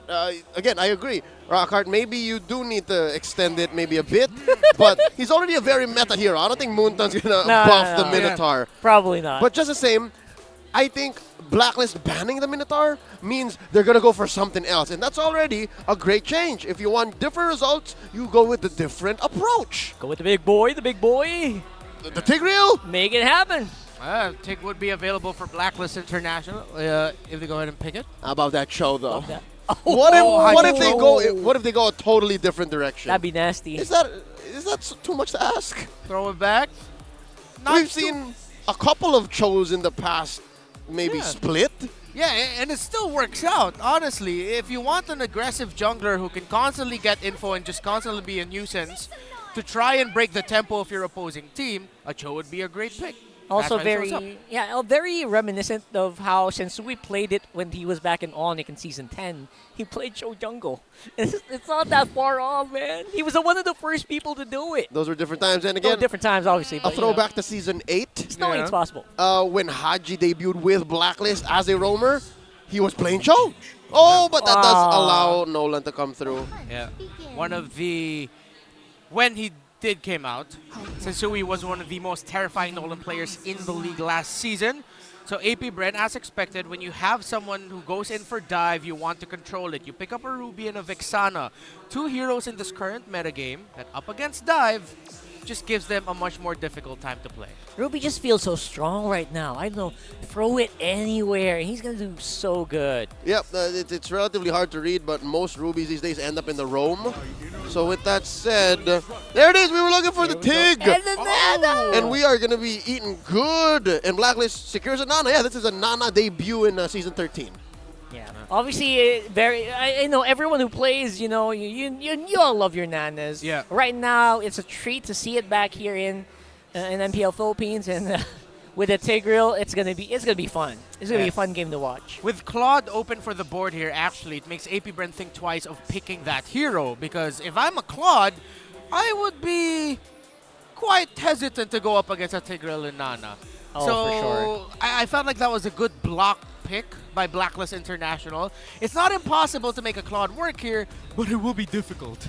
Even a Curry, if they pick up the Curry here, it'll be less than ideal. So maybe the Harith becomes a hot pickup. I see it getting banned, honestly. Yeah, exactly. Exactly. Yeah, so there it is. we're going to have to play the Mexican standoff, like who pulls the trigger first. Barat's here going to be closing up the first half of AP Bren's draft. So there's their jungler for sure. I like the Barats into the Nolan matchup. I think that's safe. I think you're both coming in from different angles, and neither is prey or predator to the other. And the way Super Marco played earlier, it won't be out of possibility to have Carry banned out. And the Harith, Carry and Harith maybe as well. Oh man, this is the first time in Season 13 that we're seeing, game in Series 1 that actually happened too. Gold laners be left out like this. It's true. What? Well, last time Nana was picked was MPL PH Season 10 by Super Friends. I remember that. But has it really been that long since someone played Nana? Has there been no Nanas in Season 11 or 12? Almost 2 years. Whoa, that's cool. Wow. That fact flew over my head. Well. Well, thanks to our league historians for digging that There's up. a carry ban. Predicted on the carry ban. For the longest time, I feel like people have been mocking Nana picks, so maybe that's where it came from. But yeah, you can't do that anymore. Now she's real. Can't do that. Phovius banned though, so there's gonna be more heroes with dashes. Oh, they'll still go Claude. Go for the Claude, man. Okay, so they're not gonna. They're gonna play into it. Yep, it's straight up mechanics. Marco just do the thing. Purify for sure is one of the keys to this. For sure. We'll need to. There needs to be a little bit more front line for AP Bren. Well, Depending on what the gold laner might be here. Yeah. Yu Zhong, Lapu Lapu for APB might look good actually. Picks like this kind of put pressure on a Nolan pick to be very, very important. Very aggressive early on, because if you don't do it, you might be in trouble. And they already have half of a formula. They have the Nana. For Nolan to work, you need a solid amount of burst. You need a solid amount of damage that's reliable. They only have the magic version. They still need the physical. And they have a dead lane. And I'm liking this. I like the Brody. That's an additional level of CC that the Claude has to watch out for. I feel like a Yu Zhong will be really good right now for AP Bren. But again, also like Lapu, just to make sure you have someone that can reach the Brody. Really crazy version of that would be a Benedetta for Flab, but we don't see that often. I mean, throw it out there. Still a big possibility. Arlot's kind of open, though. I don't know. Arlot and the Rizzler are open go too. for that. Yeah, the Rizzler. XP lane is oddly open right now. And to think that Blacklist actually went for the Thamus. It could have been, if they were looking for a dead lane, it could have been There's a Yu Zhong. Thamus or Uranus. But yeah, no. You go for the straight cut to the back. You're finding the Brody. It's Yu Zhong's always a good balance between damage and just being tanky enough. Has enough assassination possibilities as well to kind of tilt the lane in your favor. But it's going to be a slugfest, a spell vamp fest there on the XP lane for sure later on. Yep. Again, only second to Aldous. The only way you can, for sure, access a backline. Yeah. No other hero does the same. 100%. Between the Toms and the Yu Zhong, though, in team fights, I feel like it might be a little bit more difficult for Thomas here because there might be such scenarios where Toms goes in, but the other members are just stopped by the Yu Zhong because he's Black Dragon forming and they have to go back. Yep, it's an absolute way to penetrate a line. The Toms have to do it the old-fashioned way. But the Tams can actually buy time. The Tams actually wins the lane if they stick to it. Either they use the Tams to buy time a lot, or they play so tight that, you know what, they're going to be able to maximize the Nana damage and the Nolan damage. Let's see who will win this game. It was Blacklist International falling to AP Bren in game number 1. What we thought would be closer. Suddenly AP Bren hit a power spike. Will it be the same story, or will the Codebreakers force game number 3? Again, this is the first day of MPL Philippines Season 13. And yes, we are at that point in that metagame where Tigreal and Nana as the roam in mid is definitely not an epic rank troll pick. Not discriminating though, they've always been really strong. No. Oh, here we go. Biggest. Early game fights. I think this is one of the strengths that a Blacklist lineup has, especially since we are playing with a assassin jungler in Nolan. And look at this, they're already crossing the line here. Yeah, they're doing exactly what they need to, which is what we mentioned before. Just play it very tight, though. But the moment that you have a Yuzhong in the middle, that might be problems here. Oh, no. And there you go. The Shaw Essence taking damage makes the first blood easy for Kyle TZ. So it seems like the rotational choice for Blacklist for game 1 and 2 was that, Edward, get out of lane quick because we need you to disrupt Kyle TZ's early game rotations. All right, let's check out the emblems. Oh, wait, unless AP Bren allow us to do that? Oh, they're fighting. Kyle's in trouble. Very early. What? Slap is here to save the day once more. No way, bro. No way. It's going to be 1 for 1, but still looks good. Actually, it's 2 for 1. Okay, so still trade though. Still trade. Got that. AP Bren though with a slight lead here because of their aggressive responses to the aggressive engagements of Blacklist International. The junglers are going to be off their timers though, Leo. I like how, again, if it's just the lane we're talking about, Edward should have the advantage, but AP Bren aren't playing in the lanes. AP Bren are forcing fights elsewhere, anywhere but. And for some reason, it always feels like it catches Blacklist by surprise. Yeah. It feels like, wait, why is there another guy here? Right? The way they're playing it. Bottom. They're fine. Okay. Yeah, you saw bit of a fadeaway damage. Yeah, the health willing down. Yep, there's going to be AP Bren Turtle without a problem. So then, let's go on forward. What's next for Blacklist International? Because AP Bren have gotten a good little comfortable lead for them early on here. All right, I think the play is, number 1, get farm onto Sensui. Number 2, threaten Super Marco. And that's why I think Ogwin has already gone to the measures of protecting Super Marco. Because look at this, there's a 4-man coalition down bottom. This is the next best thing that Blacklist can do. Threaten Super Marco and force AP Bren to respond, and then get Haji to do a solid implosion. All of the previous engagements did not really have an implosion on them. So now maybe Blacklist says it's go time. And if they do choose to go time, it'll be easy for them to go fight. And let's see if go time and the fight will be found there again. Don't forget about our aspirant skins. First 10x draw 50% off. The new ones, Changa and Leslie, available now. As we look at the movements of the map, again, jungle control, slow and steady. The two teams who have made a name for themselves of being really smart, playing around timers and objectives. Systematic MLBB. That's what we're seeing here right now as AP Bren go for a rotation bot side, but no one's going to commit. Usually, Very slow paced. Very slow paced. You were saying usually. Usually it's very easy for teams to counter a Barret's. For some reason, this Barret's is just a little too hard to control here early to mid. Yeah, Something happened here. It's that nombo between him and the Nolan that's changing it. Oh, dear Lord, there it is. Dear Lord, there you go. Perfectly layered as well. Nowhere for Edward to go. Kyle TZ's use of Detna's Welcome is very point blank. Like, he doesn't allow for it to charge, doesn't really leave Blacklist any time to respond and reposition. He always ends up getting the right target.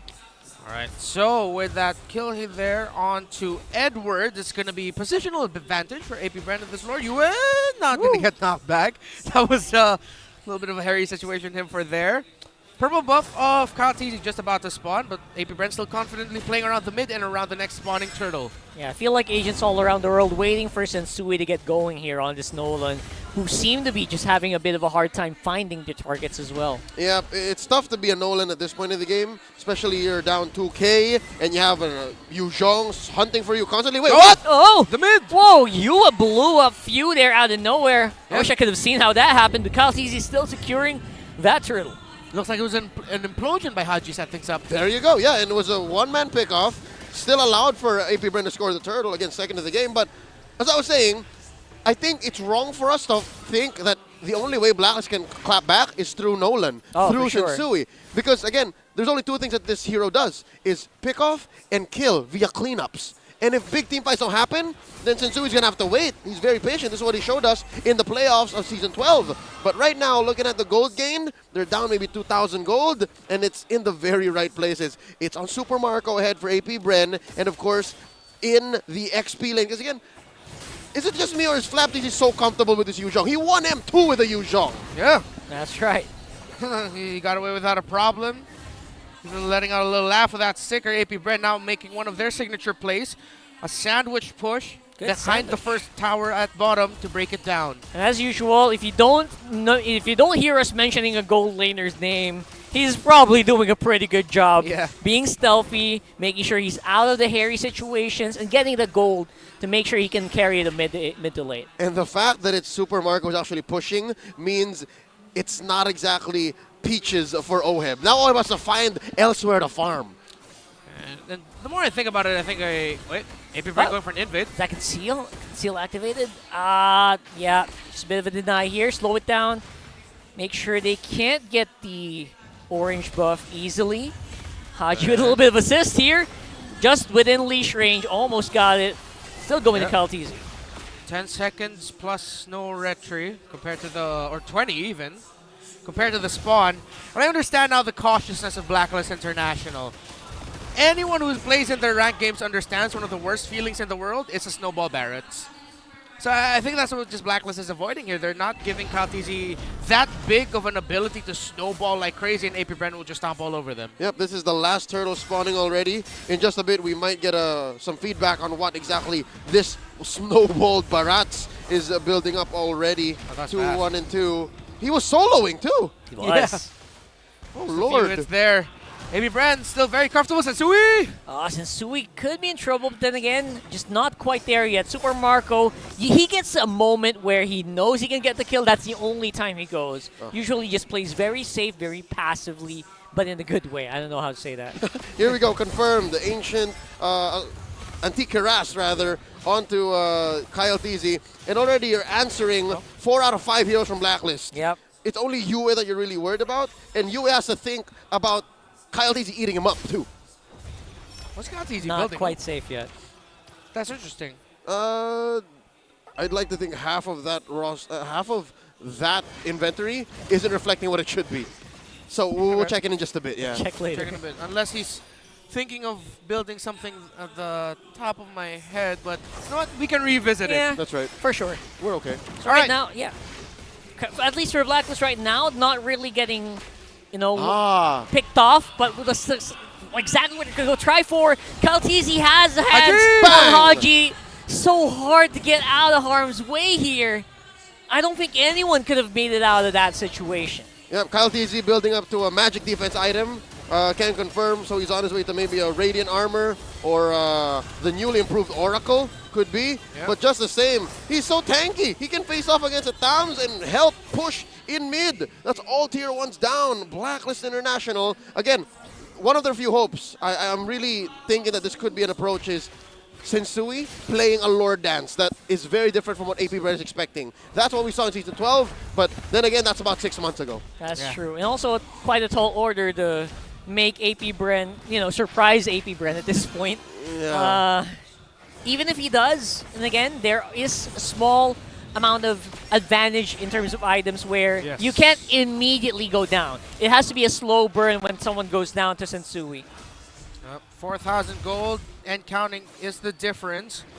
Blacklist International, if they find a big setup, big combo, that could be the way they get back into this, but Blacklist International might not be able to get into the Lord in time to contest it. I don't think they will. Yeah, the smoother damage output here coming in for Super Marco. You can feel it. You can see it from that Claude. Just for good measure, you see how Flaptz comes in from the bottom? It's like, all right, no matter where, no matter which angle, I got you covered. This is a clean Lord take. And I like how AP Bren are actually taking it very seriously. They did not need to retry. Kyle Teasy still did. That's true. That's true. Flaptz is super calculated as well. You notice him flying into these bushes one by one at the right perfect moments. So the calls are pretty good coming in for Bren. You can tell just because of that. You still got it. I mean, it went from worse to bad. Yeah. Went to the wrong hero, but at least they're same team. At least APBR isn't going to get another resource, but they're just getting everything else in the map. No orange buff needed. We'll just get your tower, your purple buff. Towers, man. APBR is just on a different level right now, folks. I don't know how else to put it. Towers getting shredded over and over. That's it. No more tier 2s. Something to note about Blacklist lineup, again, at this point more specifically than any other, you need good wave clear, and they only really have the Nana. All the other heroes on Blacklist lineup are only good in fights. This is so hard to be Blacklist right now. If you go on a fight, it is actually, it's hard to go off against a 5-man of AP Bren, who seems to be just monstrous tanks right now. Exactly. It's damned if you do, damned if you don't, and there it is confirmed. The new Oracle, it seems to be a bestseller. It's selling like hotcakes. Yeah. Lightning Truncheon? I believe that one is one of those. I understand. One of those things. Unless that's a Athena Shield. I also see an Athena Shield up on our in-arena monitors. All right. I'll accept. Okay. Yeah, I'll accept that maybe an Oracle, Athena Shield. Talk about this because we're talking defense items. Yeah. Yeah. Defense items. He's still one of the most damaged dealt. The most damaged dealt this game. Gearing up at 20,000. A Barrett's. Wow. Barrett's ridiculous. Barrett's has been on the up and up here. All season long, or all off season long, people have been starting to really pick it up. And, you know, the revamp is huge. All right. Quick bit of trivia here. Barat is actually the dude riding the dinosaur. Yeah. For all of those who need the reminder. Right. APBR is actually playing for Lord here, so it's going to be a rather slow pace next 30 seconds. Unless they actually spot someone out. But I think it's in Blacklist's best interest to actually stay behind safety, stay behind their gates. Yeah, they're not totally out of it just yet. And you see here, just one team trying to somehow find an opening to turn things around. Blacklist International. AP Bren just looking to end it with the next Lord push. The lead that they have built for themselves. Items, Leo. I'm liking that Few actually built the Ice Queen wand. Already, if you think that second skill is annoying, and the proc of the first, if you stack it with the rest of her skills, dude, there's no way that maybe even Haji can get in if not for a flicker. If Sensui, if he gets hit with one skill from Few, can even find a way to finish them off. I'm liking it. Even Edward, I guess that's why Edward, Agent Zero on the Tams, despite having a solid matchup against the Yuzhong if they went one-on-one, finds it so hard to peel as a Tams. Really is. It's because already even just Few alone could stop him in his tracks. Yeah, I mean, not to mention the layers you have to go through. Oakland right now on the Ruby, who is pulling up on Edward. Haji, Yue, and Hope close by. It's going to be hard for them to get in, even just Agent Zero. Sensui gets it! Sensui gets it. Pays for it with his life, but if you are Blacklist International, that is a huge cause for celebration. Hashtag worth it. Hashtag worth it. Empowered waves. A Lord to help buffer that push on top. That is a blessing in disguise for Blacklist International. Yes, Sensui died, but it was worth it. The Cardinal one comes in clutch. You saw it coming. The Cardinal.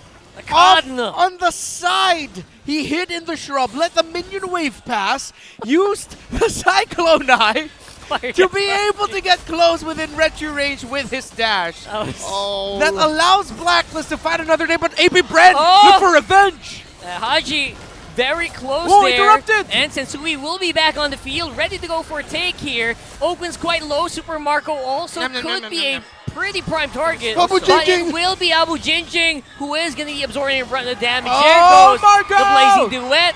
And Edward could also go down, able to just dodge on with a hair.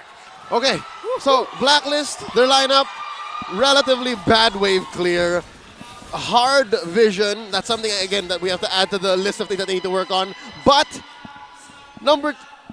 they have amazing punish. Yes. In their own base, you have several sources of CC. If I'm not mistaken, same for Sensui, everyone has CC. Yep. So if you go a little bit too deep, just like what happened just now, AP Bren definitely could have suffered way worse.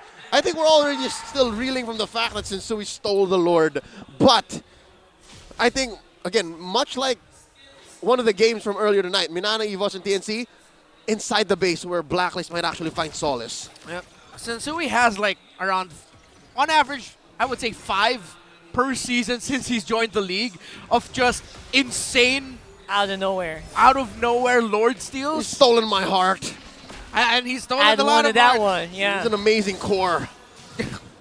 That's amazing also what you can do when you just can throw anyone there. Yeah. Right? You can just do it without anyone close by with your team when everyone's watching. I'm pretty sure he communicated with the team, and I'm gonna try this. I'm gonna do it. Yeah, that looked like a set play by Blacklist. And then comedic cut.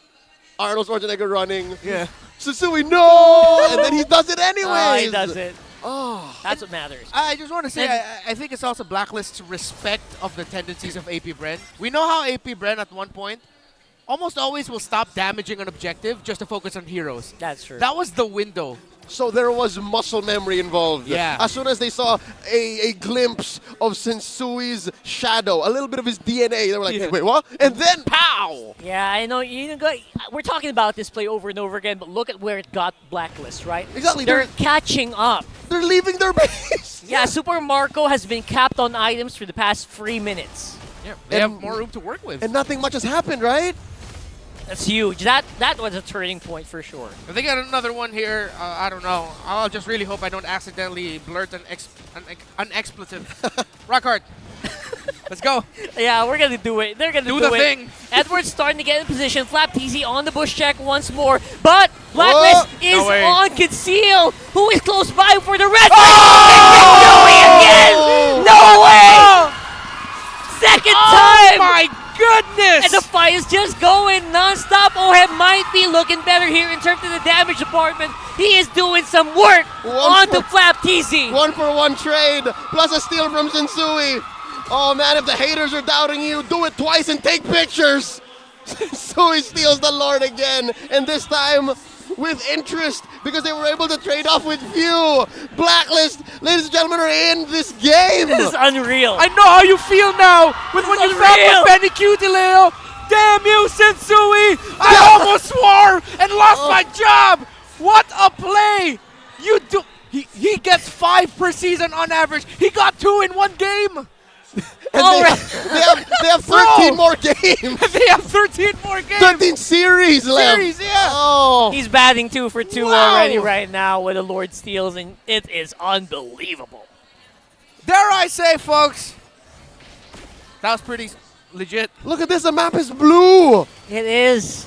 Blacklist are starting to make this lineup work here. Edward obviously still absorbing a lot of damage here from Super Marco. That's something you can't ignore. But Yue will be in trouble. I think he still has a passive as well. So, man, oh man. At the drop of a hat, the turns have tabled. Look at that. Blacks International doing more than just leaving their base, doing more than just crossing the river. They've actually almost equalized the map. Only but the mid lane tier 2 standing for AP Bren and their inhibitors. Look at that. The steal coming in. And we could have sworn he was going to die to Flap, right? I swear he could have. I think Kaltizi bumped into a wall there or something. He walked a bit too slow for the red tree. And Sensui just was all over it. Again, I think key to this actually working is the anti-disaster protocol. Get enough farm on your jungler for them to be able to deal the right amount of damage, get him to the right EXP so that his retribution is at the same level as the opponents as they try to steal, so the threshold is the same. And then number 3 is have beyond human reflexes. I don't know how easy to get that third part is, but I've never done it before. I have secondhand happiness for Sensui. This is amazing. I guess those one of the things where if you have it, you have it. You just know it, right? So I get what you mean, though. Oh, one of the key questions we ask for this season: what does victory mean for players, for the teams? I feel like if you ask Sensui at this point, victory for me is just stealing Lords. Not once, not twice. I did it for the Blacklist. All of the Lords. All the Lords.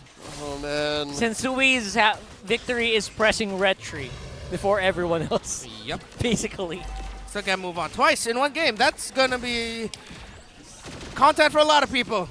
Yeah, but again, will it be enough to actually turn back the game? If he does this a 3rd time, I'm dropping my headset and I'm walking out. Not because I didn't like what I saw, but because no way. I feel like I'm in a different universe if that happened. He's hanging out of the same bush. Yeah. Same bush. That's where you put yourself. Oh, they found Haji. Oh, they're shifting up priorities here. Haji with implosion, forced to flicker out as well. Away. But that's a few skills being used already for AP Bren. That's Ogwon with the I'm Offended, as well as the Blazing Duet from Super Marco, so that might be something. All right, Haji did spend his implosion too, Yep. so it's a 2-for-1. I'm sure all of these players are counting resources as well. Time it. Something to note, a minute off of Purify. That, I think, is going to be key. Super Marco is not as safe as he once was. He really has the time his entry. It's now AP Bren are going for the cross-map play. AP Bren also tracking around the Lord. Still no full info for both teams of who the other is. They're looking for the Nolan. They're looking for the Tig. There Down it to is. 50%. Info given already. We've seen the Brody down on the bottom side and said, AP Bren, you know what, guys, we can probably do this. No immortality for Super Marco, though. Still no Purify. Edward making sure he is the one that will keep AP Bren busy, but where is everyone else? Waiting for the cooldown return on the ultimate of their Ruby. Still, the minion wave down bottom is a problem, but Blacklist aren't going to be dealing with it because they know where Super Marco is. That's the long lane. I think it's in Blacklist's best interest to send someone over there, unless they're just going for the steal once more. And something to note, since he's hanging out in the same bush, but now gonna pop the passive. There it is. Passive already popped up. Might be risky for Blacklist, but they really have no other choice, don't they? All that for a passive, since Sui's still in the same Shurub. Minion waves down mid, and bot have to be managed by Blacklist. Edward will have to go back. AP Bren have a slight reprieve and a slight lead for this, but they still don't know where the Zen Master is. Flapeasy sees him. Yeah, for the past 5 seconds, since he was actually standing right outside the bush. Yeah. But again, what was that about? Something tells me it might be on purpose. Oh! He might be showing himself so that he can reposition. Okay, all It didn't right. really cost him. It didn't really cost him. It also forces AP Bren to maybe think of a reset here. Yeah. They know it's covered. Flap's doing the same thing. Flap's doing the same thing. Oh, he's showing up. He's showing up. All right, it's I like it. of these two teams. Ogwin. But the focus is here. Near Ogwin. Oh, he missed Oh, it. he's caught. He's caught up in a very, very bad Heavy space counter. here. Edward Doe and Haji. Very low HP, but still able to walk out. Oh, heavy Here trouble. comes all the skills. They're crashing Elimination. down. Haji in the back, and Edward on the other Oh. side. Edward, Agent Zero, the first to fall there. Oh, I see the intent. They were going to try to send Zinsui for cleanup, but instead it went a little too deep, a little too long, and Zinsui could not find the position to get 2 kills off the back of that amazing engage by Edward and Haji. In different position here, Flap and Sensui are swapped up. Someone needs to check it. Someone Do needs they to know? check it. Oh, there you go. He showed himself. Do He showed they himself. They have to know. He showed himself. He showed 3 himself. times in one game, are you sure? Marco finds Sensui. And they're going straight for it. Retribution can be enraged. Terrified. Sensui is terrified. He's enraged. And he's going to be popped out. Immortality was there. And the Lord goes over to AP Bren. No 3rd time's the charm for Sensui. Has AP Bren calculated as ever. Gets the next Major Lord. 4th one in this game without Flap though. Can the reigning world champions end this series here? Something tells me they're going to at least walk away with a clean base. AP Bren are going to sink these waves as they've done right now. There's still another big wave waiting down bottom. And this Lord is actually evolved. So even if Flaptease is missing, AP Bren's hits actually sting a little bit more. And speaking of stinging more, I feel like Oheb should start to sting more with all the attention being thrown over to Sensui here for the past how many minutes? Well orchestrated. Blacks International actually let the waves crash in so that they would have to deal with the heroes and the Lord and the waves at the same time. We painted the picture of these 2 legendary teams, the names behind them, and they're delivering us a nigh, almost legendary game. I don't want to say it's going to be up there in the greatest games of all time, but damn, it's day number 1 of MPL Philippines Season 13, and this is just damn good MLBB that we're watching right now. The way the Blacklist is slowly clawing back into this, because one man said, I will not let us lose here, not like this. But AP Bren showing why they are who they are yet again. But at this point, I believe the coin is still tossed up in the air, Leo. What are the conditions now for these 2 teams to get their desired results? All right. at about the 8 or 9 minute mark, we've been talking about how maybe Sensui isn't the only way that Blacklist can win, so that AP Bren can actually, have to think twice about the engagement. Because let's admit it, up until that Lord Steal, AP Bren was calling the shots, right? All throughout the map. So now maybe something tells me Blacklist has to switch it up again. Maybe they've gotten so used to the fact that maybe we can just keep stealing the Lord. No, what if they actually find a way to punish inside their base? Let AP Bren in! And they have shown that they can do that even when they were on a deficit. What more now? Yeah. That the gold is a little bit evened up. The gold is negligible. Everybody's full build. You can feel the tension in the air and the very cold air. 4-8 kill score, by the way. 4-8. So many things has happened, and it's only 4-8. Talk about kill scores. Sensui has killed more lords than heroes. That's true. That is very true. That's true. 20 true. seconds. Haji! Oh, he's going for it. There goes the big implosion we're talking about. Flicker already committed as well. Ogun already has the immortality used up. This could be big here for Blacklist, but the clapback is real for AP Bren as well. Edward still has Emo, but will have to back off as well. There are a lot of ultimates expended here for AP Bren. That was a pretty good move there for Blacklist. And a round of applause by the crowd here. It's like you're watching one of those 30-minute Iron Man matches. You know what that looked like? It's one of those moments where in the two martial arts masters who've never met just goes into a full-on sequence and then just acknowledge each other's skill. All right. it. Just walk away. Yes, this is who you are. We'll meet again in another battlefield, and the next battlefield is that Lord. A pressure onto the push down into the bot lane, and we find ourselves here again. A tale as old as, not time, but this entire series so far, and this game number 2 specifically. Lord number 5 of this game. We're pushing 30. Funnily enough, I feel like push is the only way that this game is going to get resolved here. The way the things are going, the minion waves are going to be so much more crucial here. Super Marco up front, no immortality, that's very risky. Haji slows by, he's in position to maybe make an immortality happen, but his flicker is on cooldown. There goes the implosion, slows up Kaltizi, he's on half. Edward's on the back as well, trying to get some attention. Sensui, he's railing, he's riding on the bush, and Edward is going to have to pay for that, but he takes out Field! Sensui forces the flicker out as well, there you go. So many battle spells used up. And another martial arts master moment. Both teams walk away with no casualties. Nobody well enough to fight the Lord, and they both back off. Folks, crowd is eating this up as well, by the way. We're not seeing a lot of kills here. But you have to appreciate the beauty of this game, the respect that these two have for each other's abilities, the timers, the immortalities. The key things you look for, the micro of it all in a team fight. This is why we are the home of champions, why the Filipinos have built a legacy of greatness all over the world in Mobile Legends Bang Bang is because of things like these. We're nearing 30 minutes into game number 2 of our only second series of Season 13. And Haji goes in! Activated by Haji already. Who did he catch? I think he already caught Ogwin there. And Ogwin already used the flicker as well defensively. Blacklist has Ohem on the side. Flapteezy is going to have to walk off as well. And the Lord's going to be reset, but look at the bottom side of the map being worked on by Super Marco. Long lane control by AP Bren on point. I think they understood that they're not going to get away with anything. Nobody gets free kills, not at this point, not approaching 30 minutes, so they'll just play the map, and it's much easier, much safer, more free for AP Bren to do that, so they made leeway on the map. If only Edward did not pay attention to that, that would have been a penetration down bottom. And big props to Edward, by the way, playing this very close to his chest. Yeah, he's so good at controlling the long lane, man. These two teams have just been tremendous with controlling everything, making the most out of every ability. In the middle of a very chaotic environment as well. Yeah, it's so chaotic, but you can see the gears turning in all the players' heads. Oh, he's going to go in, I'm going to have to cancel this. Don't worry, I can take the damage here because I have an immortality, or if I'm the Nana, I have the passive.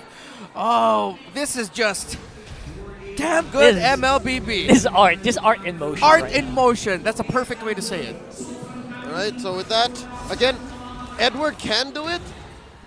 Oheb, I don't think so. So right now, they have to think Blacklist International has to commit to a plan. Control the long lane or go for the Lord fight. and AP Bren are checking which of these decisions Blacklist is most likely to do.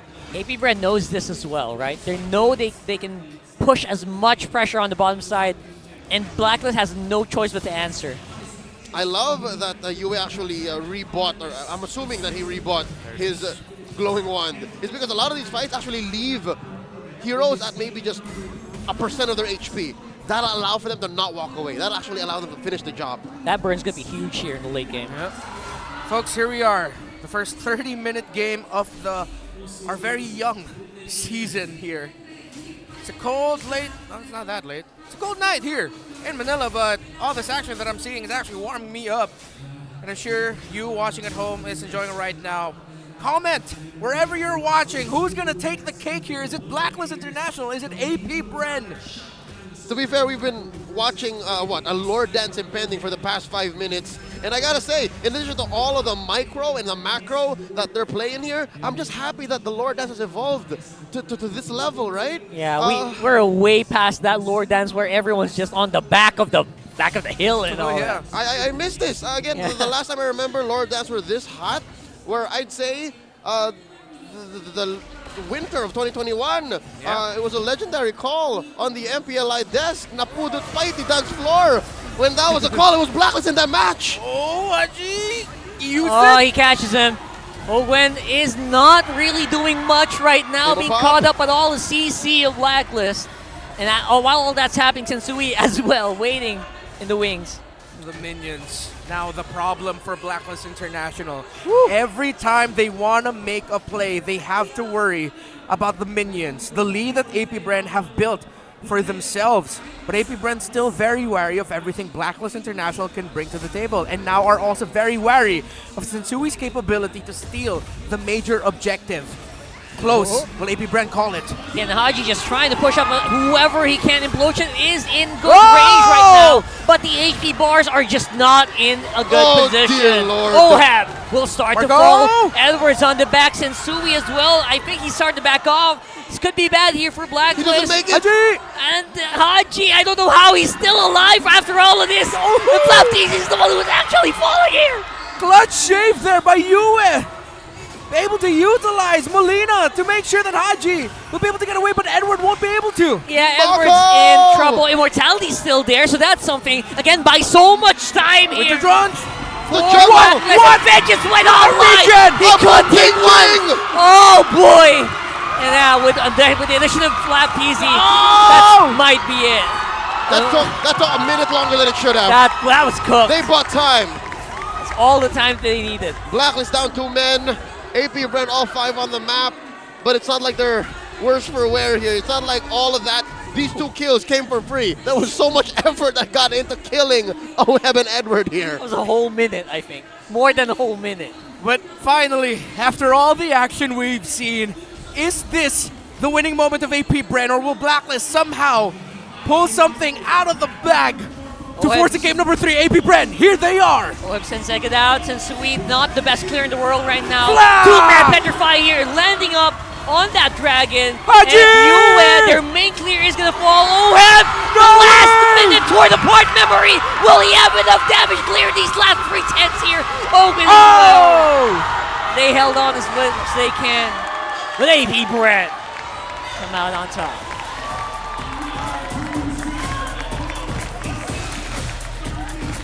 For a moment, AP Bren was probably thinking, not again. Not what Kiboy did to us in Game 1 of the upper bracket finals in M5. But times were different and times have changed. Though it was a beautiful setup by Haji to try and stop everything, AP Bren, after a titanic meeting of legends, go out with a sweep victory over Blacklist. That's a 32 minutes I'm not gonna forget. Yeah. Not anytime soon. I'm so happy I got to witness that right here. It really did show us and everyone who's watching. It gave them what they expected, which is highest level MLBB. We may have seen Blacks International walk away with no points, but they walked away with so much more in lessons and in just such an amazing showcase. I think they picked up a lot. Again, this happening on day 1 means the rest of their season 13 is going to be much better than this. How do you top that even? They set the bar. We said it earlier. These two teams will set the bar for those who wish to go far. And Blacklist International, though not getting a point here, proved what they can bring to the table here with their performance in that legendary game number 2 against the reigning and defending champions of the world, AP Bren. They will pass by the crowd. Yeah, so it was a very respectable play, what do you call that? Respectable attempt there in so many avenues. And each and every roll there from Blacklist obviously was ringing with excitement. And now let's go on over to the stage with AP Bren, Mara Aquino, and Hans Galeria for the winner's interview for the world champions.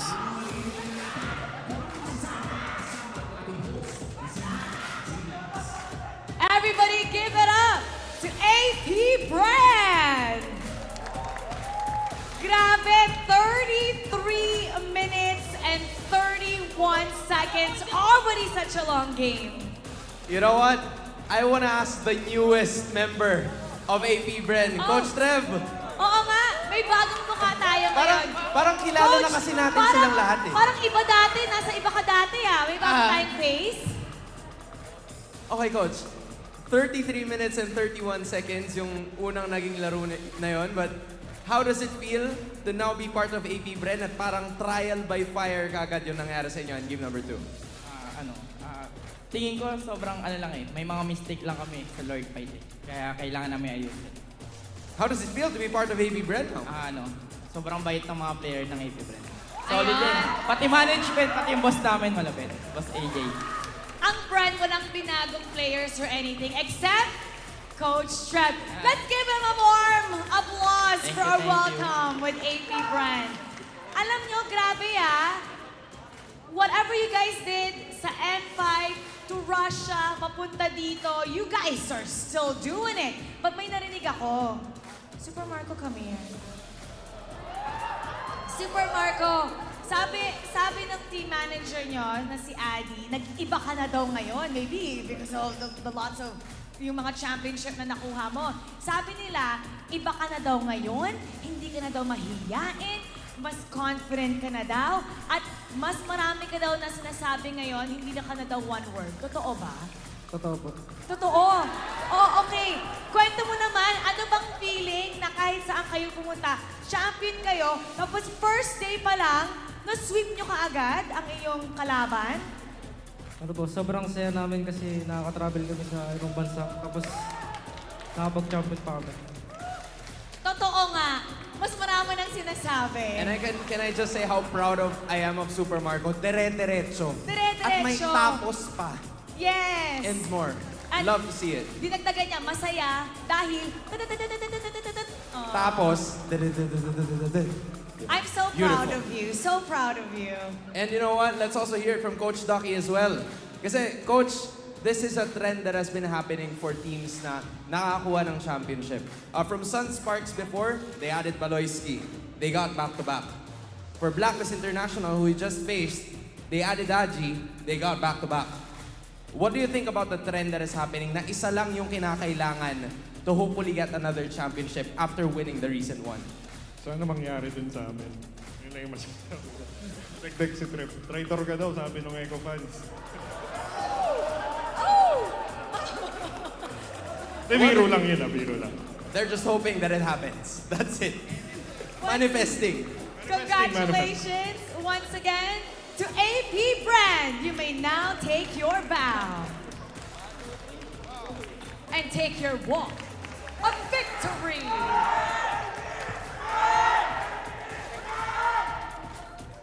Champion caliber talaga to. Alam mo, hindi talaga sila nagbago. Parang wala silang kaba at all for the first game here in the Season 13. And bringing the momentum that they've had from the previous international championships and now dito mismo sa MPL Philippines Season 13, just like you said, they haven't changed. Pataas ang kanilang kumpiyansa, pero titingnan natin kung ano nga ba ang naganap sa setting ayon. Kaya babalikan na natin ang ating mga casters.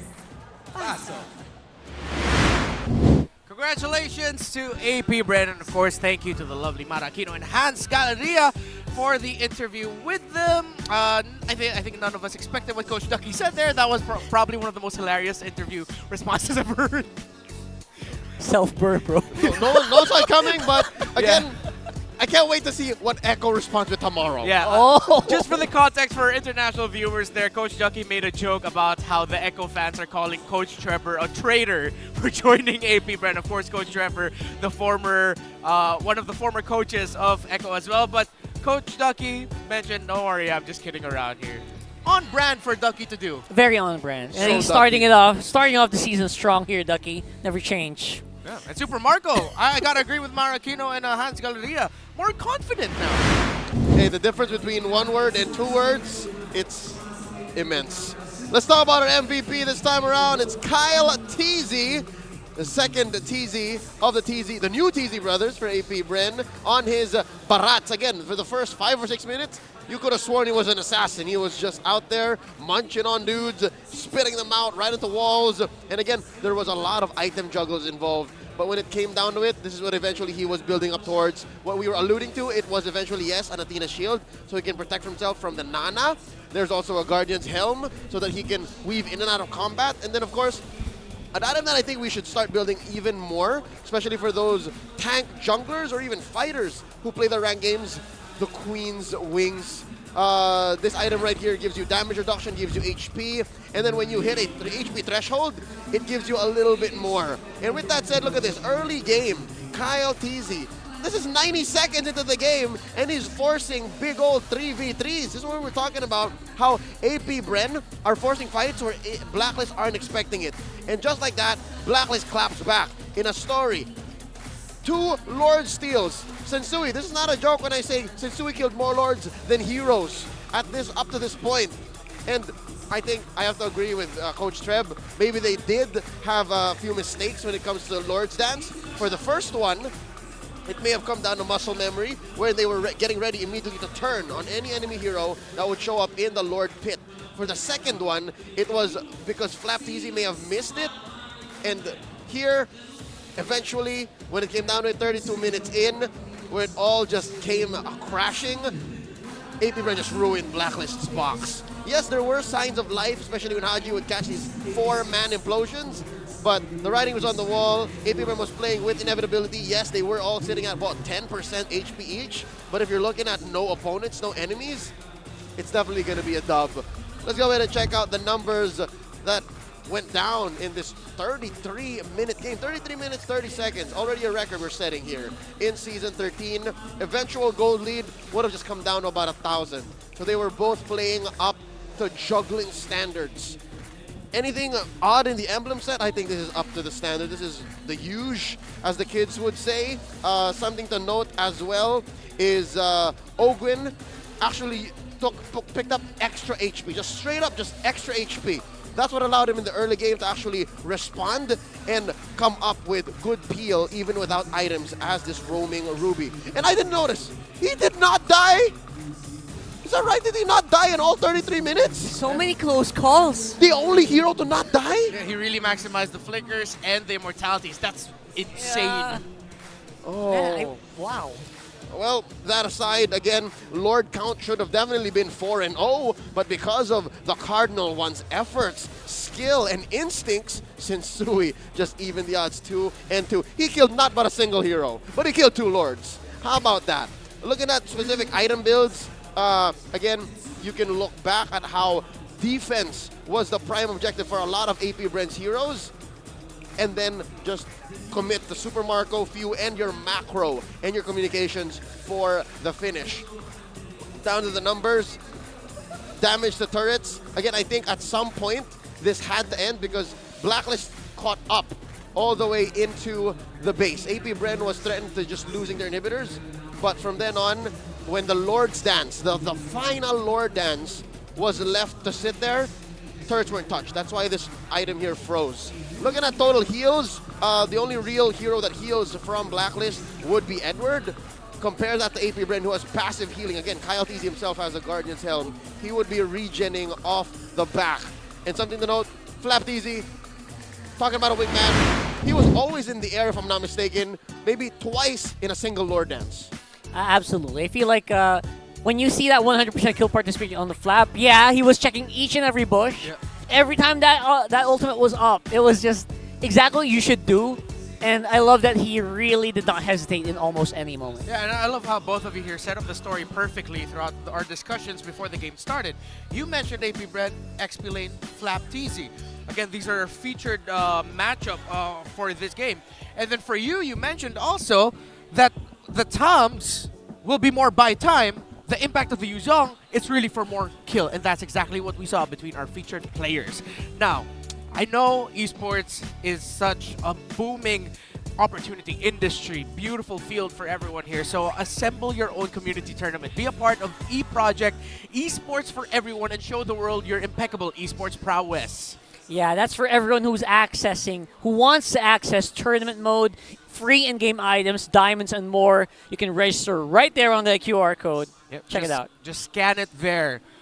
There have been a lot of tournaments popping up. And I believe after the M5 World Championship win, there has been a bit of a renaissance of MLBB here in the Philippines. So hopefully, please scan that if you are here in the Philippines. But I know other countries and regions have their own versions of this as well. Yeah. Again, excellence would not reach this stage, would not reach the world stage if they did not start somewhere. And a lot of our champions now started with but one E-Project event and then eventually got discovered. And I'm hoping that the champions of M33 will be coming from an E-Project near you. Yeah, for everyone who wants access to tournament mode, you keep asking that us on TikTok. Yeah, that's how you get it. So I hope I make it to M33. M33 is... Me too. Man, oh man. Maybe at that point we're casting with our children. Oh, that would be cool. That'd be cool. You just saw the moment of like fear the moment I mentioned that. But of course, I'm sure Nicer knows. We really hope that you join the E-Project for everyone and stick around with us here. This has been a tremendous opening to MPL Philippines Season 13. A fresh new look and vibe for MPL Philippines. Give me one word. How do you feel right now, Rockhard? Oh man, ecstatic, man. This is exactly why we are the strongest. We just saw it. We just saw it right there. Leo. Happy. What? When a word like nonchalant becomes part of the daily vocabulary, you gotta go back to the old classics. I'm just happy. Happy, man. You seem happy. Very, very happy. Quick comment wherever you're watching. How do you feel about our first day here in MPL Philippines? It's been great. We saw Minana, Evos, and TNC Pro Team, wherein Minana Evos swept TNC Pro Team. Starting off their run for the playoffs hot with that 3 points. And of course, AP Bren versus Blacklist International going to 2-0 as well in favor of the reigning world champions. Thank you so much on behalf of Rockhard and Leo. My name is Reptar. Let's go back to the stage. Bagong season, mas mainit na laban ang ating natunghayan para sa unang araw ng MPL Philippines Season 13. Dahil sa unang laban, we saw Kirk shine as a beacon of hope after Minana Evos gets the sweep kontra sa TNC Pro Team para simulan ang kanilang Season 13. And for our second series of the day, AP Bren just too hot to handle against Blacklist International, getting their first sweep of the season. There's gonna be more to come, kaya samahan nyo ulit kami bukas dito lang sa tahanan ng pinakamalakas na Mobile Legends Bang Bang players sa buong mundo. Muli, ako po si Mara Aquino.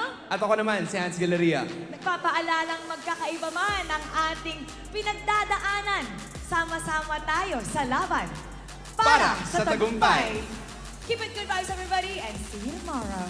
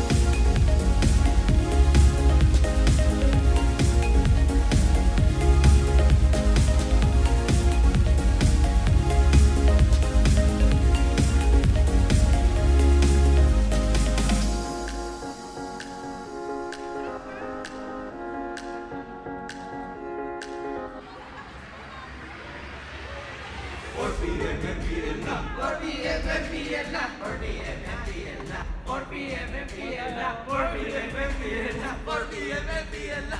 4PM MPL na. 4PM MPL na. 4PM MPL na. 4PM MPL na. 4PM MPL na. 4PM MPL na. 4PM MPL na. 4PM MPL na.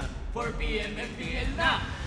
Catch your favorite MPL matches every Friday to Sunday. Only at the MPL Philippines YouTube and TikTok. 4 p.m. MPL na. 4 p.m. MPL na. 4 p.m. MPL na. 4 p.m. MPL na.